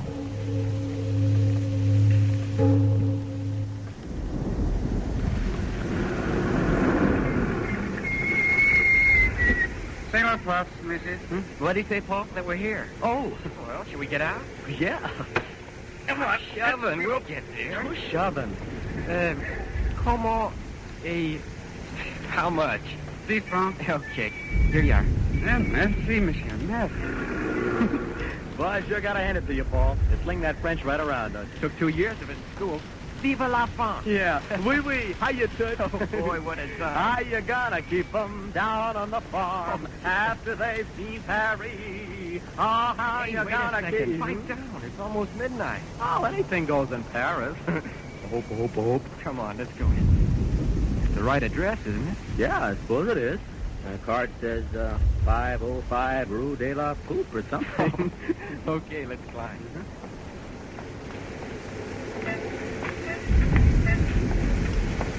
Hey, it sure looks like a joint. Don't be naive. I bet you it'll be about as exciting as a junior prom. Quit singing the blues. I tell you, this will be the real stuff. French artists and their models, things, and stuff. Hey, you must have got the wrong number. Look at the place, no light. And it's pretty dark, isn't it? Listen, fella, if there's an artist shindig going on in there, then I'm a left-handed monkey. Come on, let's get back to the hotel. No, I'm going to find that artist ball if I have to tear the town apart. Where's the doorbell? Listen, I tell you, there's nothing going on in there. That's what you say. Oh, here's the knob. Now, let's see what... Hey, the knob pulls. Oh, now you did it. Get some old Napoleon this time of night and they'll scalp you. Listen, I paid that bozo 6 bits for this ticket. I'm going to find out what's what. End up in the Bastille, that's what you'll do. Yeah, well, if they want to... Paul, it is a party. Listen to him. Well, I'll be. Entree, monsieur. Say well, entree. Come on, Paul. Yeah. Well, Paul, no artist ball, huh? So now you're a left-handed monkey, remember? You sure had me fooled. This way, monsieur, s'il vous plaît. Right with you, lady. If monsieur would be seated. So, can we go right in? We've got tickets. Yes. Soon you will go in. You will wait. Boy, oh boy, oh boy. Yeah, it sounded like quite a party. And you thought it was the bologna. Our house looked it. You can't tell a good banana from the skin on the grape. Not so good, pal. Well, this party's gonna be. You hope. Oh, well, this be something to write home about. If we ever get in the joint. I think I'm beginning to understand all this. Huh? It's a clip joint, that's what it is. Clip joint? Yeah, the way I suspected all along. A sucker joint for tourists. Keep it up. You're terrific. Go on, laugh, but I'm telling you that if this was a real artist ball, why, in we go without all this stalling. It's all a fake, and I'm getting out. Hey, Paul, wait. No, let me go. I'm getting out of here. If you have any sense, you'll get out, too. Oh, Paul. Before they slip you a Mickey Finn and clean you out. Monsieur. Huh? Oh, you may go in now, monsieur. Oh, yeah, sure. This way, monsieur. Well, pickle puss Paul, my friend. You got any more to say? I still think there's something screwy. In here, monsieur. Okay. Paul, are you or aren't you going to have something to tell your grandchildren when they ask you about Paris? Oh, I'll stay. Is this something? Gosh, would you look at the family? Boy, oh boy. Everybody's in costume. So what? I'm in costume, too. I got on a clean shirt. Gosh, will you get a load of the screwy masks they're wearing? Yeah, I see them. Sure wearing plenty for French models, aren't they? Yeah. Oh, well, evening's young yet. What? They're not dancing. Oh, well, they're taking time out, I guess. Yeah, but where is it? What? The orchestra. There's no orchestra. Oh, yeah, that's right. Oh, well, maybe they're hidden behind palms or something. Anyway, what's the diff? They may be masked, but, fella, I know honeys when I see them. But this is supposed to be a dance, so why don't they dance? There you are. Boy, are you guessing wrong tonight. But where's the organ? You cut it out. Who cares where the organ is? Paris, artists, models, mammy.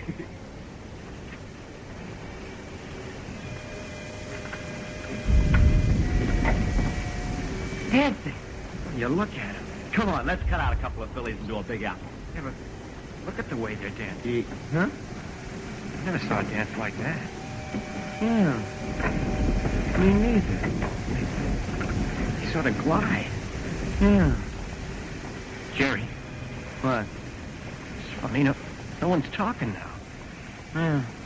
They sure take their dancing serious. And the music. It sure is funny music for an artist ball. Did you say this was going to be a wild party? Well, they look like artists. Don't act like it.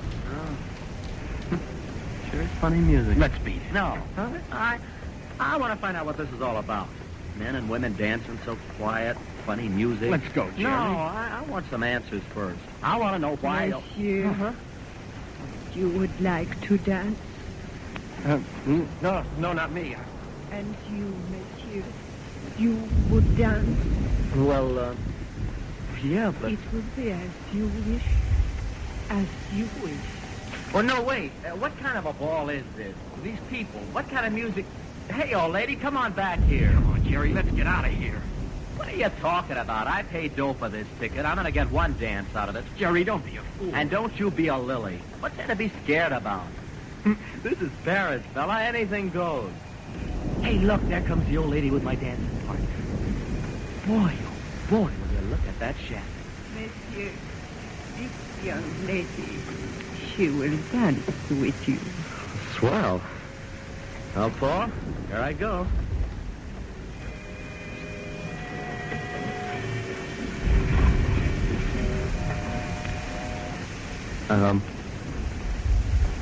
You're a good dancer, aren't you? Gosh, I suppose you don't speak English, do you? I understand you, monsieur. You do? Oui. Say, that's swell. Oh, lady, I've got more things to ask you than a psych professor doing an IQ on Einstein. Oui, monsieur? Well, I mean, this goofy music. And, why doesn't anybody talk? And when are you going to take off your mask? Midnight? Midnight? That's not far off, is it? Not far off. Say, how about flipping your mask up a little and let me have a sort of a, a preview? No. Hey, I was just asking, that's all. Say, you sure couldn't big apple in this music, did you? There is still time for you to go. What? There is still time for you to go. Go? Why should I go? Gosh, I'm just starting to enjoy myself. I can give you only one warning.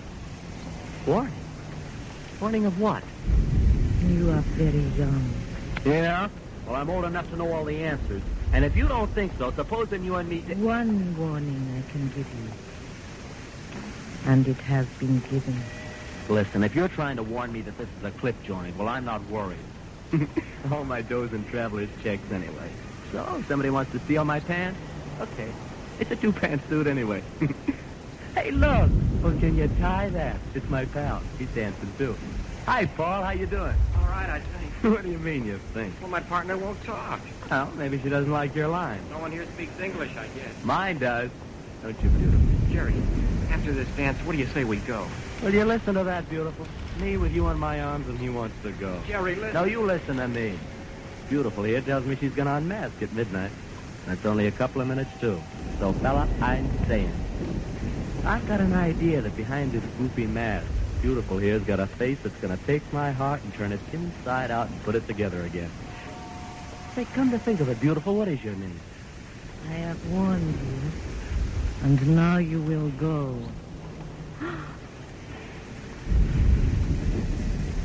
Too late. Too late?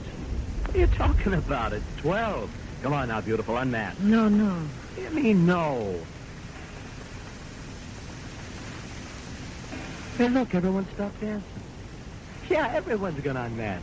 And that includes you, lady. No. All right, then, I'll take your mask off myself. No, Come on, no, let's be so shy. Take it off. And the light. They went out. How do you like that? Oh, no, Beautiful. I don't think you're going to get away from me.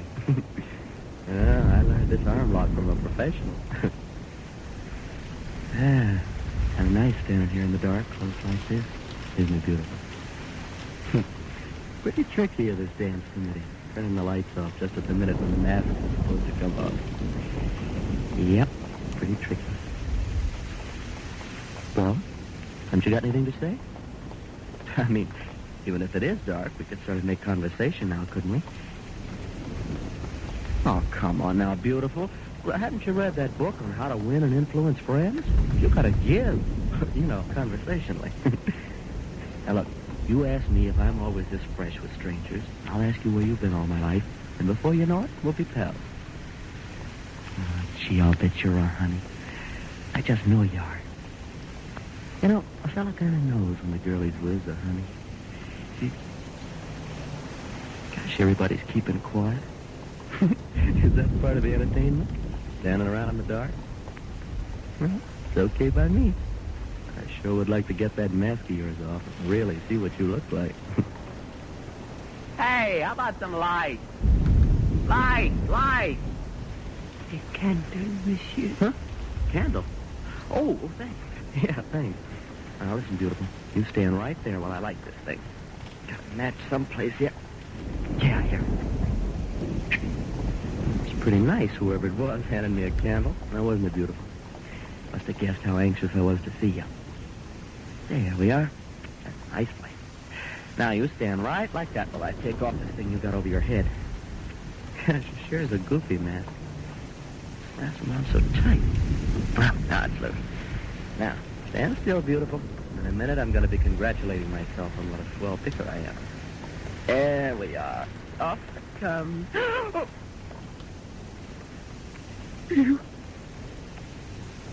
No, haven't got any head.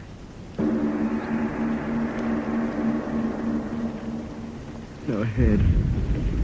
She doesn't have a head. Not a head. No. No. Jerry! Jerry, where are you? Jerry! What? Who's calling? What? Jerry! Paul! Oh, Paul! Where have you been? What happened? I've been calling. Oh, wait, don't come any closer. It's just standing there. Jerry, what's happened? What's the matter with you? There. Standing right there.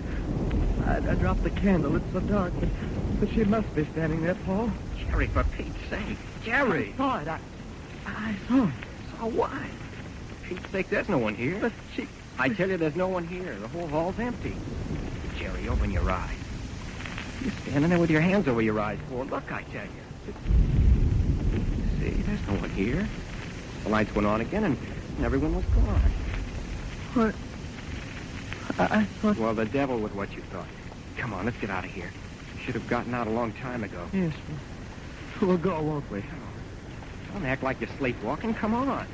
Oh, listen, she didn't have... The devil with what she had or didn't have. We're getting out of here before those maniacs get back. Maniacs? Yes, I said maniacs. Some kind of a goofy bunch we walked in on. I knew they were screwy right from the start. Come on, let's get out. Paul, didn't you see that? What could I see? The lights went out. Everyone beat it. Here, I think this is the door. The door. Can't open it. We've got to get out. We've got to. Yeah, we've got to get out. Now, let me at that door. Let me at it. No, get away, Paul. Quit banging your fist on it. We've got to break it down. Okay, come on. Okay. Lock. Gotta get out. Gotta get out. Hit it. Now we'll get out. Get out where, monsieur? That old woman. Old woman, tell us how to get out of this place. Yeah, we got to get out. You hear me? Out. Out? Yes. There is a way out. Well, don't stand there talking about it. Show us. We want to get out of here. You will play, monsieur. There is no need for such excitement. Just listen to me. Listen, but who wants to listen? We want to get out of here. You hear me? Out. No, Paul, wait. We're getting out. Let's find out what this is all about. I don't want to know what it's all about. I just want to get out. No, listen. We've got to know what it's all about. Don't you understand? If we don't, we'll always think that maybe... Well, I tell you, I've got to. And I will tell you. Yes, I will tell you. Once a year, they meet here. They? Who? But what sort of people are they? They meet and they dance. A miserable dance. A dance without joy, without meaning. Yet a dance of hope. Come on, Jerry, let's be quiet, will you? Go on, old woman. A dance of such weariness. And yet I say it. A dance of hope. Hope? Of what? Hope of deliverance. Hope of freedom from misery without end. What's she talking about? Oh, woman, what are you talking about? I saw a woman without a head. Did I see it? Did you see it? Push her out of the way, Jerry. Let's get out of here. No, wait, Paul. No, I think I understand all this. It's all a gag, an initiation of some kind. Now, that's it, old woman, isn't it? It's a club, and these are all kinds of tricks to get in, aren't they? Trick mirrors and lights going out and all the rest of it. It's all a joke, an initiation, isn't it, old woman? One hope. A hope that one of you will blunder among them and give one of them deliverance. Oh, woman, stop talking in riddles, will you? This is all some kind of a ceremony, an initiation, isn't it? Answer me, isn't it? Yes, one like you, to give his head so that one of them can have their rest. Jerry, come on, I tell you, I can't stand that woman, Jeff. Wait, Paul. Oh, woman, you... Is that something about heads? What did you mean by that? What? Listen. You heard, monsieur. You heard. La guillotine. Jerry, what's she talking about? Oh, woman, what do you mean? La guillotine. La guillotine. It took their heads. Yes. We. One day they were alive like you. Lived and breathed and had the world. And then La guillotine was gone. They took them in the tumbrels across the stony street. The crowds were shouting. They took them one by one and fed them into her hungry mouth. The knife went up, up. A moment more of life, and then down it came. It struck, and their heads rolled into the basket. What's she talking about? What's she talking about? Oh, woman. That girl I danced with. You mean... She and all the rest that danced tonight, La Guillotine took their heads and lives many weary years ago. Dead. Dead. All of them dead. Oh, you crazy fool. You the dead don't dance. But the victims of La Guillotine dance. Aye. They dance one night each year, as here you saw them. Dance. Dance. No, it can't be true. It can't be. Dance. Crazy. Crazy. One hope of rest. One hope, I tell you. That one of you shall blunder in to give his head for theirs. One hope. That one of you will headless take their place and let one stop of it. them... I won't listen anymore. Jerry, make her stop. You're crazy, old woman. You're crazy and trying to make us crazy, too. Come on, Paul. Stop. Stop, I tell you. Look behind you. Behind? Jerry, there's people there. Yeah. It grows lighter. See that? Mother in heaven. All of them without heads. Without heads. Oh, they can't keep me here. Things without heads. I'll get out. Out of my way, old woman. The door. Things without heads. You won't get me. Paul, you've left me here with them. Oh, you shouldn't have done that, Paul. You left me here with them. Ah, monsieur. Your friend. He has not gone far. Listen. What? Listen. So, La Guillotine, she has been fed. Fed?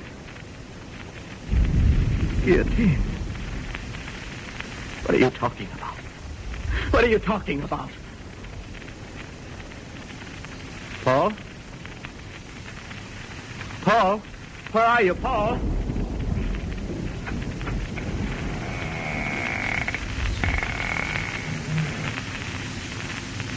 See? Your friend is well. Paul. Oh, Paul, you're all right. You're all right.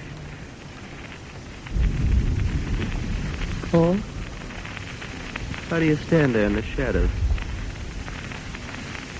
Oh, why do you stand there like that? Oh, come closer. Yes, he will come closer. Paul, what's the matter? Why don't you answer me? Paul, what have they done to you? Paul, what... Darcy! Paul, you haven't got a hand! Oh, no, stay back, headless things, all of you! I'll get through you, I'll get away. You won't do that to me, not me. Let me through, the guillotine won't get me. I'll get through, I'll live. You won't give me to the guillotine, not me. To the door, I'll get out. I'll live.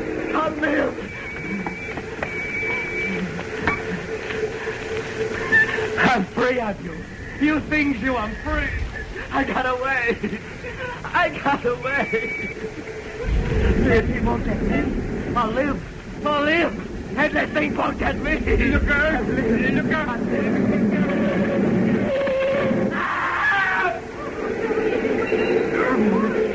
He'll run right into the car. Right into it. Went down those steps and right into the tunnel. Like a madman. Monsieur, you must stand back. Give him air. Stand back. Non, c'est pas la peine. Il est mort. Regardez.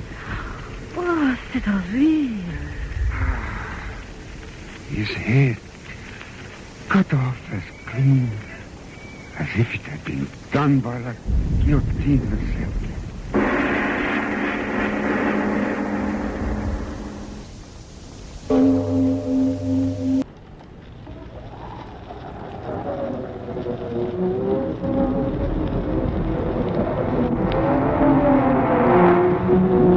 Dark fantasy.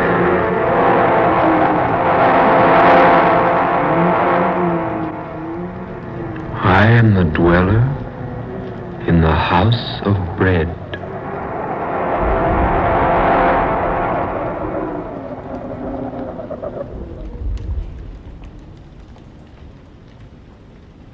I'm Scott Bishop. I create fantasies for the radio. I write weird stories for magazines. I write books on strange subjects. Authors who do these things sometimes attract odd happenings. I don't ask listeners to believe my stories. I do not expect you to believe what I'm going to tell you now. As I was sitting alone at my typewriter one evening, plotting in my mind an outline for a story, my room was quiet. There was a soft, spicy odor of incense being wafted in from some other portion of the house. An organ was playing softly somewhere in the distance. That was when I fell asleep. And in my dream, I found myself alone, high on a precipice, the highest in all creation, where I could observe with a naked eye all the far-flung wonders of the universe, where I could overlook that common clay that mankind calls the earth. And as I watched high on that vantage point,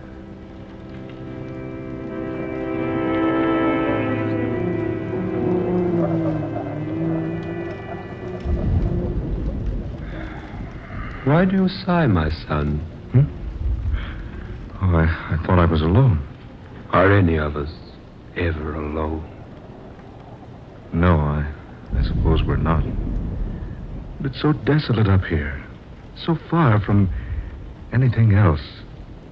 And I seem to be searching for something. Could it be, my son, that the reason is you are searching for the truth? The truth? What is the truth? You ask that? Then asking, you surely must not know. The truth? Is it some vague, inconsequential thing? Some mythical nothingness? Some non-existent wishfulness? Truth, my son, is neither inconsequential, nor vague, nor mythical. If I could only believe that. You can believe it, if you will.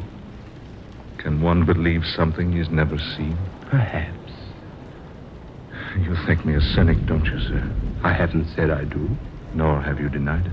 My son, look upon me. What do you see? Why, a man. Like myself. A little older, perhaps. And perhaps wiser. I make no boast of any wisdom I might have. I am the way, and the truth, and the light. What was that? Merely words spoken by a man who was about to die. I know. The Bible. The Bible. The way, the truth, and the light. If I could only find them. You will find them, if you look far enough. Who are you? I am just a man. But your name? It is a very common name. You'll find it in any city directory or telephone book. Then why do you conceal it? I don't conceal it. My name is Word. I can't agree that it's such a common name.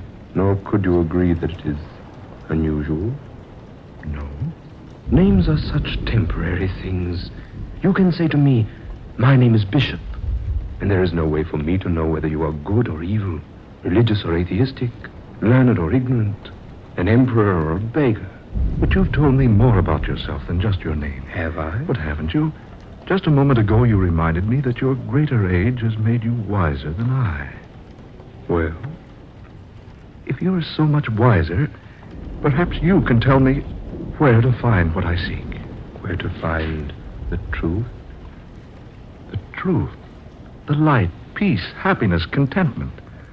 All those things man wants so eagerly, yet seldom finds in sufficiency. He only fails to find them, my son, because he is blind to them. Then they're real? They do exist? I have said that they do.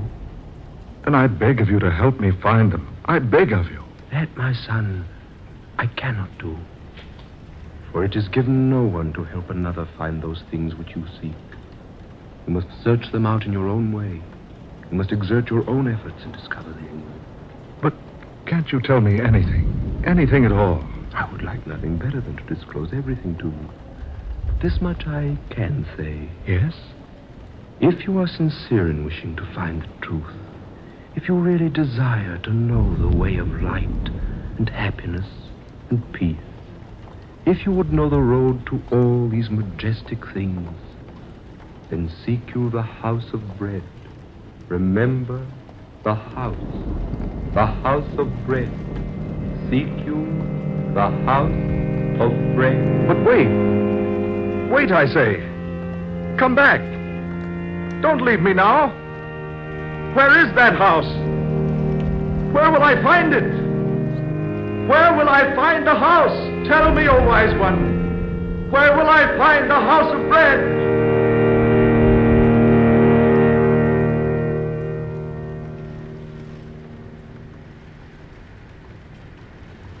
I've already told you I was dreaming.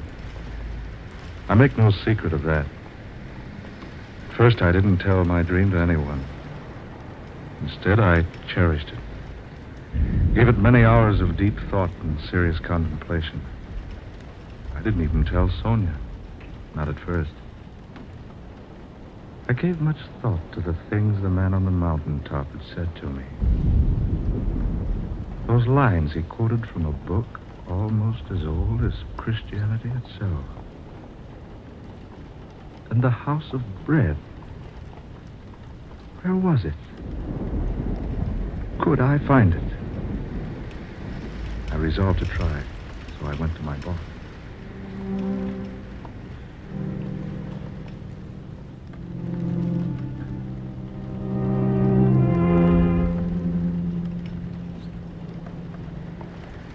Are you trying to tell me, Bishop, that you're leaving? Regretfully, yes. But your work, your future. I wonder, sir, if there is a future. Well, Bishop, what in tarnation's come over you? You've got a great future. Your books are selling like peanuts at a circus. Here's a wire from fantastic periodicals. They want a contract for a series of 12 short stories about the supernatural. That's $3,000. $250 apiece. That's not hay. Oh, good Lord, man. Are you out of your mind? Why, think of the years you've spent building up the reputation you've got. Think of those years you studied Greek and Latin and philosophy during the day and wrote cheap, sensational nonsense for the pulps at night to earn your education. And think of the trunk full of rejection slips you got from the slicks before you made the grade. Think of the money you've spent on travel and research. That's just it, boss. I am thinking of all those things. So what?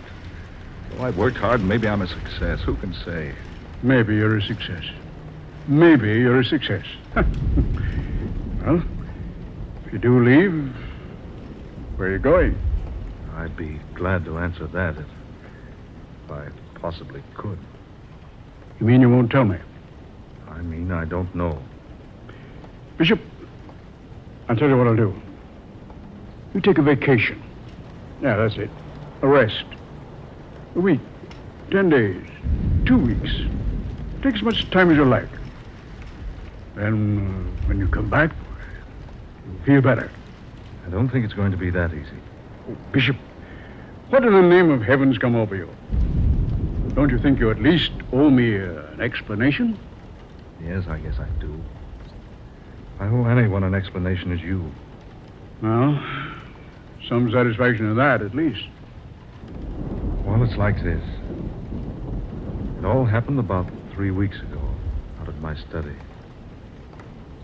I had a story to write for the radio, the Egyptian mummy thing. While I was trying to come up with a reasonable plot, I drifted off to sleep.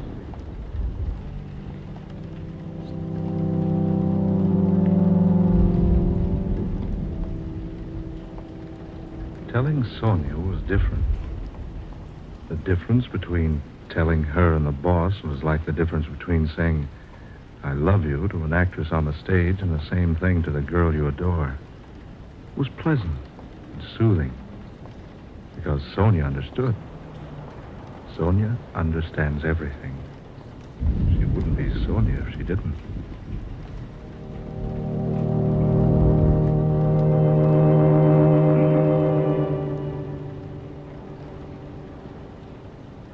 So that's the way it is, Sonia. Well, my darling, when are we leaving California? Scott, you look so strange. Didn't you think I'd want to go along? But, Sonia, you want to seek it too? What better thing could I do? Yes, I might have known you'd wish to go along. Do you mind so much? Mind? Well, no, of course not. But the journey may be a long one. I love long journeys. And a difficult one. I've always been used to difficulties. It may take us to far-off places. But I adore far-off places. And it may end only in disappointment. Haven't we shared many a disappointment, Scott? Yes, indeed we have.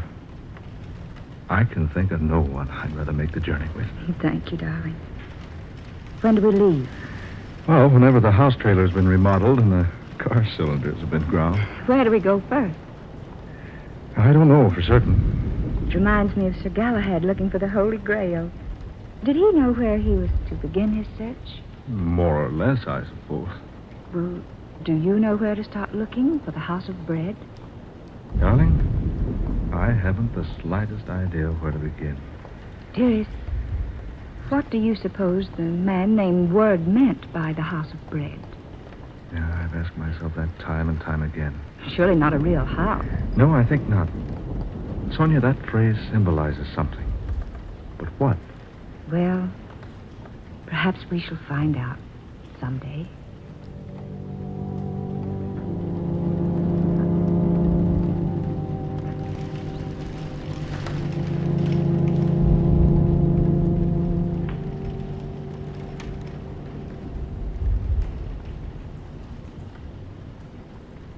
That was when we decided to go seeking a house of bread.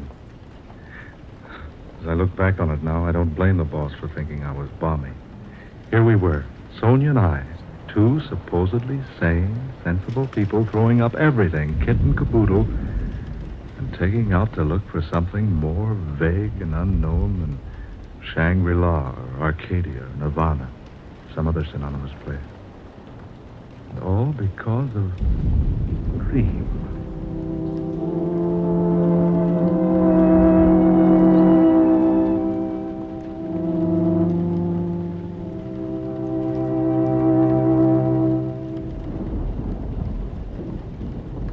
So we had the house trailer remodeled and the automobile repaired, and we drew our money from the banks and started out.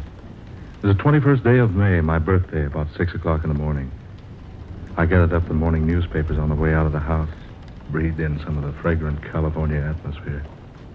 Sonia wanted to stop at the used bookshop on Pacific Avenue, so we drove through the spacious Long Beach streets until we came to the place opposite the post office. Sonia bought 7 travel books and a back issue of a magazine that contained one of my better stories. She said she wanted to drive around Rainbow Pier once, so we did. Then we scooted over to L.A., picked up Highway 66, and drove to Las Vegas. We stayed in a tourist cabin at Boulder that night.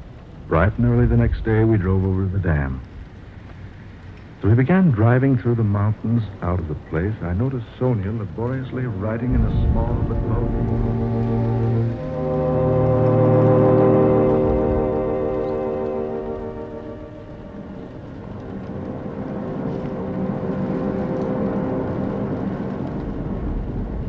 What's that, dear? A 5-year diary. I thought we should log our trip. Perhaps we'll assemble enough material for you to write another book. If we log our trip, my sweet, you'll have to do it. Me, I write an IOU with a pencil. Oh, I've already started to keep it, Scott. Here, listen. May 21st. We left Long Beach at 7 a.m. and were out of Los Angeles by 10:30. The trip across the desert was uneventful, but quite pleasant, and we arrived at Las Vegas, Nevada, around...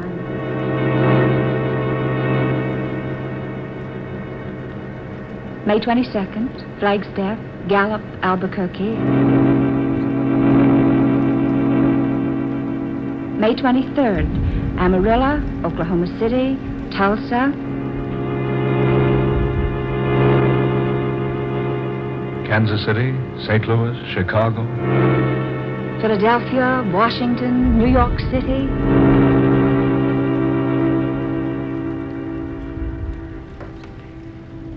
May 30th. We sailed today from Pier 17 for London aboard the SS America. As we stood at the ship's rail together, Sonia and I, we wondered just why we decided to leave the good old United States behind. Did something tell us our goal was far beyond the sea?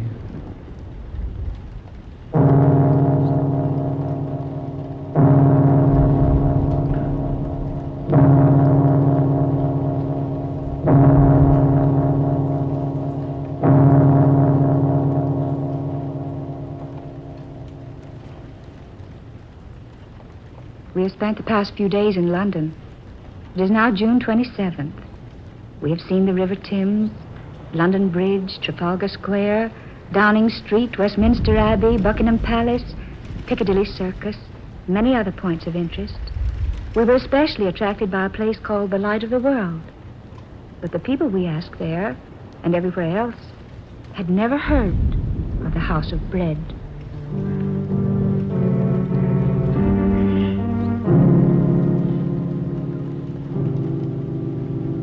July 16th. We're about to leave Paris for Madrid. Sonia and I sought diligently in this city of pleasure for the place the man called Word named to me. We searched everywhere. The magnificent Bois de Boulogne, boulevards, everywhere we could go. We did Eiffel Tower and the Louvre and Cardinal Richelieu's Palais Royal, the Cathedral of Notre Dame, Grand Opera House, the Arc of Triumph. Then we were attracted to the Place de la Concorde, which is called the Place of Peace. And we thrilled for a moment because we thought our search was ended. But when we asked about the House of Bread, folks only laughed at us.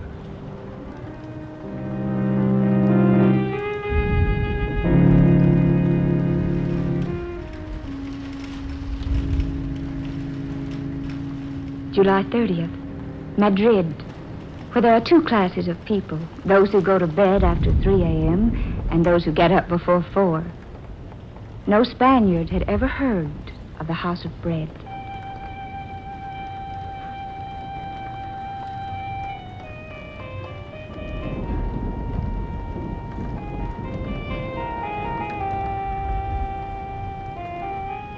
Morocco, August 20th. Mingling with the Moors and Arabs, wandering up narrow, crooked, dirty streets, through shabby buildings and unkept markets, all with a general aspect of dilapidation and extreme neglect.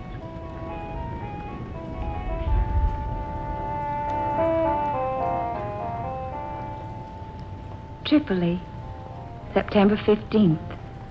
Sponge fisheries, ostrich feathers, gold, ivory, rugs, and the ruins of a triumphal arch erected to Marcus Aurelius.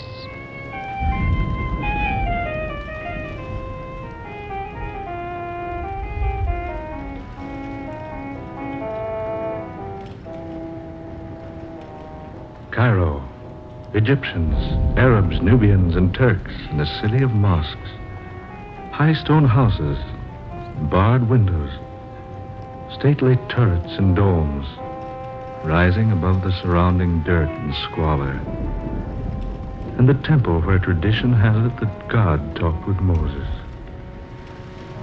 No encouragement here either. The house the man word spoke of is unknown. Is late October.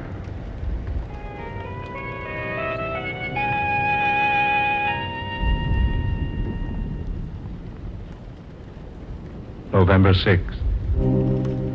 November 16th. November 26th. December 5th. December 15th. December 25th. Jerusalem.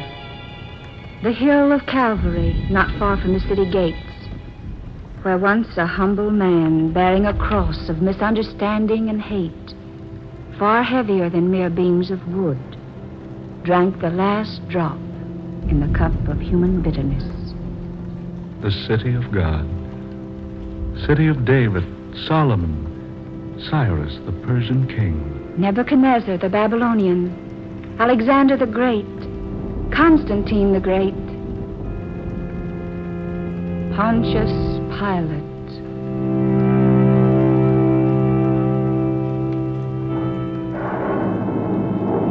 The storm swoops down. Rain begins to fall.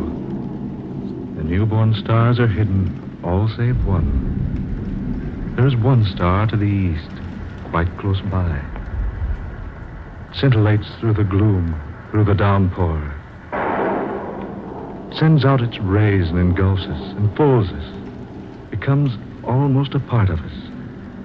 And Sonia writes that we must follow the beam it sends pounding vigorously earthward.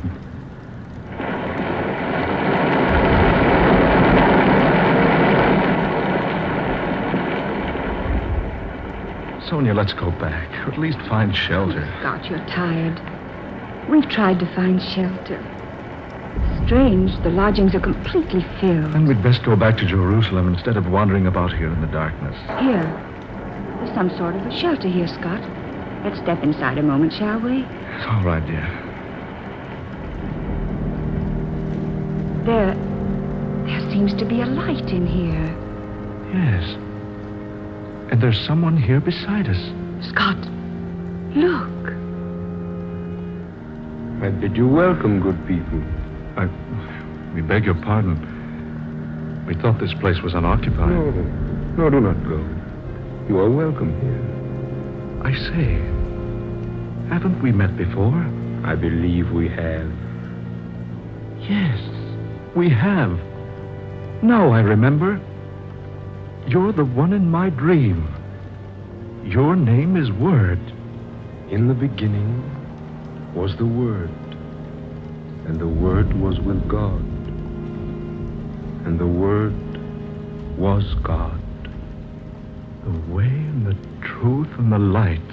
I am come, a light into the world, that whosoever believeth in me shall not abide in darkness. The way and the truth and the light. And lo, the angel of the Lord came upon them, and the glory of the Lord showed round about them, and said unto them, Fear not, for behold, I bring you good tidings of great joy. For to you is born this day a Savior, which is Christ the Lord. Be not afraid. Have you not been told, Seek ye the Lord, and he will not be scornful unto thee? Here in this humble manger, you were born. 2,000 years ago. Verily I say unto you, I am with you at all times, in all places, even unto the consummation of the world. Then this is our answer. This is what we have been seeking so earnestly. Because you have seen me, you believe. Blessed is he who has not seen me and still believes.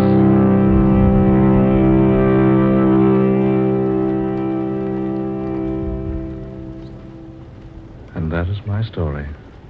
We awoke the next morning feeling more refreshed than we'd felt in all time. The sun was bright, the rain had gone. What was the significance of the house of bread? We didn't learn that until later when I consulted the Britannica. I quote as it is written word for word. Bethlehem, a small town in Palestine situated on a limestone ridge 5 miles south of Jerusalem, a city called by the Hebrews the House of Bread. This is the National Broadcasting Company.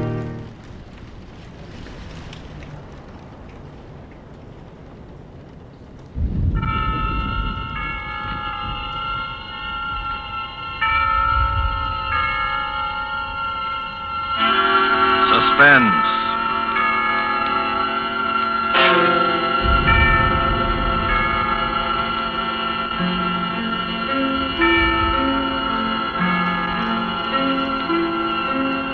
This is the Man in Black, here again to introduce Columbia's program, Suspense.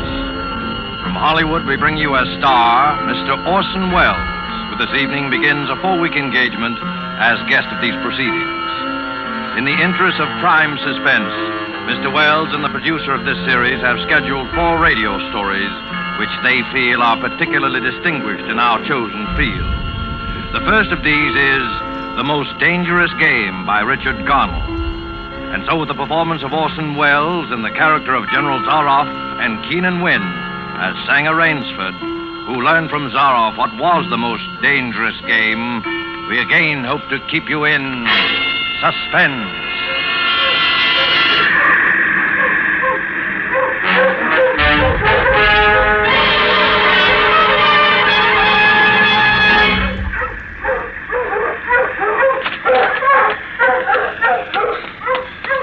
Much time. Any moment now he may come in, and when he does, I'm going to kill him. It's him or me, and I'm going to do my best to make it him. Well, maybe it sounds crazy to you. I guess it does. It would have sounded crazy to me a few days ago when I was with Whitney on the yacht. I was on a pleasure trip. A pleasure trip! How could I or anyone realize then the horror and torment I was to go through? How was I to know of Ivan? And the death swamp, and the hounds. How was I to know of Zaroff? Think of it. It was only 4 nights ago that the ship went down. We'd been talking about this island, Ship Trap Island, Whitney said it was called in the charts. He was sleepy and started on down below to turn in. I was mixing myself a nightcap when I looked up and saw it. A tremendous reef racing at us out of the fog. I screamed out a warning, but it was too late. We were right upon it.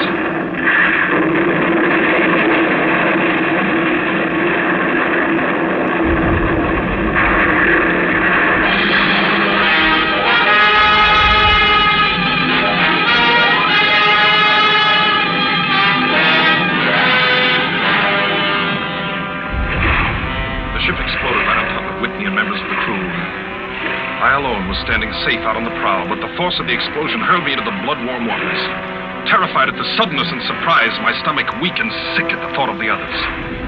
The sea was eddying furiously around the sinking remnants of the ship, and a certain cool-headedness came to me and made me swim desperately away, or I might not have lived to go through the horror which was soon to come.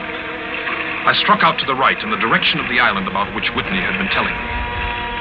I had no recollection of how long I swam, but all at once I heard the muttering and growling of the sea breaking on the rocky shore. With my remaining strength, I dragged myself from the swirling waters. All in, gasping, my hands raw, I at last reached a flat place at the top. I flung myself down at the jungle edge and tumbled headlong into the deepest sleep of my life. When I awoke, I was in a strange place, having no idea how I had done it.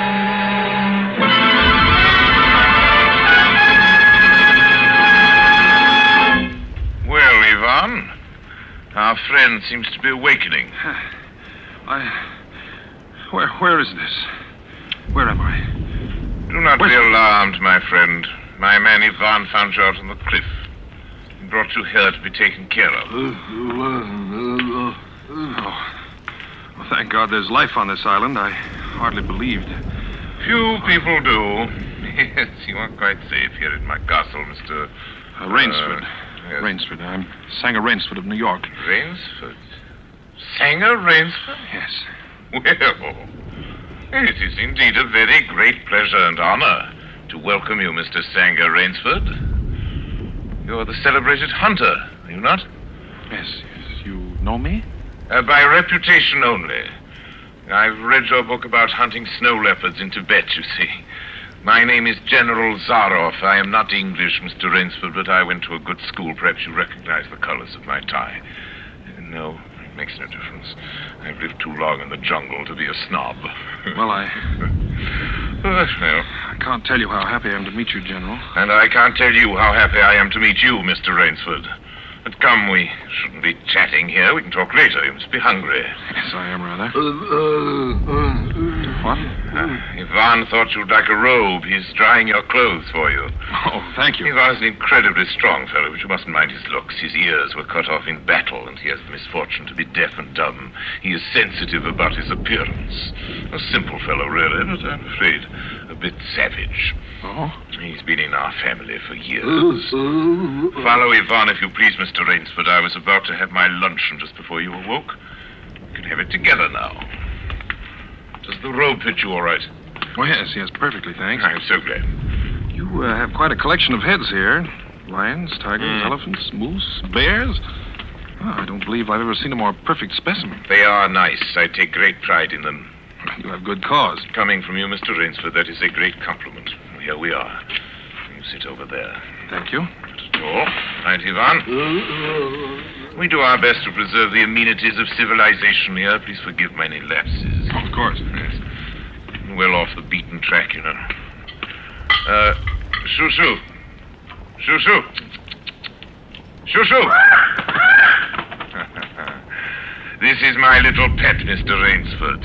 As a hunting falcon, Shoo-shoo is of no further usefulness in the field. But I'm fond of its company. Am I not, little sweetheart? Patience, my darling. I know you're hungry, my dear. We hunt tonight. Your heads are really remarkable, General.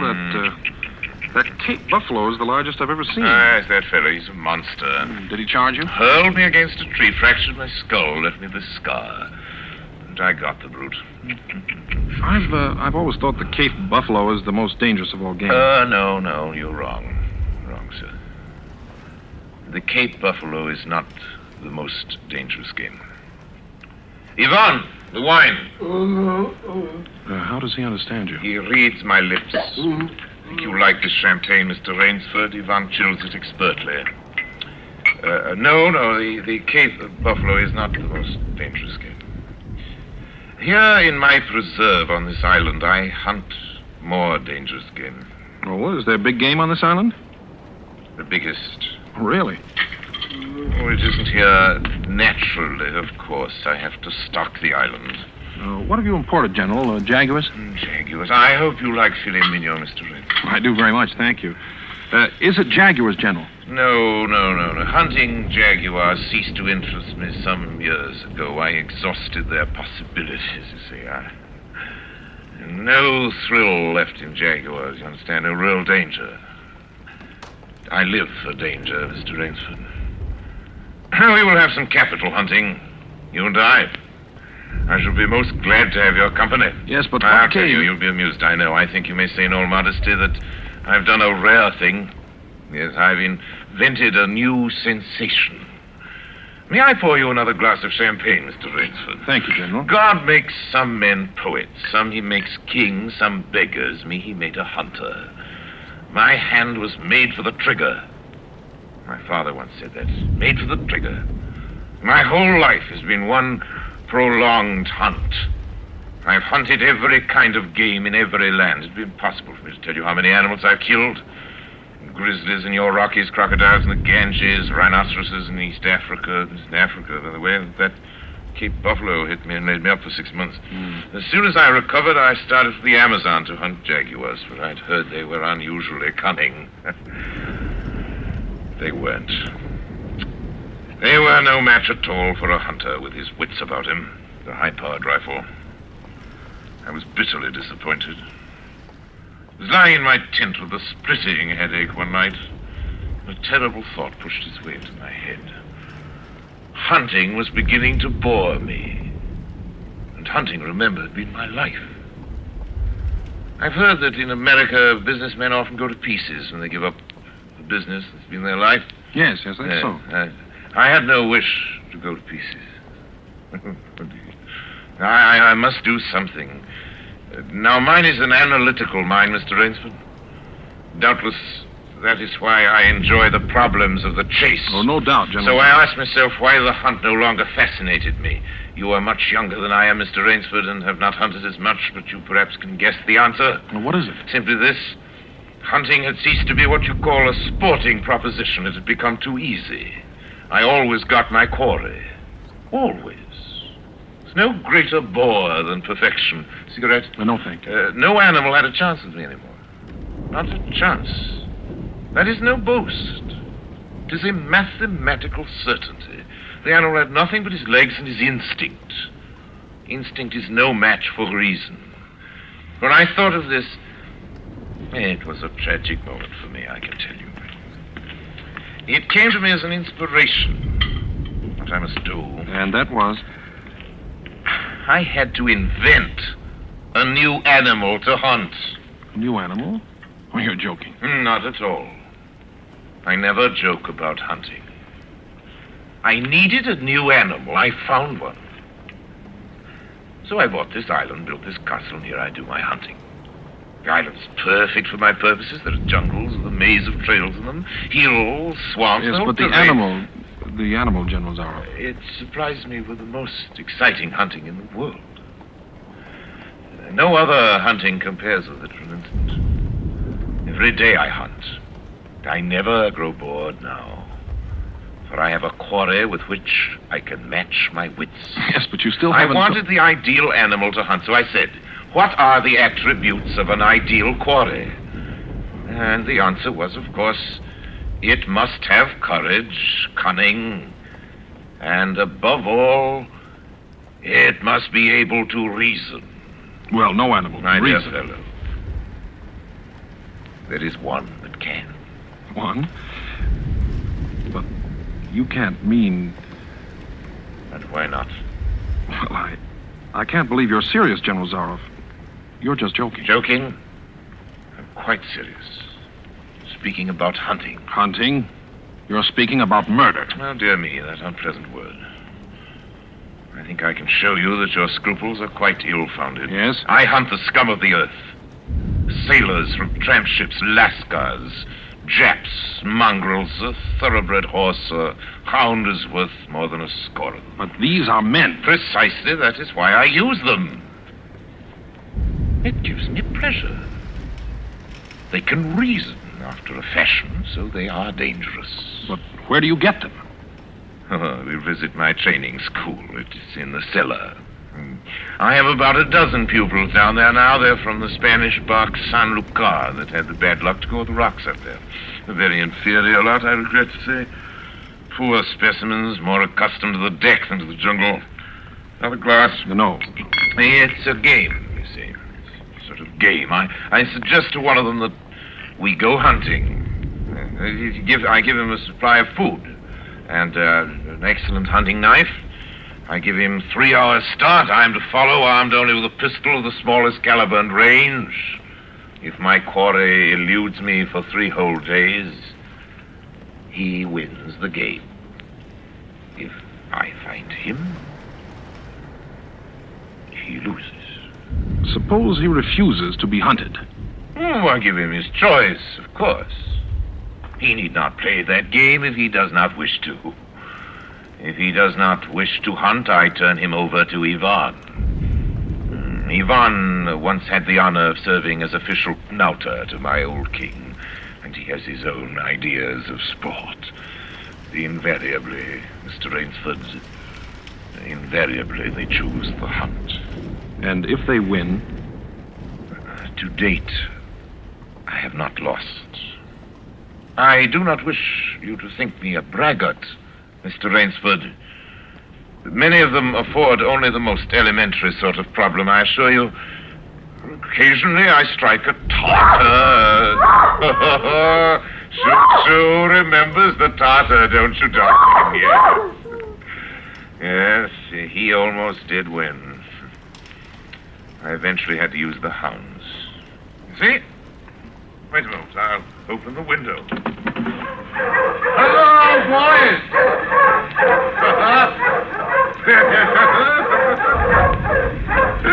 Rather good lot, I think.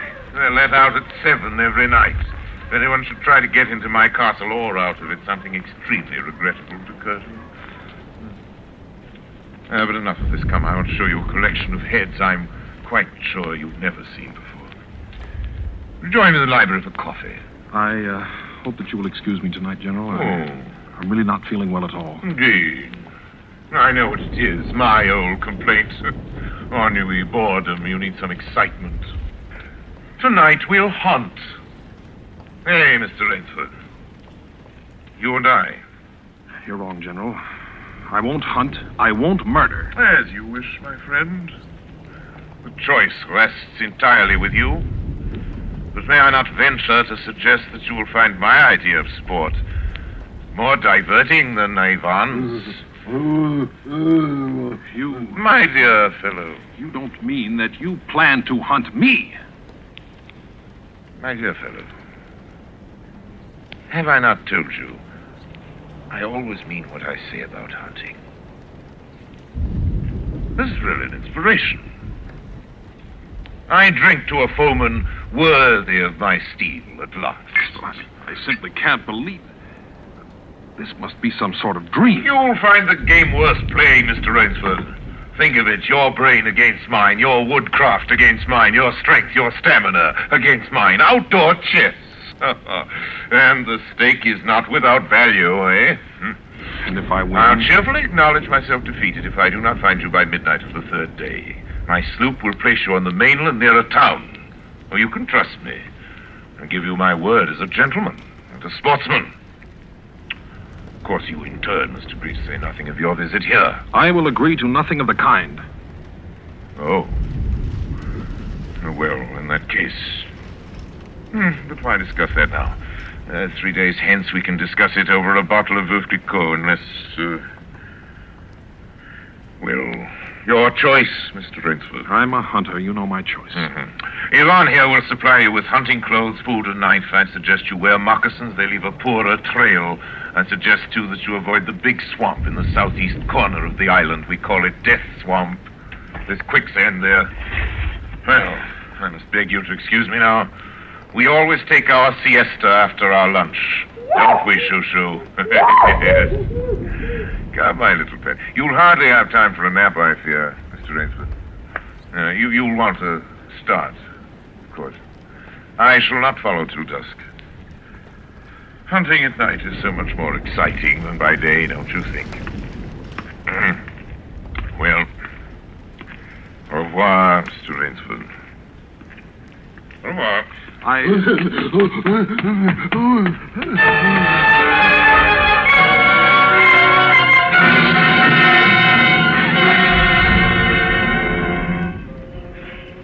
I'd fought my way through the bush for 2 hours, repeating to myself over and over again, I must keep my nerve, I must keep my nerve. My whole idea at first was to put distance between myself and General Zaroff. And to this end, I had plunged along through the thicket, spurred on by the sharp rowels of something very much like panic. Now I had got a grip on myself. I'd stopped. I was taking stock of the situation. I saw that straight flight was futile. Inevitably, it would bring me face to face with the sea. Well, I'll give him a trail, I muttered. And I struck off from the rude path I had been following and into the trackless wilderness. I made a series of intricate loops. I doubled back on my trail again and again, recalling all the lore of the fox hunt, all the dodges of the fox. Night found me exhausted, my hands and face lashed by the branches on a thickly wooded ridge. My need for rest was imperative, and I thought, I played the fox, now I must play the cat of the fable. A big tree with a thick trunk and outspread branches was nearby, and taking care not to leave the slightest mark, I climbed up and stretched out on one of the broad limbs. Rest brought me new confidence and almost a feeling of security. Even so expert a hunter as General Zaroff cannot face me here, I assured myself. An apprehensive night crawled slowly by, my mind keenly alert for any sound, any warning. Towards the dawn, an instinct I never knew existed, like an animal must possess, impelled me to look far off in the distance in a westerly direction. Sure enough, following the trail with the sureness of a bloodhound came General Zaroff. Nothing escaped those searching black eyes. No crushed blade of grass, no bent twig, no mark, no matter how fine in the moss. My heart pounding furiously, I slid down quickly from the tree and struck off again into the woods. I knew I had to do something desperate. I knew that I had little time in which to do it. 300 yards from my hiding place, I stopped where a huge dead tree leaned precariously on a smaller living one. Throwing off my sack of food, I took my knife from its sheath and began to work with all my energy. The job was finished at last, and I threw myself down behind a fallen log 300 feet away. I did not have to wait long.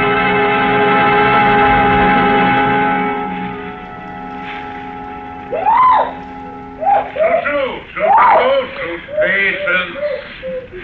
Patience, my darling. You'll be fed. Rainsford. Rainsford.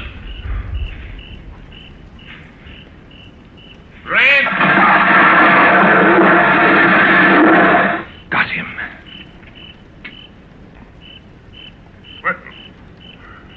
Rainsford? If you are within sound of my voice, as I suppose you are, let me congratulate you. Not many men know how to make a Malay man-catcher. Luckily for me, I too have hunted in Malacca.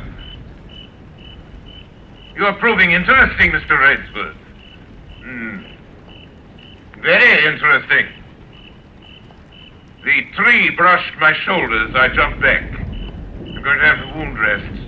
It's only slight. I shall be back, Mr. Rainsford. I shall be back.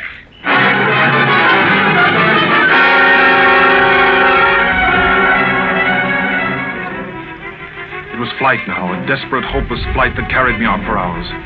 I don't know where I got the strength. I kept telling myself over and over again that I must keep my nerve. That I was competing with a monster, a super huntsman. Dusk came, then darkness, and still I managed to press on. The ground grew softer under my moccasins. The vegetation grew ranker, denser. Insects bit at me savagely. Suddenly, as I stepped forward, my foot sank into the ooze. I tried to wrench it back, but the muck sucked viciously at my foot like a giant leech. With a violent effort, I tore my foot loose. I knew where I was then. Death's Swamp and its quicksand. The softness of the earth had given me an idea. I stepped back from the quicksand a dozen feet or so and began to dig. When the pit was above my shoulders, I climbed out and from some hard saplings cut stakes and sharpened them to fine points. These stakes I planted in the bottom of the pit with the points sticking upwards. As fast as I could, I wove a rough carpet of weeds and branches and with it covered the mouth of the pit.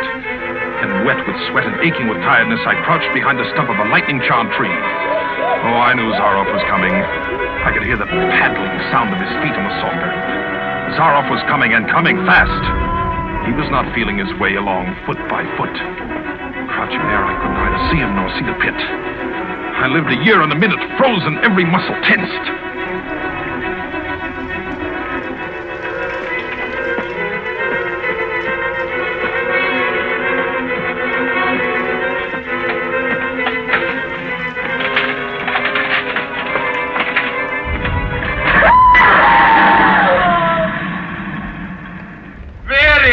Rainsford. Very good. You've done well. Your Burmese tiger pit has claimed one of my finest towns. Again you score. I think, Mr. Rainsford, I'll see what you can do against my whole pack. I'm going back to get them now. Thank you for a most amusing evening.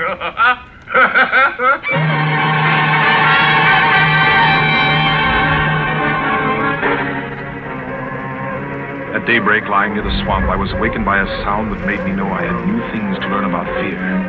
It was a distant sound, faint and wavering, but I knew it. It was the baying of a pack of hounds. I could do one of two things.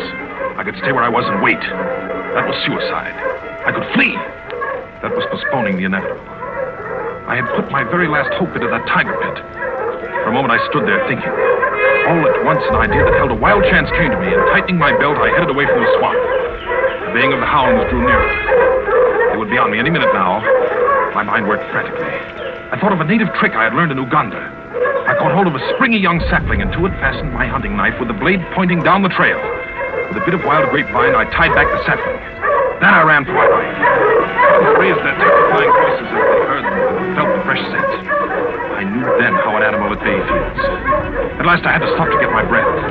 The baying of the hounds stopped just as suddenly. And with it, my heart stopped too. They must have reached the knife. Excitedly, I shinnied up a tree and looked back. My pursuers had stopped all right. But the hope that had been in my brain when I climbed died. For in the shallow valley, I saw that General Zaroff was still on his feet. But Ivan was not. Apparently, he had come along to hold the hounds. The knife, driven by the recoil of the springing tree, had splintered through his chest.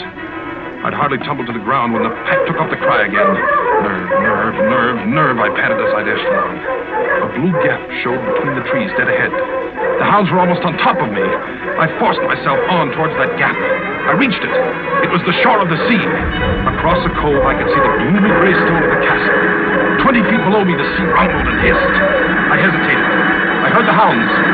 Then I leaped far out into the sea.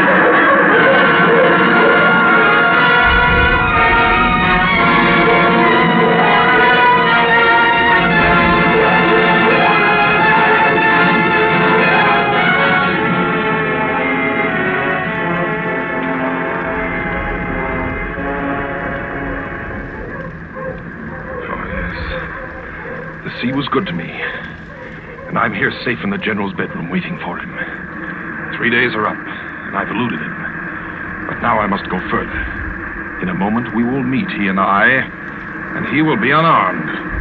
Only one of us is going to live. You understand that now?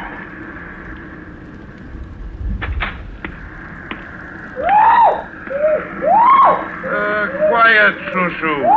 Shushu! You must be patient, dear. You must forgive me. You're hungry, I know. Shushu. Rainsford. General. Rainsford. How on earth did you get it? Swam. I found it easier and quicker than walking through the jungle. I congratulate you. Extraordinary. You've won the game. Oh, no, General. I'm still a beast at bay, here. Get ready, General Zaroff. Swords? Yes, 2 of them. I see. Oh, very good. Very good, Rainsford. One of us, then, is to furnish a repast for the hounds. The other will sleep in this very excellent bed. Excellent. On guard, Rainsford.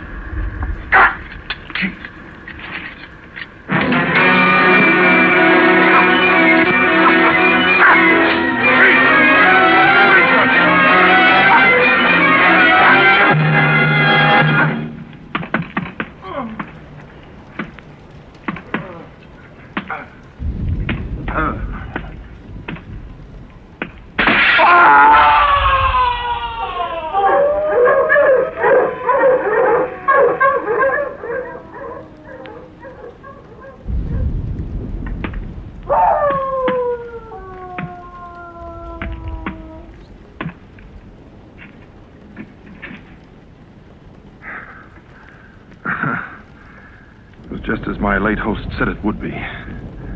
A very excellent bed.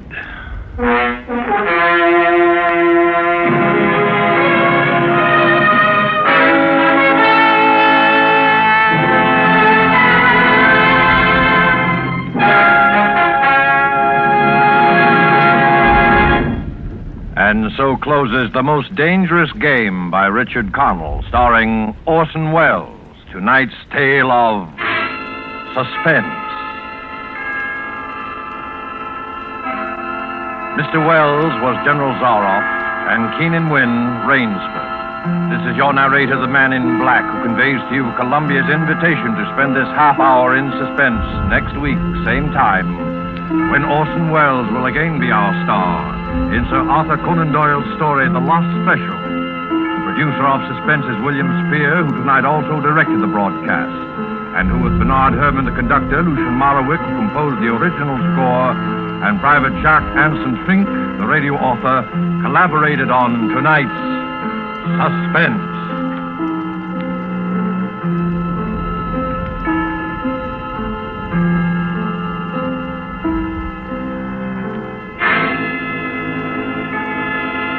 This is CBS, the Columbia Broadcasting System.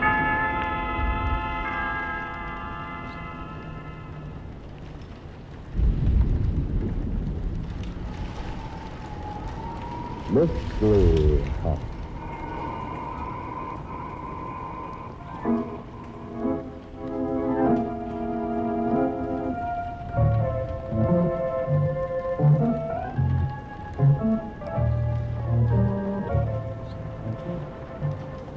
Mystery House, that strange publishing firm owned by Dan and Barbara Glenn, where each new novel is acted out by the Mystery House staff before it is accepted for publication.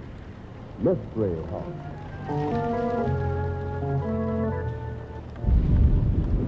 Well, Barbie, tonight's Mystery House story deals with blackmail, doesn't it? It certainly does, Dan. It's called Stalk for the Goose. That's an intriguing title. Let's go. Just a minute, Dan. Before you do, here's a message from our sponsor.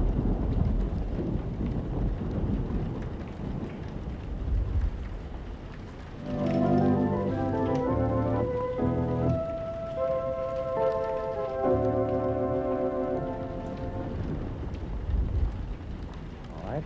You all ready? Let's see, Bob. Stalk for the Goose. Our story opens with Joe Wood, a private detective, driving to a party with his girlfriend, Mary Barnes. Well, here we are. And, Joe, if the Jenkins want us to play bridge after dinner, please don't refuse. Bridge? Hey, you're doing well enough getting me to come to the Jenkins for dinner. You didn't say anything about bridge, you little stuffed shirt. I'm going to make a human being out of you yet. Okay. Mind not the reason why.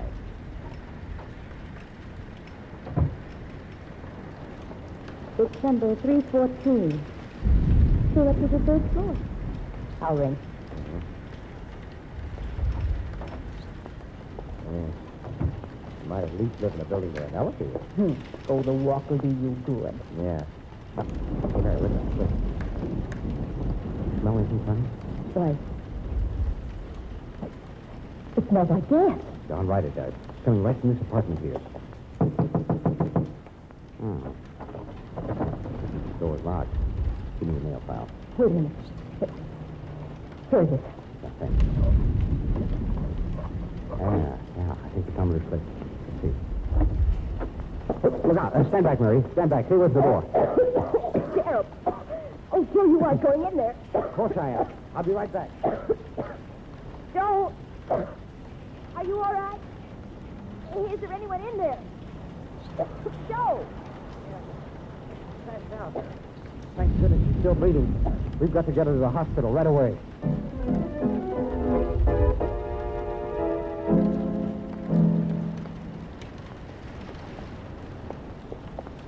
Now, come on, Mary.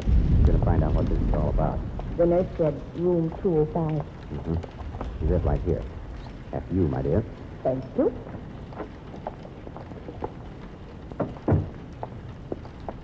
Well, how's our patient, Who are you? Oh, that's all. That's right. You wouldn't know, of course. This is Miss Mary Barnes, and I'm Joe Wood. We're the folks who got you out of your apartment. Oh. I suppose I ought to thank you.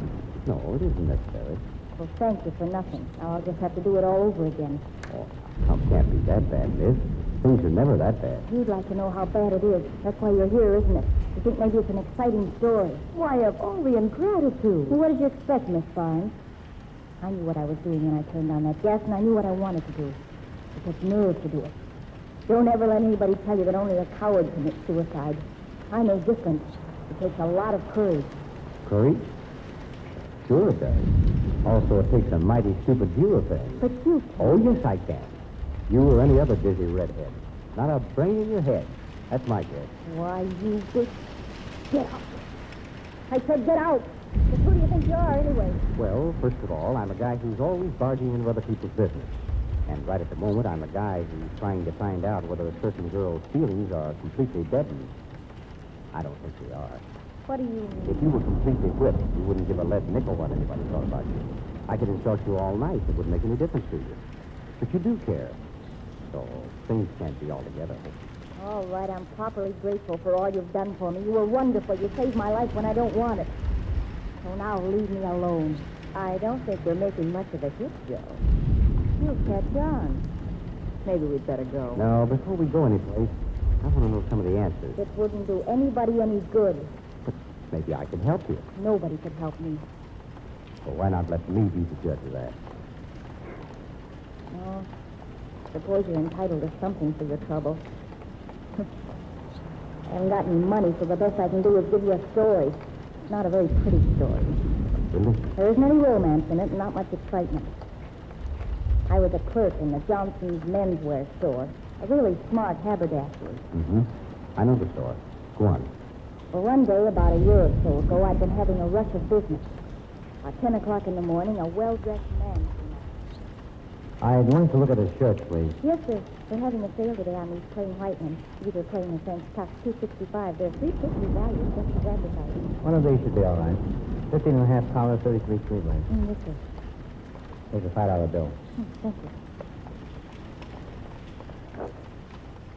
Your change and package will be back in just a minute, sir. All right. Oh, say, I'd like a good linen handkerchief for my coat pocket. Let me see. This is a nice one right here. Rolled edges, hand-stitched. Excellent linen. How much? $1 each. 6 for $5. I guess one will be enough. Oh, here's your package. And here's your change. That was $2.70 with the tax. Let me see. $2.75, 3, 4, and 1 is $5. But I want the handkerchief now. $1, you said? $1 too with tax. I guess I have a couple of pennies. Yep, there they are. Well, I'll have the handkerchief wrapped up for you. No, that's all right. I'll just stick it into my pocket. There. That's all right? Mm-hmm, very nice. Oh, I should have made out a sales ticket on it. I'm in a hurry, miss. Could you help me, please? Just a moment. Thank you, sir. Now, ma'am, what would you like? I want to look at those neckties in the case. Those right there. I always stop I didn't know it at the time, but the man is from the Personnel Investigation Bureau, a firm that investigated salespeople to see whether they were honest. I was busy all the rest of the morning, late getting away for lunch. I hurried back, and there was a message for me that my boss wanted me to go to see a Mr. Carson in the Layton Square building. I went up to his office. Sit down. Thank you. I suppose you're wondering why you're here. Why, yes, I am. You didn't think anybody'd ever catch up with you, did you? What do you mean? Don't remember me, do you? I know it. Oh, wait a minute. You bought a shirt from me this morning. And a handkerchief. Remember? I bought a handkerchief, too. Well, wasn't everything all right? Everything was not all right. Miss Moran, your boss hired me to find out whether or not his employees were honest. How long have you been robbing him? Why, you... With the idea, you can't talk to me that way. Come off the high horse. You're a thief and you're caught. I'm not a thief. I never took anything that didn't belong to me in my life. Sure. That's what they all say. If you're so honest, why didn't you turn in that $1 sale you made to me this morning? I was so busy, I never got a sales ticket made out on it. But the money's in the back of my cash book. I'll turn it in as soon as I get back. Oh, no, you won't. Because you're not going back. But the money's there. I haven't cheated anyone out of anything. I was busy. I just didn't get a chance to make it You had out. all the chance you're going to get. The money's not in your cash book now, and you don't get a chance to put it back. You're getting off pretty easy. Look here, I'm not a thief. I work hard for every cent I earn at Johnson's. Sister, you're on the road to jail right now. But you've got to believe me. I believe what I see. And what's more, I know how much you've stolen altogether. Altogether? You think there's more? I know it. Oh, you're insane. I never touched a penny of that store's money. Altogether, it comes to $1,000. $1,000? But that's ridiculous. I wouldn't know what to do with that much money. Didn't know it added up to that much, did you? $1 one day, $2 the next. You worked in that store over 2 years. I wouldn't be surprised if you'd taken more than that. But I'm willing to give you the benefit of the doubt. This simply can't be true. Things like this, you read about them, but they just don't happen. Yeah? Well, it's happening to you right now. And I've got good evidence. Plenty good to stand up in any court. Court? Oh, but you wouldn't. I wouldn't? That's my business. I'd send you to jail in a minute. Jail is where you belong. But you're wrong. That's what they all say. And I'm going to give you another chance. What do you mean by that? How much money have you been able to save out of what you've been knocking down? I tell you, I haven't... Give it. How much money have you got? Oh, nearly $300. I'm going to give you a chance. You make up that $1,000, and I can keep Johnson from prosecuting. But I tell you, I Now didn't... listen, sister, I don't care what you tell me. I'll get this through your head. You've been caught with the goods. We go to court, and we can send you behind the bars. There'll be plenty of publicity, too. You'll be marked for life. But it's not true. That dollar is in my cash book. I know it is. And I know it isn't. I checked this noon while you were out to lunch. You probably bought your lunch with it. Are you going to make up what you stole from your boss, or are you going to jail? But I tell you, I didn't take anything. You've got to believe me. No, I don't. I'm not in this business for my health. I get half of everything I can turn back to your boss. That's why I'm not particularly interested in sending you to jail. Jail, you don't do him any good, and you don't do me any good either. What do you want me to do? I want you to sign a full confession. I have it all written out for you. Well, I'll do no such thing. I'm not guilty of anything, and I'm not admitting something I didn't do. Big, brave words, you little tramp. How dare you? Sit down. Put the actress. I've been through it before with better actresses than you. Now sign this paper. No. Sign it, and you get a chance to pay me back the money, $1,000. Refuse to sign it, and you go to jail. Sign it, and Johnson and I are the only ones who will ever know that you're a thief. Don't sign it, and everybody in the world finds out about you. Well, I'll see a lawyer. A laugh. Lawyers want clients who aren't guilty. But I'm not. Now listen. I know how to get my evidence, and I've got it on you. Now come on. Sign up. And if I sign this, there'll be no story? That's right. That's the end. You'll not even be questioned. It'll be worse to avoid suspicion. Sure. After you sign, mum's the word. When do I pay? You pay $300 now. The rest as time goes on. Why, that's blackmail. Now, look, I'm giving you a chance. Do you want it or don't? But I didn't take It's an it. open and shut conviction, otherwise. Now, time. Suppose there's nothing else to do. Now, you're being sensitive. Here's my pen. And don't think you're going to skip town either. Because you'll be watched every minute until that $1,000. Well, I paid the $1,000 more than a year ago. I know because I kept track. Then what's the difficulty? And this man, this Carson who runs the Personnel Investigation Bureau, still has my signed confession, and he says I still owe him $500. How come? See, there are a lot of fees involved in collecting from me. It's a little matter of interest. Oh, don't you see? As long as he has that signed confession to hold over my head, he can go on bleeding me for the rest of my life. Why, he couldn't do a thing like that. Yeah, couldn't, maybe. Do it. Well, he died in Hawaii. For nearly 2 years now, every penny I've been able to get my hands on has gone right to Carson. The only way I can beat him is to die. No, Miss White. I think it's going to be much simpler than that. And not nearly so painful. Mary? Yes, sir. You are about to become a thief. Oh? Yes. I hope you do a good job of it.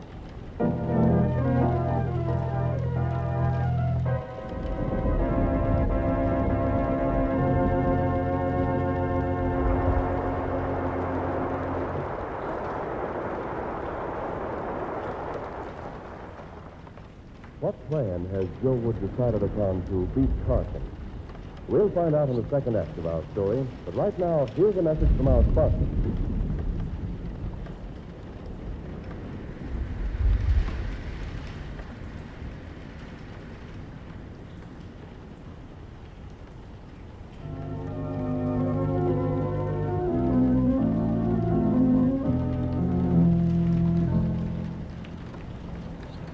And now, for the second act of Sauce for the Goose, we go to the Personnel Investigation Bureau. Mr. Carson, the owner of the Bureau, has a caller. It's Joe Wood, who seems to have a problem. That's why I'm suspicious of him, Miss Carson. I can't get any proof, but I'd almost be willing to swear she's been doctoring my books and robbing me blind. You came to the right place, Wood. I've caught more thieves than the whole police force in this town put together. You know how I do it? No. How? By making it easy for them to steal when they think there isn't a chance of getting caught. What's this girl's name? Mary Barnes. I'll catch her for you. Don't worry any more about it. And I'll be able to get quite a bit of the money back for you. You Understand my fee, 50%? Oh, that's quite all right. That's cheap. One way you look at it. Now, I'll have to pose as a client of yours. I'll make my payments in cash to Miss Barnes. I won't wait for any receipts. We'll have an open and shut case. Yes, but what if she won't pay us? Oh, she'll pay all right. They all do.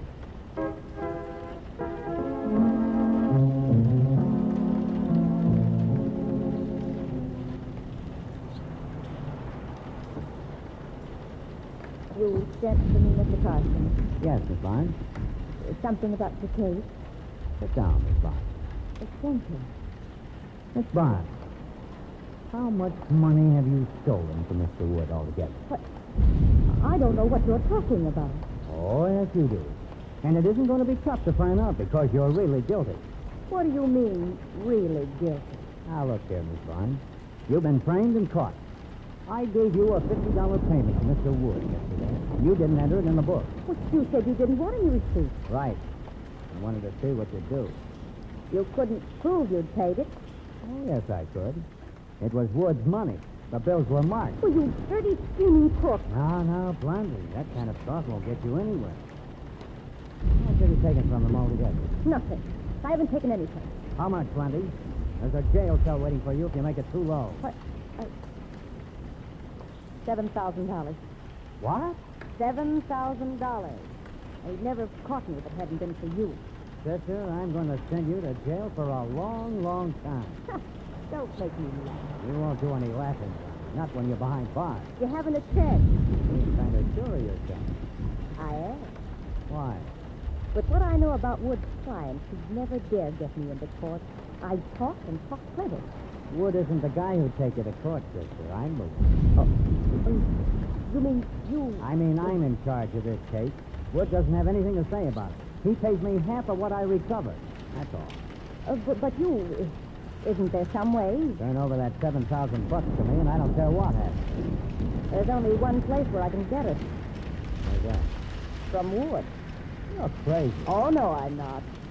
The man he helped in a big swindle case is coming in tomorrow with $8,000. What's the What do you care where I get the money? Just so you get yours. Maybe you're right. But now, if you'll just sign this confession. No.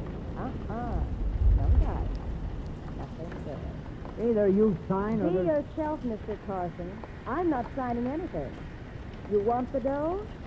You'll get the dough. Tomorrow.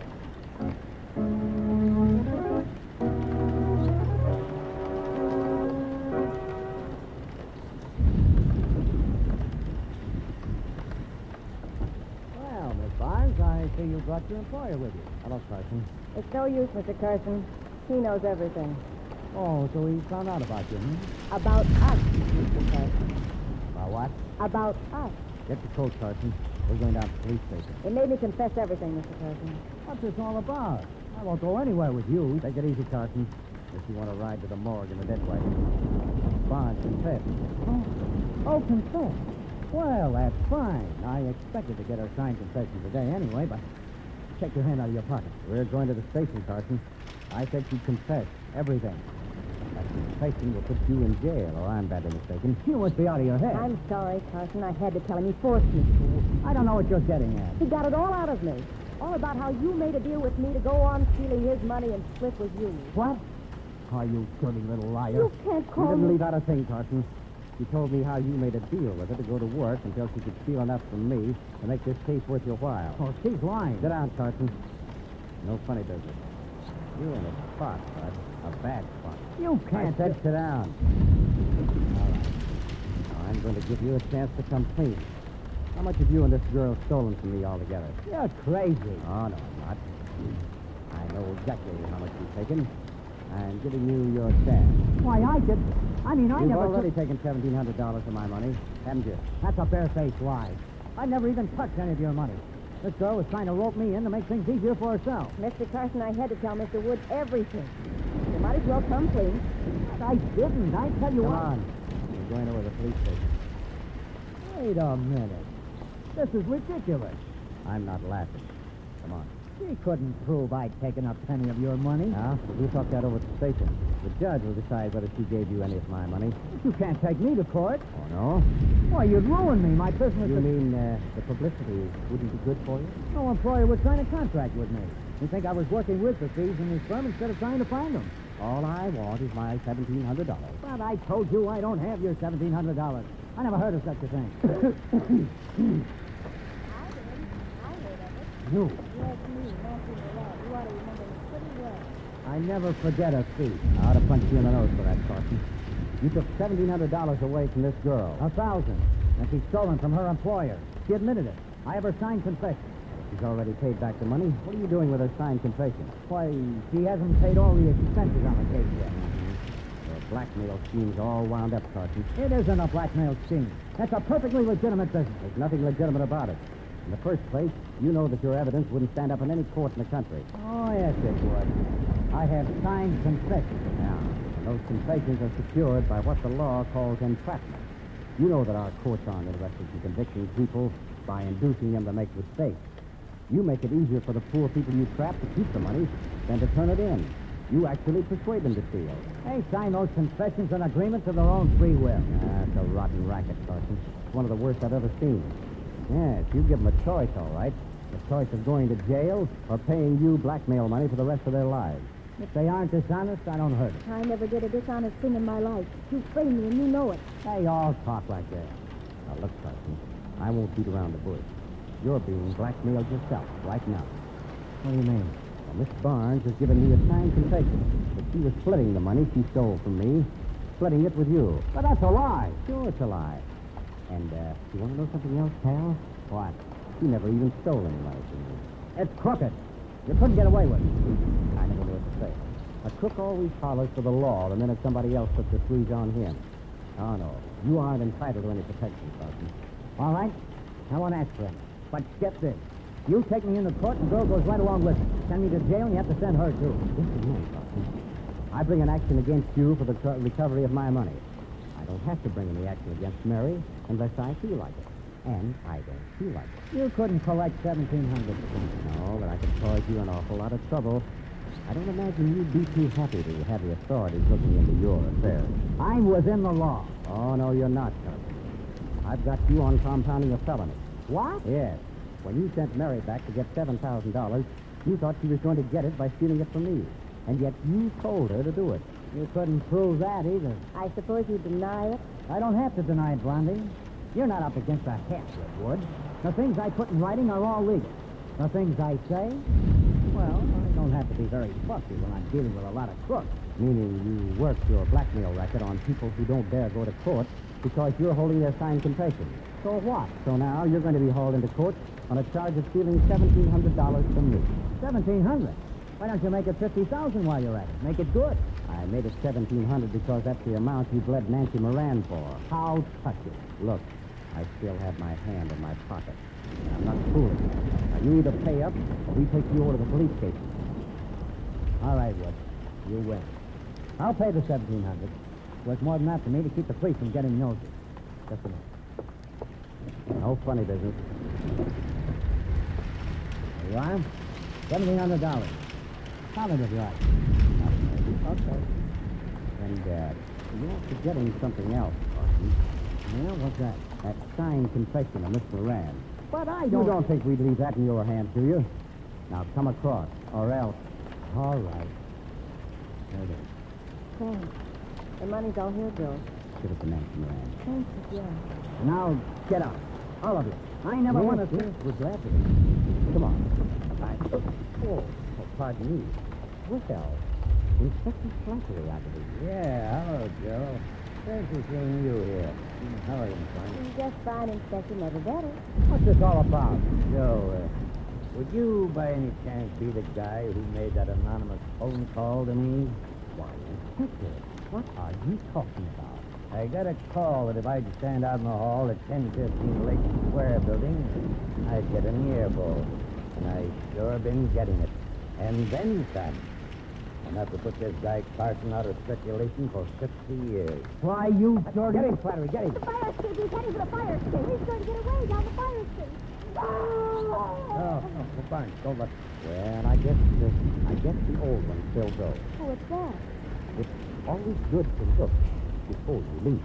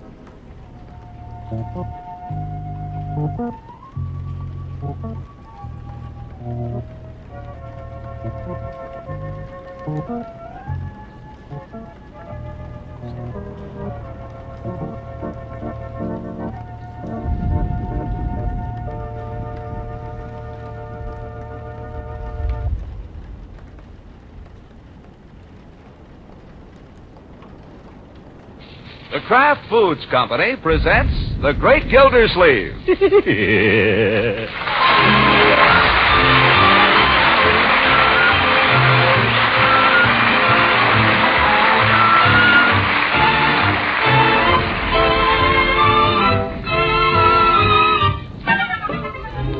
It's The Great Gildersleeve, starring Harold Perry, brought to you by the Kraft Foods Company, makers of Parquet margarine and a complete line of famous quality food products.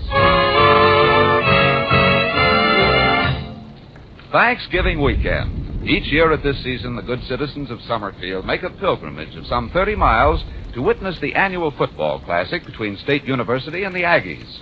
And in the whole of Summerfield, there is no one more determined to go this year than Gildersleeve's nephew, Leroy. For weeks he has been hammering away at it. Hey, Unc, if I do the dishes tonight, can I go home? Can I? How about it? Can I? No. No, Marjorie. Nobody asked you. Uncle Mort, if he goes to that game, I shall just die. Oh, why? Because Marshall's coming home for the weekend, and he's taking me. And all Leroy wants to do is spy on us. Boy, that's a cheap thrill. You think I'd be looking at you when I can be watching a football game? Uncle Mort, don't let him go. You can't. You simply can't. No, my dear, I think that's for me to decide. That's telling her. I don't see why Leroy hasn't just as good a right to go to the game as you. You hear that? After all, I think you might consider his side of it, too. Yeah, how about considering my side of it? You stay out of this. But, Uncle Mort, this is my only weekend with Marshall since he went away to school. We want to be alone. Alone? They go to a football game to be alone. Now, Leroy. I suppose you'd like everybody else in the stadium to get up and leave. 20,000 people. Leroy. I rest my case. Well, what about it, Uncle Mort? I shall think it over. Oh, say yes, please. I'll pay you if you will. I'll give you all the money I've got in my bank. I'm not subject to bribery, my boy. Well, I'll do anything you say. Anything at all. How about it? I told you I shall think it over. Well, for cat's sake, how long do you have to think? There are two sides to this question, my boy, as there are to most questions.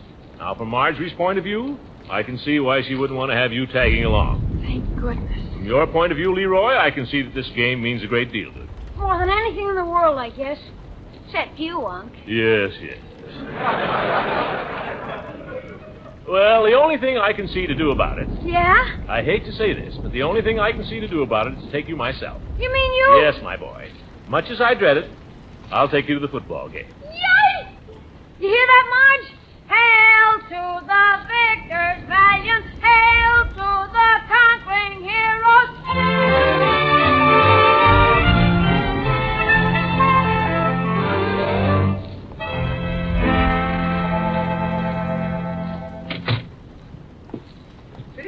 Gilsey. Oh, good evening, Bertie. Is that you, Unc? Yes, it's me.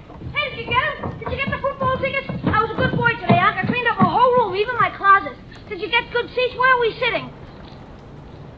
Unc, you didn't forget them. No, Leroy, I didn't forget them, but I'm afraid I have bad news for you just the same. They're completely sold out. Oh, that's a big jip. I know, my boy. I know exactly how you feel, but we have to learn to take these little disappointments and make the best of them, don't we? Gosh, if you didn't have to think it over so long, if you'd gone and got on the ball. I did the best I could. After all, I'm just as disappointed as you are. It means that I can't go to the game either. Ha! You didn't want to go in the first place. That's not true, Leroy. I wanted to go very much. Yeah. But there's no use crying over spilt milk, is there? There'll be other games. Some other time, perhaps, eh? Leroy? I want you to believe that I tried, my boy. Why, I even asked Judge Hooker to use his influence. Not that I'd give 2 cents for all the influence he's got. I should have known. I'd never get there. This is just a terrible day, that's all. It's been a terrible day right from the start. Friday's always a terrible day. Leroy, honey, what's the matter? Nothing. Oh, now don't do that. Let's not give up hope, my boy. After all, there's still Judge Hooker. Yeah. Well, you're probably right. Every time you say you'll take me to a football game, this is what happens. Leroy, this is the first time I've ever offered to take you to a football game. Well, it happened, didn't it? I should have known. Now, Leroy, you're just tired. Why don't you go up and get ready for bed and let Bertie bring your supper to you up there? I don't want any supper. Well, later maybe you will. You run along and I'll be up. I got turkey croquettes for supper. Mashed potatoes? Mashed potatoes and gravy. Okay.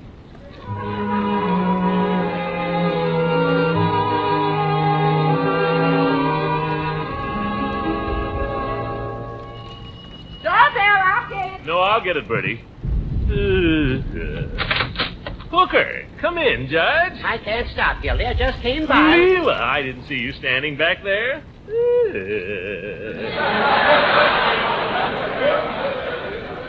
Come on in, it's cold. Well, just for a minute. We're on our way to dinner. I'm taking Leela to a movie afterward. Oh, so that's why she was busy tonight. You didn't tell me you were going out tonight with the judge, Leela. I don't tell everything I know. I sort of cut you out there, didn't I, Gildy? Old goat. Oh, I'm sorry. Careful, my dear, careful. Come in. Hello, Marjorie. Hello, Mrs. Ransom. I hope I didn't hurt you. Oh, good evening, Judge. Marjorie. Oh, don't you look pretty? Thank you. Such pink cheeks.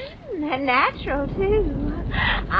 I'll bet you're excited that Marshal Bullard's home. Oh, he's been home for 2 days. Unky, is it all right if we go skating after supper? After supper? It's perfectly safe. There's a big moon out. I don't know that makes it safe. Skating in the moonlight. How I'd love to be out there with y'all.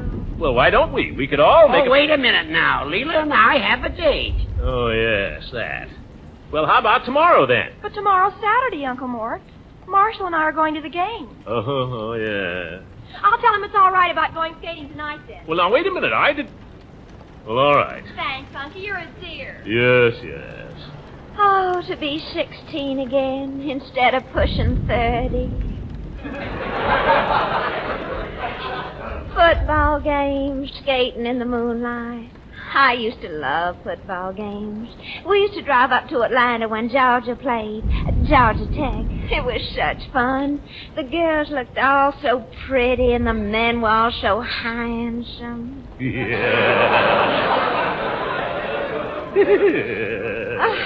There'd be parties at all the fraternity houses after the game, and a dance at the big hotel there in the evening, and driving back by moonlight. Come on, Leela. I think it's time we were getting along. Oh, yes, I suppose it is. Oh, that reminds me, Gildy. I almost forgot what I stopped here for. I got you that pair of football tickets you asked for. You got them? Just leave it to old Judge Hooker. There they are. Well, that's fine.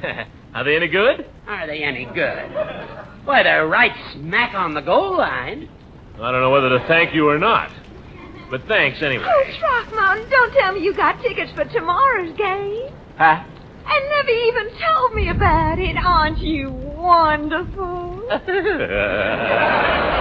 I might point out it was I who got the ticket. Oh, but it's the thought that counts. Yes, but Leela, you... Oh, I think surprises are such fun, don't you? Now, here I wasn't looking forward to a thing tomorrow except washing my hair. And now, all of a sudden, everything's wonderful. But, Leela, Imagine me carrying on about how I love football games and all the time you knew. Throckmorton, you devil, you. Leela, you don't understand.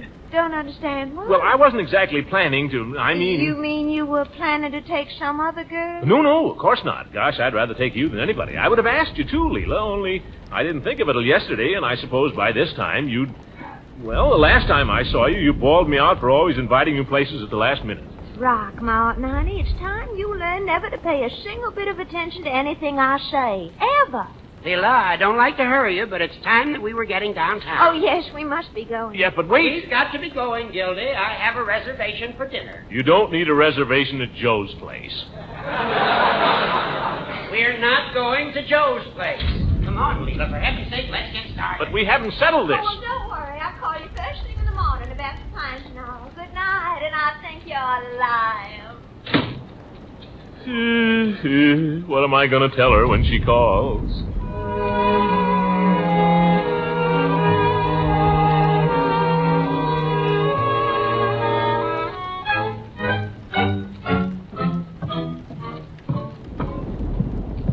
Morning, Mr. Gilsleeve. Good morning, Bertie. Leroy? Hi. I trust you slept well last night. You can see that I didn't. You do look a little so-so. Well, you just sit down and I'll bring you a nice... Phone. I'll get it. Where's your sister, Leroy? She ate her breakfast and swam. I'm coming. You mean they've started for the football game already? I suppose so. Lucky bums. Mr. Gilsey's residence. I'm afraid I know what this is. Oh, yes, Miss Anthony is. It's Miss Ransom, Mr. Gilsleeve, about the game. Huh? Ask her if she could hold the wire a minute, Bertie. Leroy, I want to have a talk with you, my boy. Okay, shoot. Swallow that toast and listen. My boy, if by any chance I should be able to get tickets for the game today, mind you, I don't say I can, but if by any chance I should... Yeah? And if it turned out that it wouldn't be convenient for me to take you... What? You promised. I know, and I'd make it up to you, Leroy, some way. I don't like breaking promises, but if you'd let me off just this once, how about it? I don't know.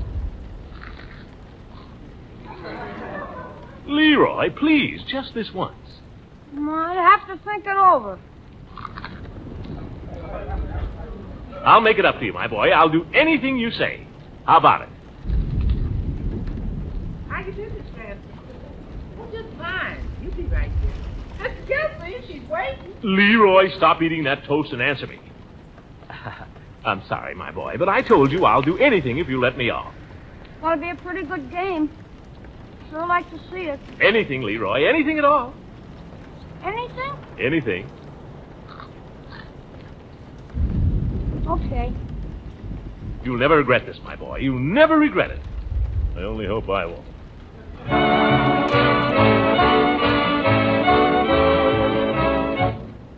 Hello, Piggy. Leroy, the kid himself. Boy, oh boy, Pig, have I got Unc where I want him. What a character. You know what he did? He told me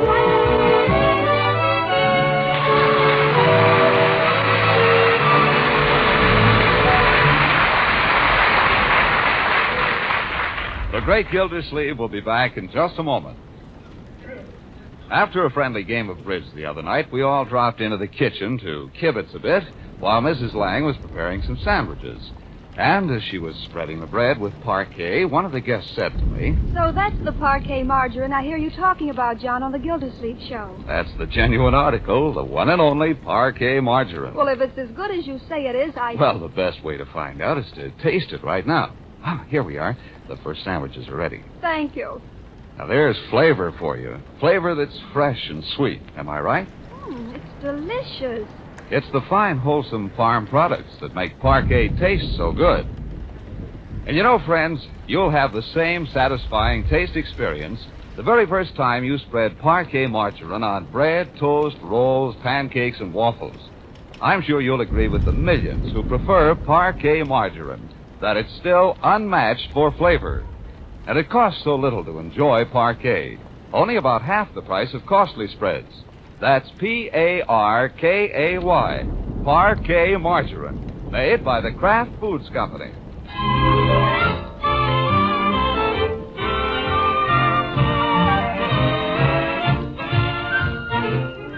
Now let's get back to the great Gildersleeve. With a blonde on one arm, a buffalo robe over the other, and a brand new bucket hat perched on his head, Gildersleeve looks the complete American college boy, 20 years out of college. We join him now as he and Leila Ransom stroll past the State University campus toward the stadium where the big game is soon to begin. Aren't we having fun, Throckmorton? Yeah, you bet. You know something? Walking around a college town like this makes me feel like I'm 18 again. Oh, you look 18, Leila. And I'll tell you something else. I don't feel a day over 22. Let's skip, I dare you. Oh, Throckmorton, with all these boys and girls going by. What do we care? Come on, let's skip. It's Marjorie and Marshall Bullard. Yoo-hoo! Well. I saw you up ahead there, Unky. Hello, Mrs. Ransom. You remember Marshall, don't you? Indeed I do. It's nice you could come home for the holiday, Marshall. Thanks. How are you, Mrs. Ransom? Mr. Gildersleeve? Just fine, my boy. Unky, where did you get that bucket hat? This hat? Well, I got it at the Summerfield Men's Toggery. What's the matter with it? Oh, nothing. It just looks kind of collegiate. That's not what the college men are wearing this year, Mr. Gildersleeve. That's immaterial to me, son.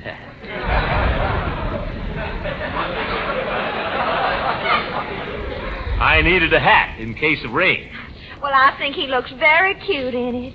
Although if you pulled it a little farther forward. Like this? It was better the other way. It's nuts.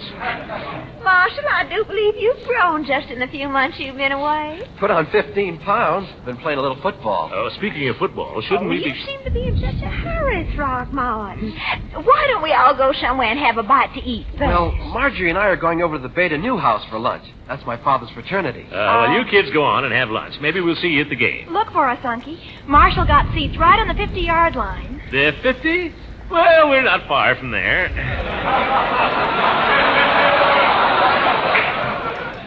See you later. Bye.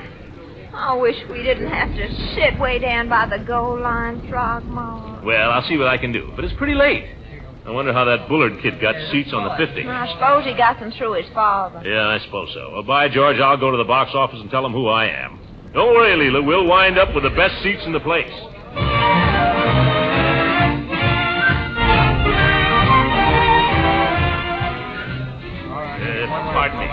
Pardon me, madam. I'd like to exchange these seats, please. They're in the section 32. I'd like something on the 50-yard line. Yes, very funny. Perhaps you didn't understand me. I want to exchange these tickets for a pair on the 50-yard line. Oh, run along, buddy. Nothing doing. Wait a minute. It just so happens I'm a public official. I'm the water commissioner down in Summerfield. Water? I hear it's good to wash in. Don't get smart. Are you going to sell me tickets or not? Look, we've been sold out since the 10th of September. Now beat it. Then why are you open? For next year. Oh! Wise guy ought to report it. Why don't you look where you're going? Say, buddy, you really want two and a 50 like you said? I sure do. Have you got two? Not so loud. Oh? 50-yard line, 35th row. And, seeing it's so late, well, I'll let you have them for $20 apiece. Why, that's robbery. $20 apiece? Pardon me, mister. I thought you were a big shot. Oh, I am. Here, give me the tickets. Being a big shot is kind of expensive.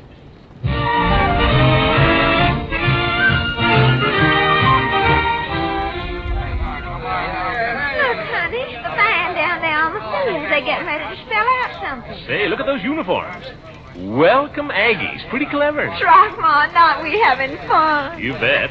Why don't the teams quit practicing? They've been practicing all season. Let's start the game. Oh, let me see the program for a minute, Throckmorton.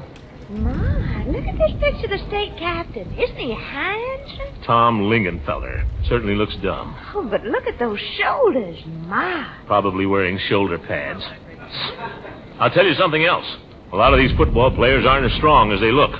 The Army had to reject the whole flock of them. I suppose so. But of course a girl looks at these things a little differently from the Army. There's Marshall. Marshall where? Down there, just 2 rows in front of us. Hi there. Oh, why, he's got his arm around Marjorie. Hey there, what do you think you're doing? Throckmorton. Cut that out, young man. I'm watching you. And don't grin at me like that. Oh, for heaven's sakes, Throckmorton, what harm is there in the boy putting his arm around in a public place like this? Don't tell me. It feels just the same in public as it does anyplace else.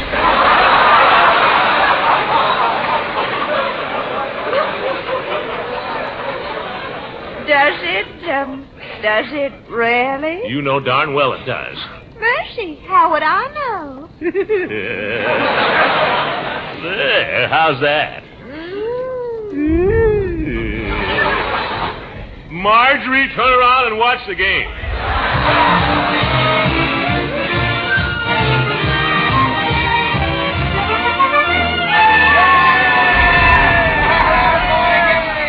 Third down. This time it looks like they're going to try a pass. How can you tell, Throckmorton? By the formation. When one fellow stands back like that.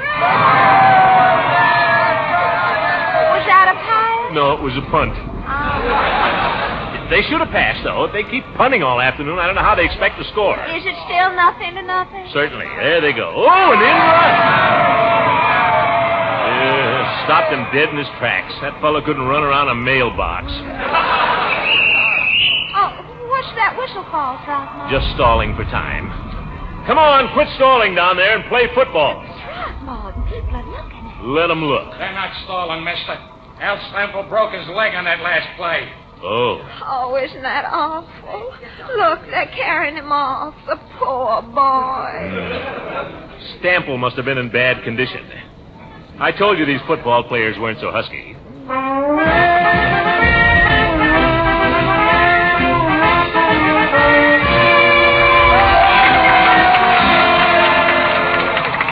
Hey, you cold, Leela? I'm perfectly comfortable, thank you. That's funny. I'm cold. Well, to tell you the truth, every time you start to hold my hand, Marshal Bullard turns around and laughs at me. Oh, he does, eh? That young smart Now, aleck. Throckmorton, he's just a child. Although I must say he seems much better looking than when he went away. Don't you think he is? I'm watching the game, Leela. 2nd and 10. Maybe they'll try a pass this time. Through the line. How can you tell, Throckmorton? I couldn't see a thing on that play. When everybody falls down, it's a line play. He gained about a foot. Well, he tried anyhow, and that's what counts. Never make a touchdown that way, Leela. Now I suppose they'll kick again. There they go. Kick the ball back and forth. After you, my dear Alphonse. After you, my dear Gaston. By George, we don't get some action pretty soon, Leela. I'll go down and complain at the box office. All afternoon they've been playing, and nobody's even tried. And once again, the ball changed hands in this nip and tuck battle between State University and the Aggies. Oh, boy. Believe you me, folks, both these teams are playing heads-up football out here this afternoon. What a game. They're lining up again now. State's ball on their own 40-yard line, T-formation. Come on, State, let's get a touchdown this time. The ball was snapped to Captain Tom Lingenfeller. He gets the ball and... Come on, Lingenfeller! Lingenfeller fakes back, takes a line to the left, plunges for the hole between right guard and right tackle. He's through. He's away. No. A beautiful tackle came right through and stopped him cold. I tell you, folks, you've never seen football like we're seeing today at Fireman's Field. Did you hear that, Bertie? Lingenfeller almost got away, but they stopped him cold. Is that a fact? Yeah, you want to listen a while, Bertie? No, thank you, Leroy. You hear your uncle saying anything? Not yet. Now it's 4th and 6 for State, falling back into punt formation. Crowds in the stands are tense as Tom Lingenfeller opens his hands for the ball. He's got it. He kicks.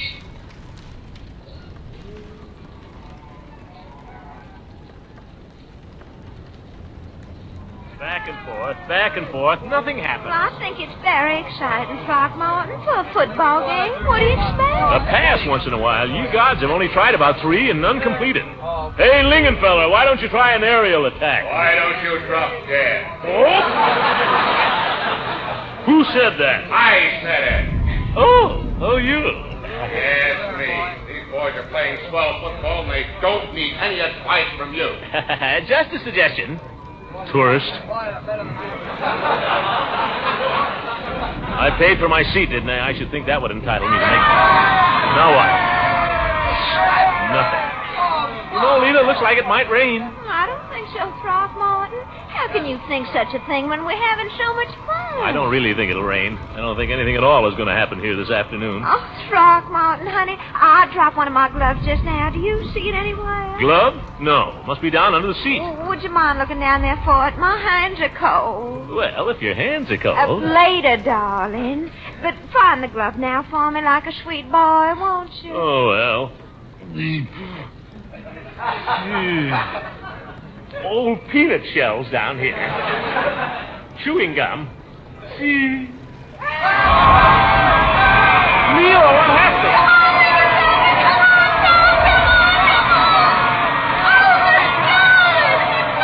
Oh, you're jumping up and down on my fingers. Look, Mommy, you still down there? Here's your glove. What was all that racket? Somebody threw a passionling and fell to caught it and made a touchdown. A touchdown? Why didn't you tell me? Well, I was too excited, Throckmorton, and it all happened so quickly. The only play of the afternoon. Oh, Auntie, wasn't that a beautiful pass? Oh, yeah, scrumptious. Throckmorton. What's the matter? I felt a drop of rain just then. Rain, you couldn't have. So did I. It's a cloudburst. What'll we do, Leela? Maybe it'll stop in a minute. I'll stay if you will, Throckmorton. Well, I had a slight cold yesterday, and why don't we give up and go home? I must say, I thought you were more of a sport. Well, I'm not a sport. Come on, let's get out of here. Pardon me. Pardon me. What's the matter, mister? No school spirit? Oh, fool yourself.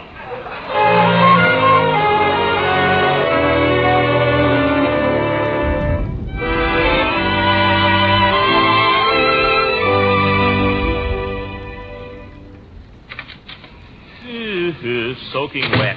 Bucket hat. Bucket is right. Evening, Miss Gilsey. Did you have a nice time at the game? Don't speak of it, Bertie. Don't speak of it. Well, it's too bad it had to rain. Maybe a little supper will make you feel better. I even feel like eating. I had a couple of sandwiches half an hour ago. Well, I'll dish it up anyway. Unc, is that you?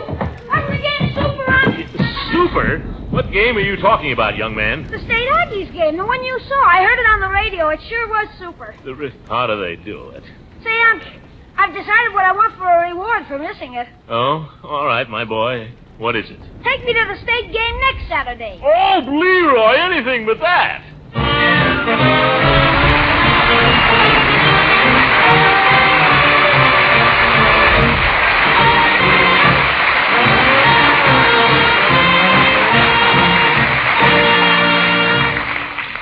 The great Gildersleeve will be dropping in at Peavy's drugstore in just a few moments. How are you getting along with your food budget these days? Are your meals pretty expensive? Well, maybe I can give you a little help. There's a very important food you serve at every meal that certainly shouldn't be expensive. And that's the spread you serve with bread, toast, and rolls. Of course, the spread I have in mind is delicious parquet margarine, preferred by millions of families throughout America because it tastes so good. And as for economy, well, it's plain as the price tag in your dealer's store that parquet is only about half the price of costly spreads. And parquet margarine is so nourishing, too. It's one of the finest of all energy foods, and it's fortified with important vitamin A. So for a real value in a quality food that's still unmatched for flavor, buy Parquet, P-A-R-K-A-Y, Parquet margarine, made by Kraft.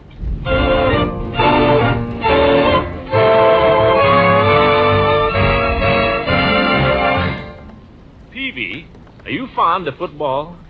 Football, Mr. Gildersleeve?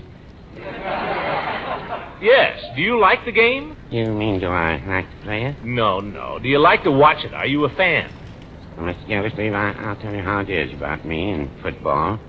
When I was a young fellow, I lived in Worcester, Massachusetts one year. That fall, I took it into my head to go to the Harvard-Yale game down at Cambridge. Is all this necessary? Well, you asked me a question. I didn't realize you'd have to answer by the way of Worcester, Massachusetts. Well, if you don't want me to tell you... No, go ahead, Peavy. You never give a straight answer to a question anyway. Well, I wouldn't say that. Go ahead. Well, I've lost the thread now.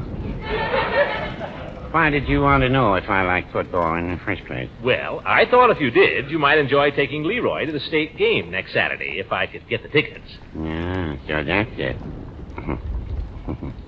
Mr. Gildersleeve, I am fond of football, but I'm not that fond of it. I might have known you'd be of no use to me. Good night, Peavy. Good night, everybody. This is John Lang speaking for the Kraft Foods Company and inviting you to listen in again next week for the further adventures of the great Gildersleeve.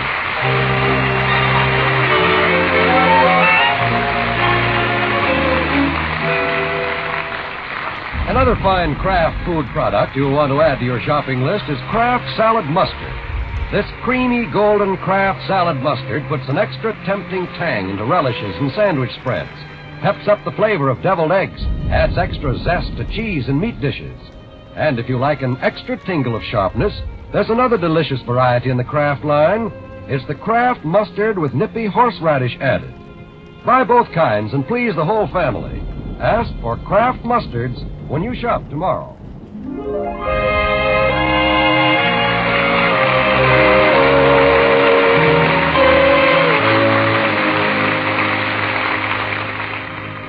This is the National Broadcasting Company.